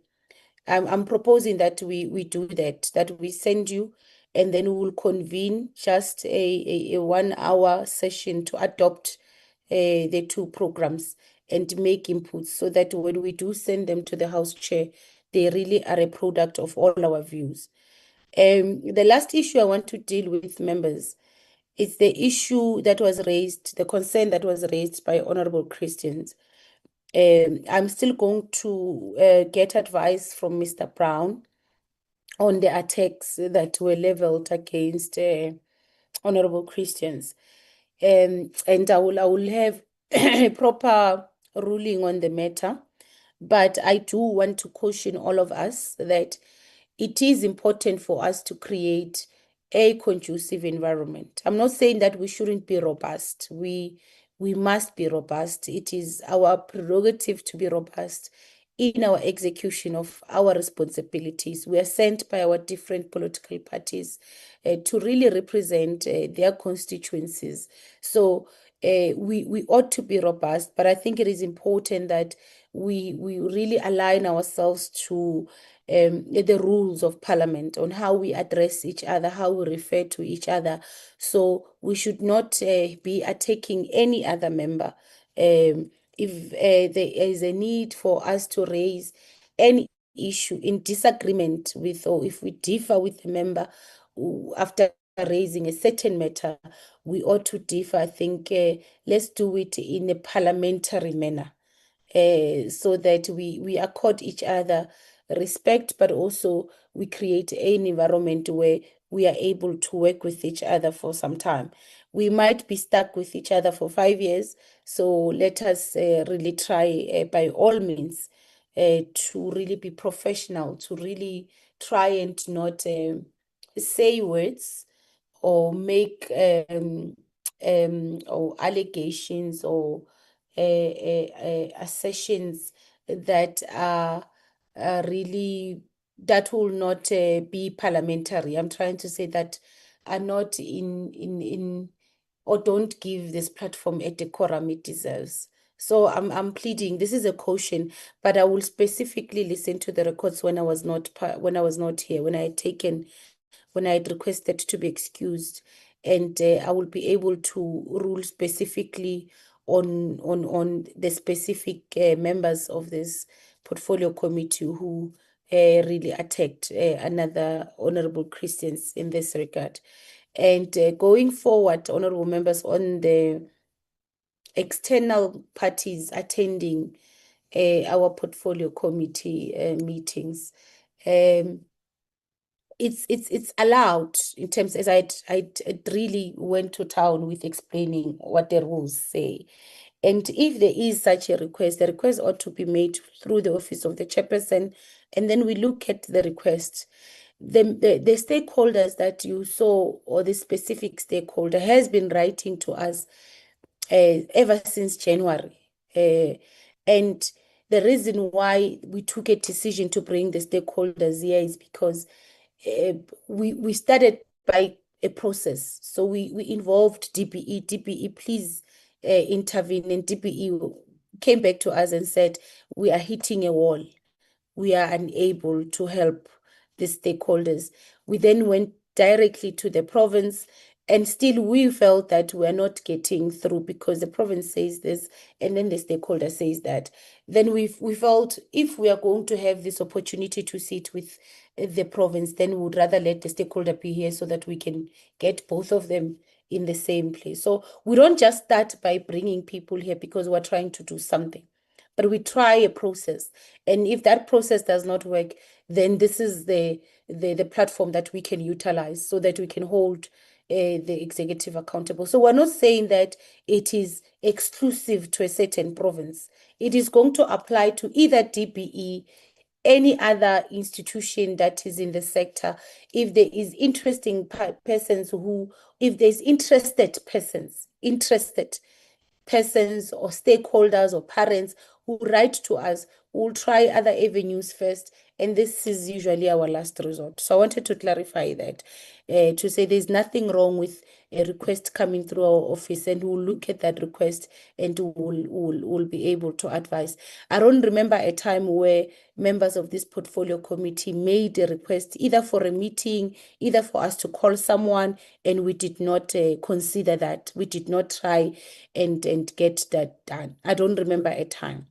So we'll continue doing that. So I just wanted to clarify that. Recording And stopped. say that we will then deal with the matter of specific matter of the concerns of Christians in the next Recording meeting. in progress. The recordings. So thank you very much, members. I know we took long, but thank you very much. Honorable Sorry. Ngobeni. Yes, Chairperson, I do apologize. I raised my hand and I problem. felt like maybe you were not Oh, recognizing. I see the hands. Okay. Apologies. Honorable Ngobeni, Honorable Low, Honorable Shkwamban. All right. No, thank you, Chairperson. I'm only going to put my video just one time so you can see that it's me. I am alive.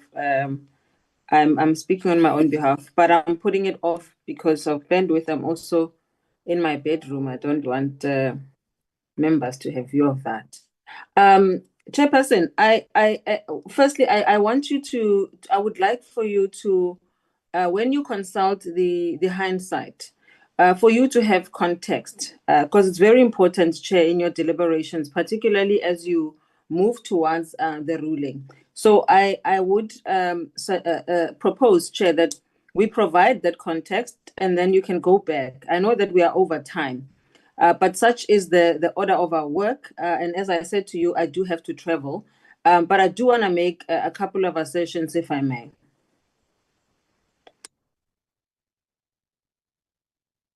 That is fine, Honorable. Thank you, Chair. Okay, so I just want to raise this thing, Chairperson. First of all, none of us on this platform, particularly myself, I will speak for myself because I believe that the honorable member may have felt that she was being attacked on my side. If the member felt attacked, that was not my intention. But I was making a particular point, and here's the point I was trying to make. Firstly, I have nothing personal against any member of this particular committee. The second thing is that I think it was an important occurrence so that this issue can be brought into sharper focus. What do I mean by what I'm saying? Colleagues, when we are members of portfolio committees, we are here to represent, yes, our constituencies. Yes, we are deployed by our political parties, but we take exception, Honorable Chair, when members, particularly the member in question, and I didn't speak to the member directly, Chair. I spoke directly to the chairperson. I said through the chairperson, I am making this point. Now, through you again, Chairperson, I want to make this assertion with regard to honorable Christians. When we were at the hotel, at that big meeting at the hotel, I made the point that there is this sense of overseeing or over-parenting of officials, and including the executive who come to report to this committee. Honorable Christians has a sense of wanting to, particularly when it comes to the Western Cape and the interest of her political party, which is fine. But those people who are deployed in those departments can speak for themselves. It's always very confusing whether the Honorable Christians is coming to the meeting to defend the department or to pose questions to the department. Her disclaimers always. That's why I was asking whether the member was a minister or she's defending the Western Cape Education Department, and this is where that emanated from. Honorable members, I want to caution us against this. When we are members of such committees, there's a very fine line between balancing our party loyalties versus our public duty. Yes, we represent our political parties in committee meetings, but we are deployed by our parties and expected to advance our party political positions, in terms of being able to communicate what those positions are and asking questions that steer the conversation towards whatever it is that our different political parties aim to achieve. But we are not here to defend political parties. When we are in this portfolio committee, we are one organization looking after and holding the executive to account. So you cannot have members, and I want to refer to the section of the Constitution that speaks to this.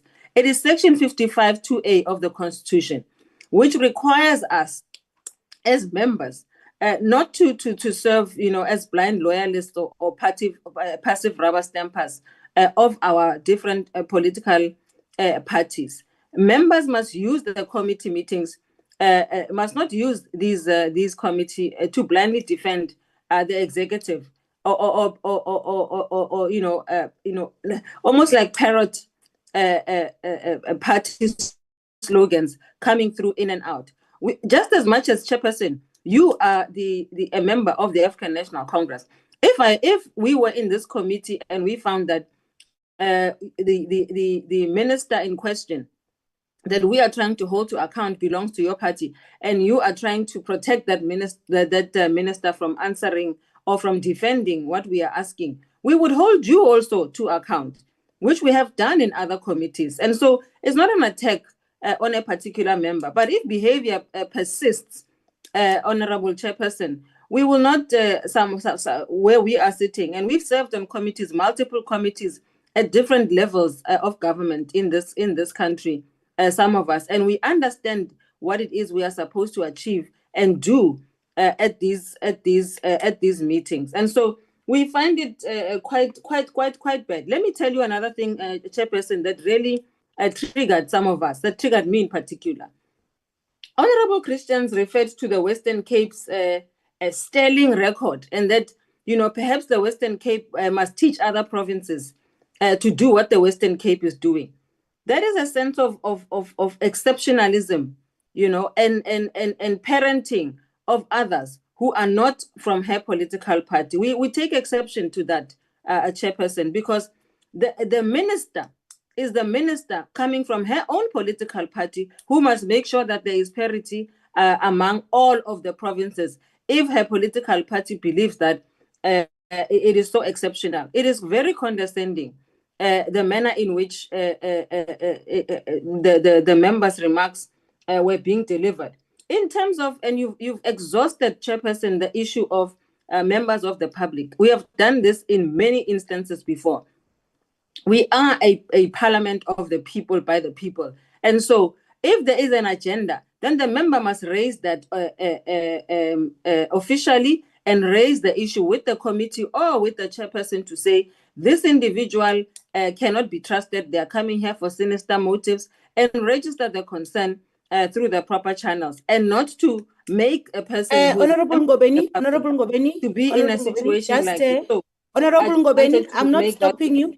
Mm-hmm. I am not stopping you. I just want to make some intervention. I know that our meeting was broadcasted live. I would really request the parliamentary comms, just the contents of the meeting. We're now dealing with just in-house. Can we just stop the broadcast so that this discussion it's going to assist us? It's constructive, because it is correct for us to have sessions like this. Otherwise, we are unable to have a committee that works or speaks in one voice if we don't ventilate on issues that makes us uncomfortable.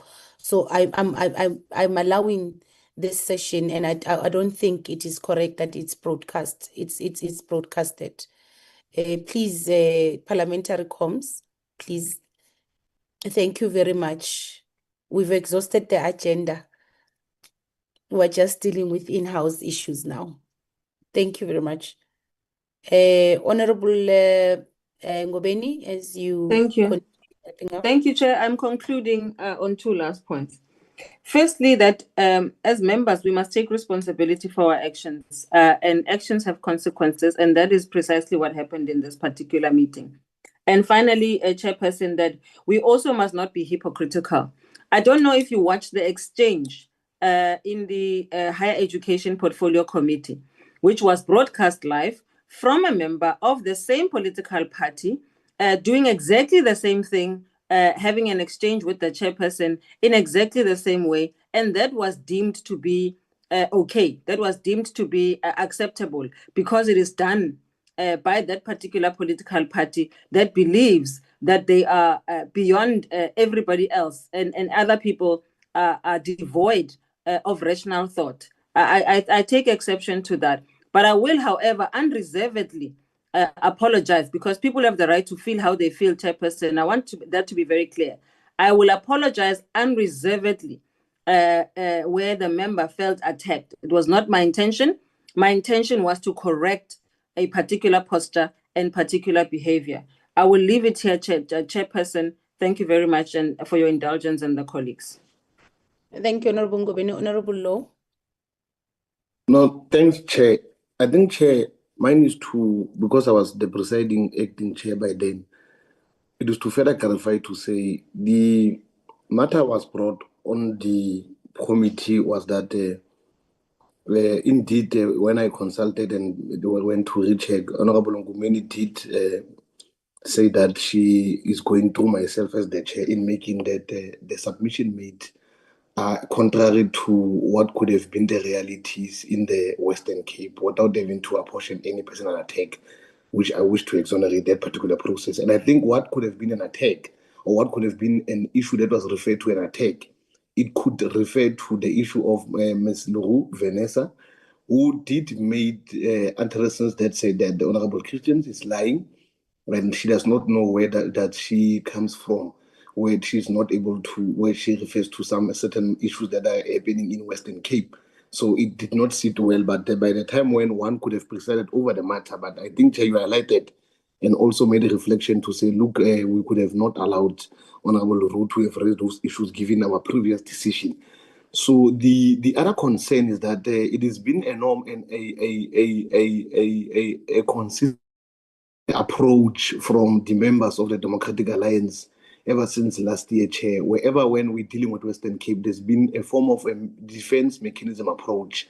And I would want to cite events where there were a number of challenges that we could have faced in various provinces. We're very partial, we're very consistent, and we're very open as members to deal with issues in accordance to the issues. Because I want to draw the members, as I was dealing with the issue, Chair, as I was the acting chair, to say that what should remind us as members is that Section 58, subsection 1, provides that MPs with freedom of speech in the assembly and committees, while also shielding ourselves from being criminal liability or wanting to be biased in terms of our political biasness, because we're expected to deal with transparency, accountability, and get to the bottom of the issue. So I want to submit by saying that let us not at all material time consciously forget our obligations and mandatory responsibility in making sure that we make each and every person to be accountable to, so that we rather shape a better servant administration of parliament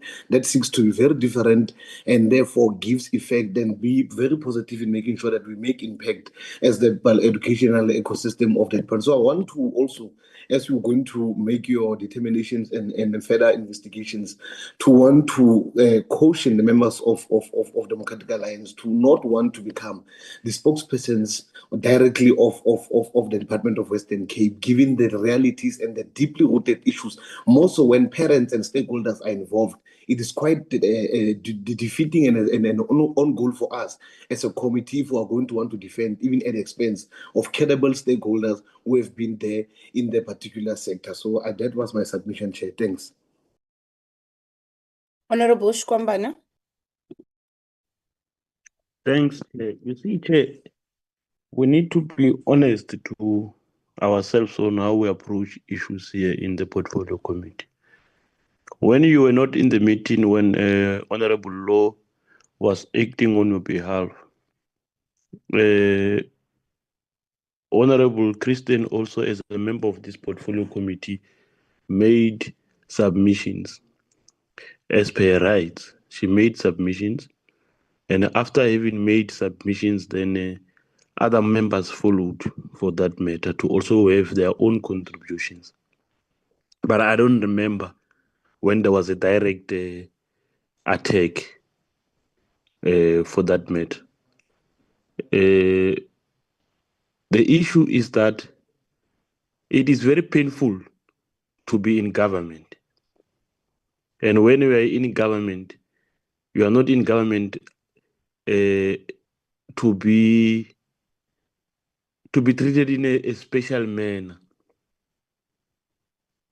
And this becomes worse, Chair, when you have to come and openly defend a position, and which all of us we can see that this is a position that which is defended. We are in politics, all of us we know. When I stand up and speak on behalf of Ekurhuleni, because we've got an MMC in Ekurhuleni, and I take a podium in the presence of issues around Ekurhuleni, and I want to make the MMC of EFF in Ekurhuleni looks like there's no mistakes around the portfolio. I'm not saying there are issues. I'm just giving an example because I'm drifting away of wanting to use the DA as an example. But I'm using my own political party as an example. That I must have a better way of wanting to defend the position of the organization, but I must not just be open like that. Otherwise, I'm opening ways where other political parties that do not agree with the EFF will come and attack the EFF, or will come and challenge me based on what I'm actually saying. If the chair of the portfolio committee could have acted in a manner in which Honorable Christian acted, I believe all of us would have were going to be very radical in the approach, because that was not how we're supposed to deal with issues. You cannot come and say Western Cape, other provinces must learn from Western Cape on how to deal with issues in as far as the implementation of BELA Act. When we all know what are the crises currently where we are sitting now. And you are expecting us to say, no, it's fine. Let it slide like that. We are going to confront you because you are also misrepresenting the facts. In as much as you want to say you are putting the facts correct, it's fine. We have allowed you to speak. In fact, we did not interacted or would not disrupt when Honorable Christian was speaking. We kept quiet, all of us, allowed her to finish her point, and then we came to clarify to say, no, but that's not true. I was going to understand if when she was speaking, someone said, wait, she's misleading. No. It never happened like that. Honorable Christian was allowed to speak. She finished her point. Then Honorable Ngobeni followed after her. And Honorable Ngobeni was countering the point that she was making, that she made. Okay, I think I get the context. You wanted me to get the context. Yeah. I think I get the context, Honorable Shkombana, as you wrap up so that we give Honorable. Yeah, so I just wanted to put it like that. There was no attack in any way. An attack will come when someone is speaking, I interject. Hey, what? No, there was no such. A member was given a time to finish her point. And when she has done speaking, an honorable member also in her own right came and also clarified to say, but that's not true. What you are saying is not true. So we must not come here and want to project as if we've got vendettas against another member. No, that's not how it is. But if I speak and I misrepresent the fact, members are allowed to tell me, but Kombana, you're lying. Okay, Honorable Shkombana, I've heard you. I've noted the context. I want to give Honorable Christians. Thank you, Chair. So, Chair, I've heard what everyone has said. And as everyone has said, we all have our right to our own views. And so, in response to what everyone has said, Chair, I would just like to say the following, that in my opinion, defending a province who is progressing and one that has come and presented to us evidence that is measurable is in fact not overparenting. It is called principled oversight. And additionally, Chair, if a province has showed initiative, transparency, and implementation, it is only fair to acknowledge that. And in previous committees with previous provinces, we have also indeed acknowledged where provinces have done well.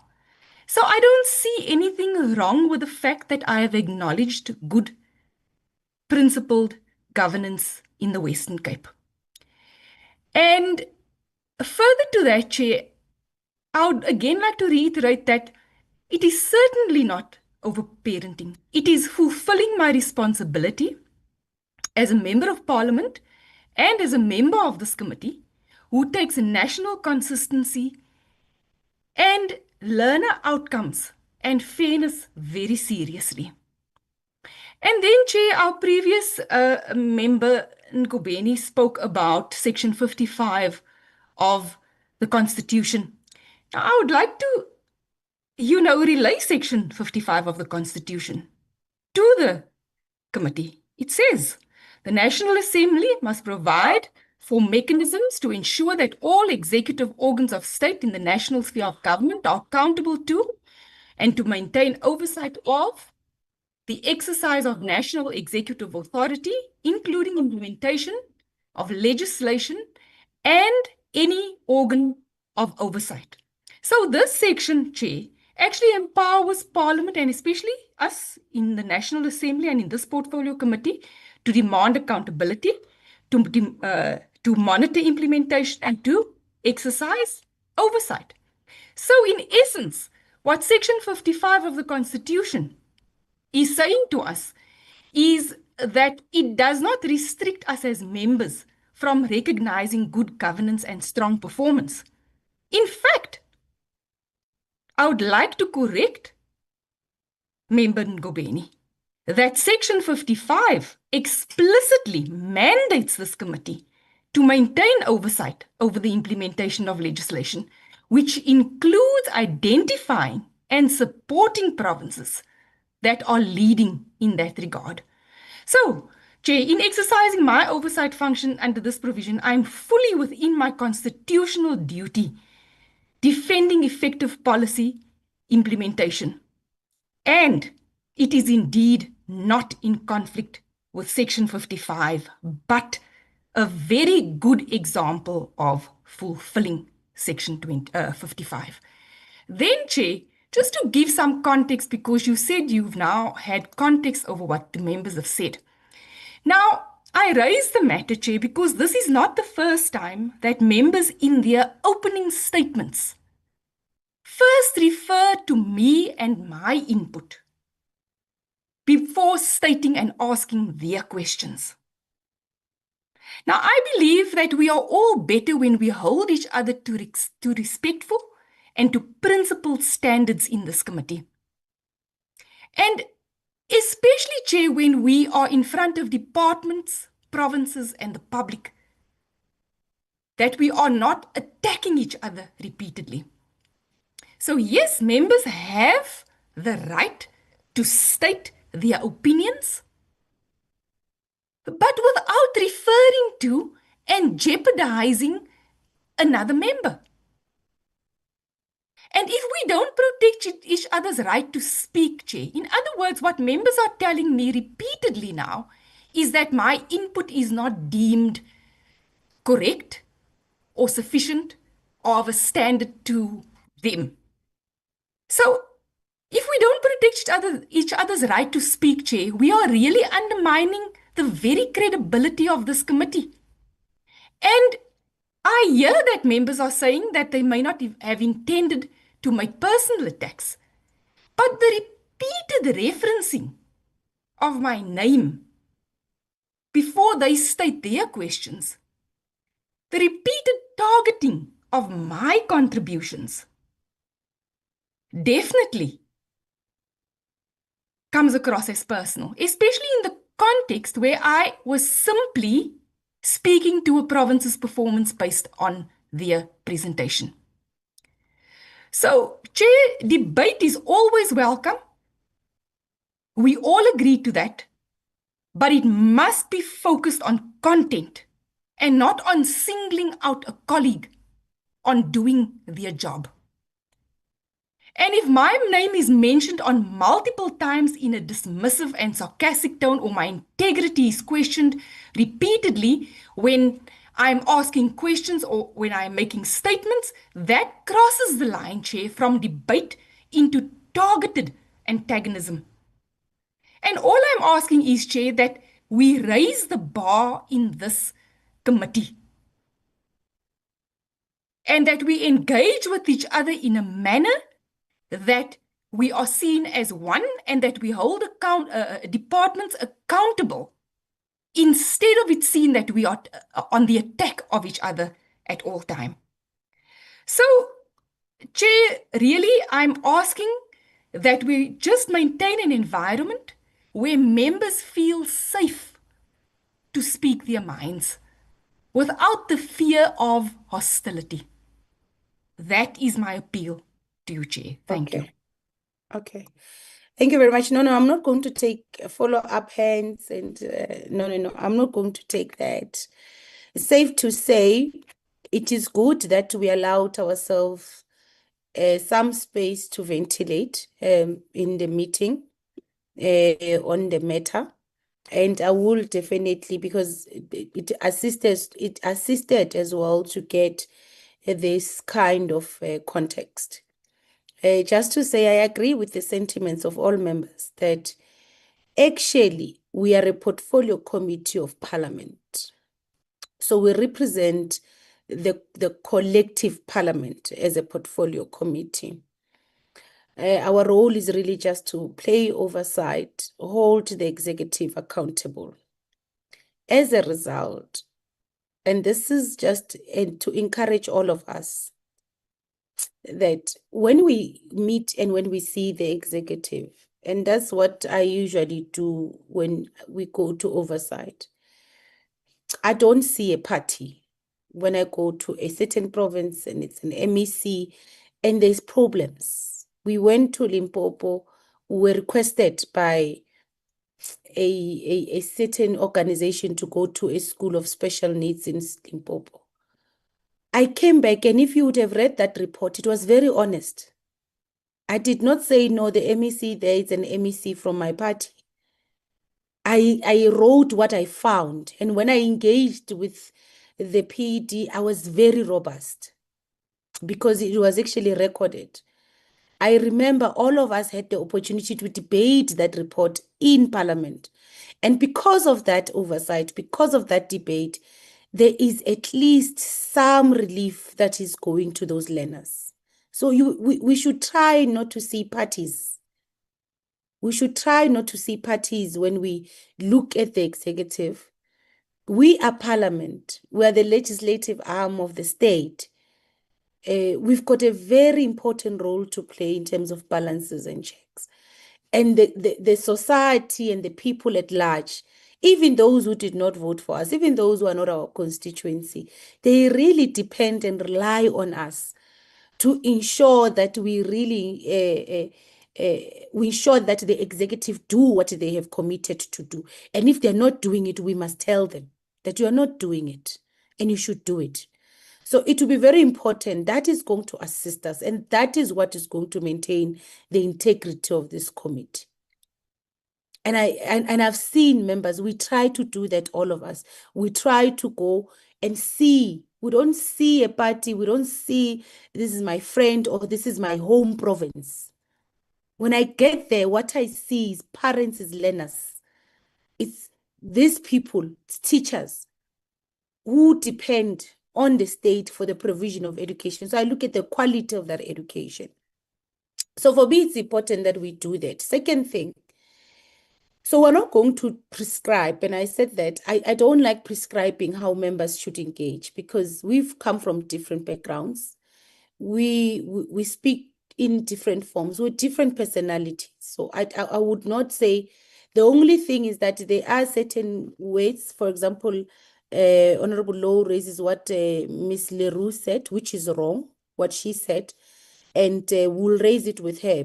She's not a member of Parliament. She should know that the word lying is unparliamentary in terms of our own rules. So we should stick to the rules or not saying the things that have already been declared unparliamentary when we engage with each other. But our platform of a portfolio committee meeting, it's not platform of debates.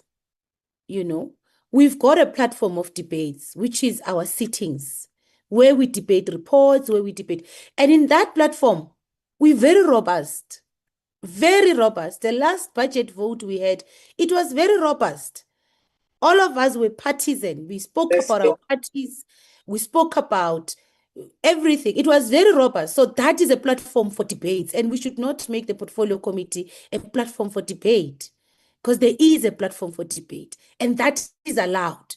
In that platform, it's allowed for us to be as robust as we can, to praise our parties, to speak about our 30 years of record. And then Honorable Ngobeni says there's no 30 years of record, and others to speak about building, the others to speak about nothing. And that is allowed. It's robust. That is the nature of parliament. It's very robust, and we debate. So that is a platform of debate. And there is a house chair and the speaker who, in terms of their training, can deal with the rules and the decorum of debates. But here in the portfolio committee meeting, because we've called the department, the responsibility is to ask them question, probe, ask about this, ask about that, get this information, ascertain if they're doing this. And so that does not really say we should be debating. So I wanted to raise that to say we shouldn't get the edge to want to debate and speak about our parties and what they do, because there is a platform for that. It's allowed in parliament, but there's a platform for that. And I will tell you why we should not venture into that kind of, it's that what I think happened in the past 30 years with my own party and what they've done, it can't be your view. It can't be the view of the next person. It might not be the view of the next person. So it does then trigger responses, and responses at times, they are very, very, very also robust. They will be confrontational because it does trigger. If, for example,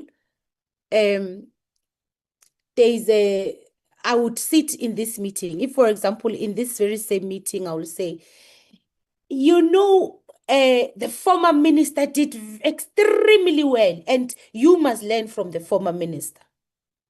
That would be wrong. It's not a platform of debate. I can debate that at that platform.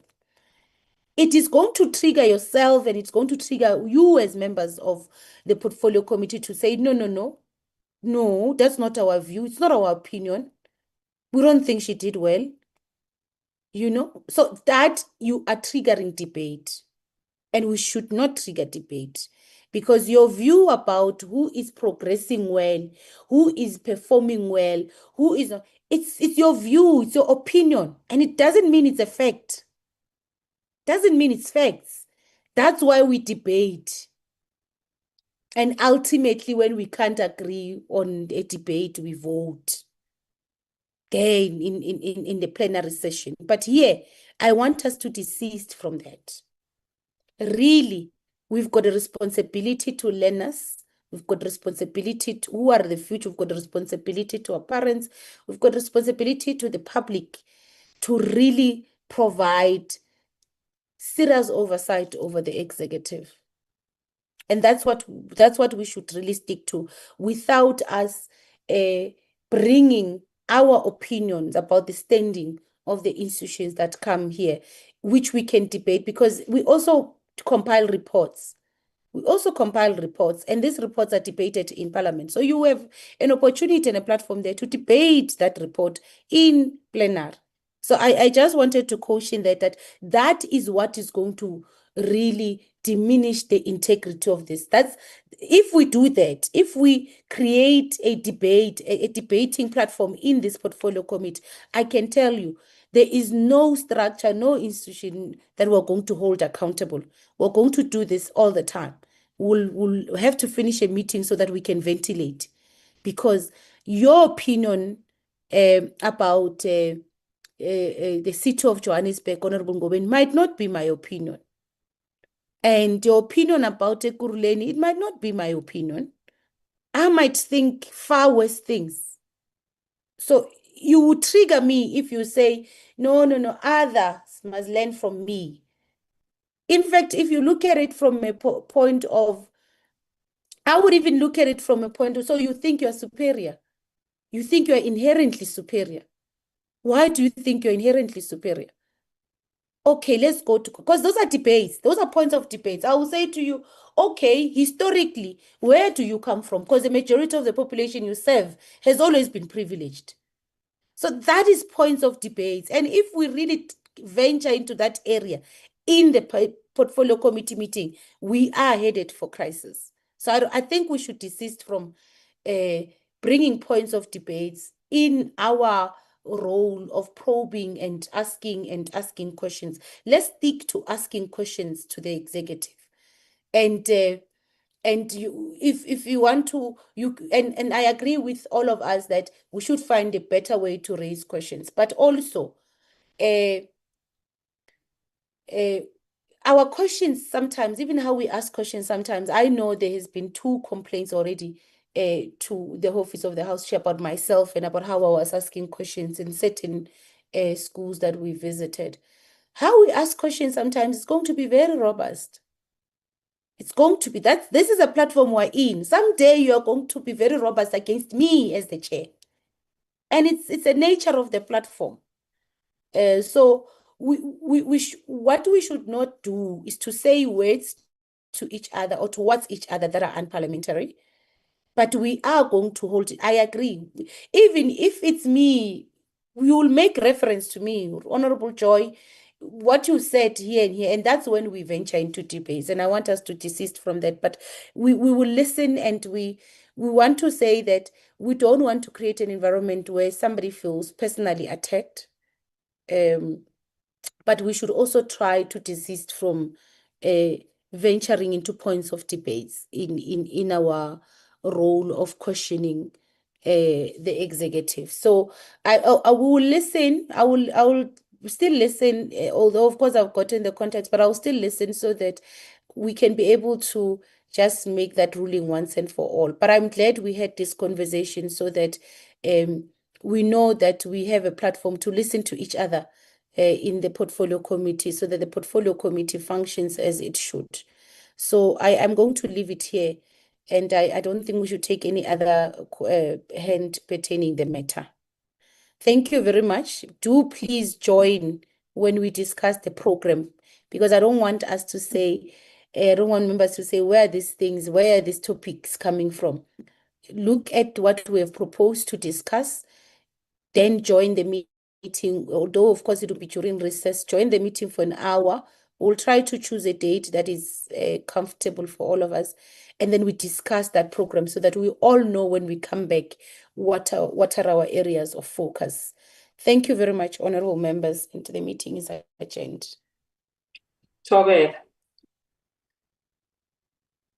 you very much, Chair and Recording members. stopped. All the best to the recess.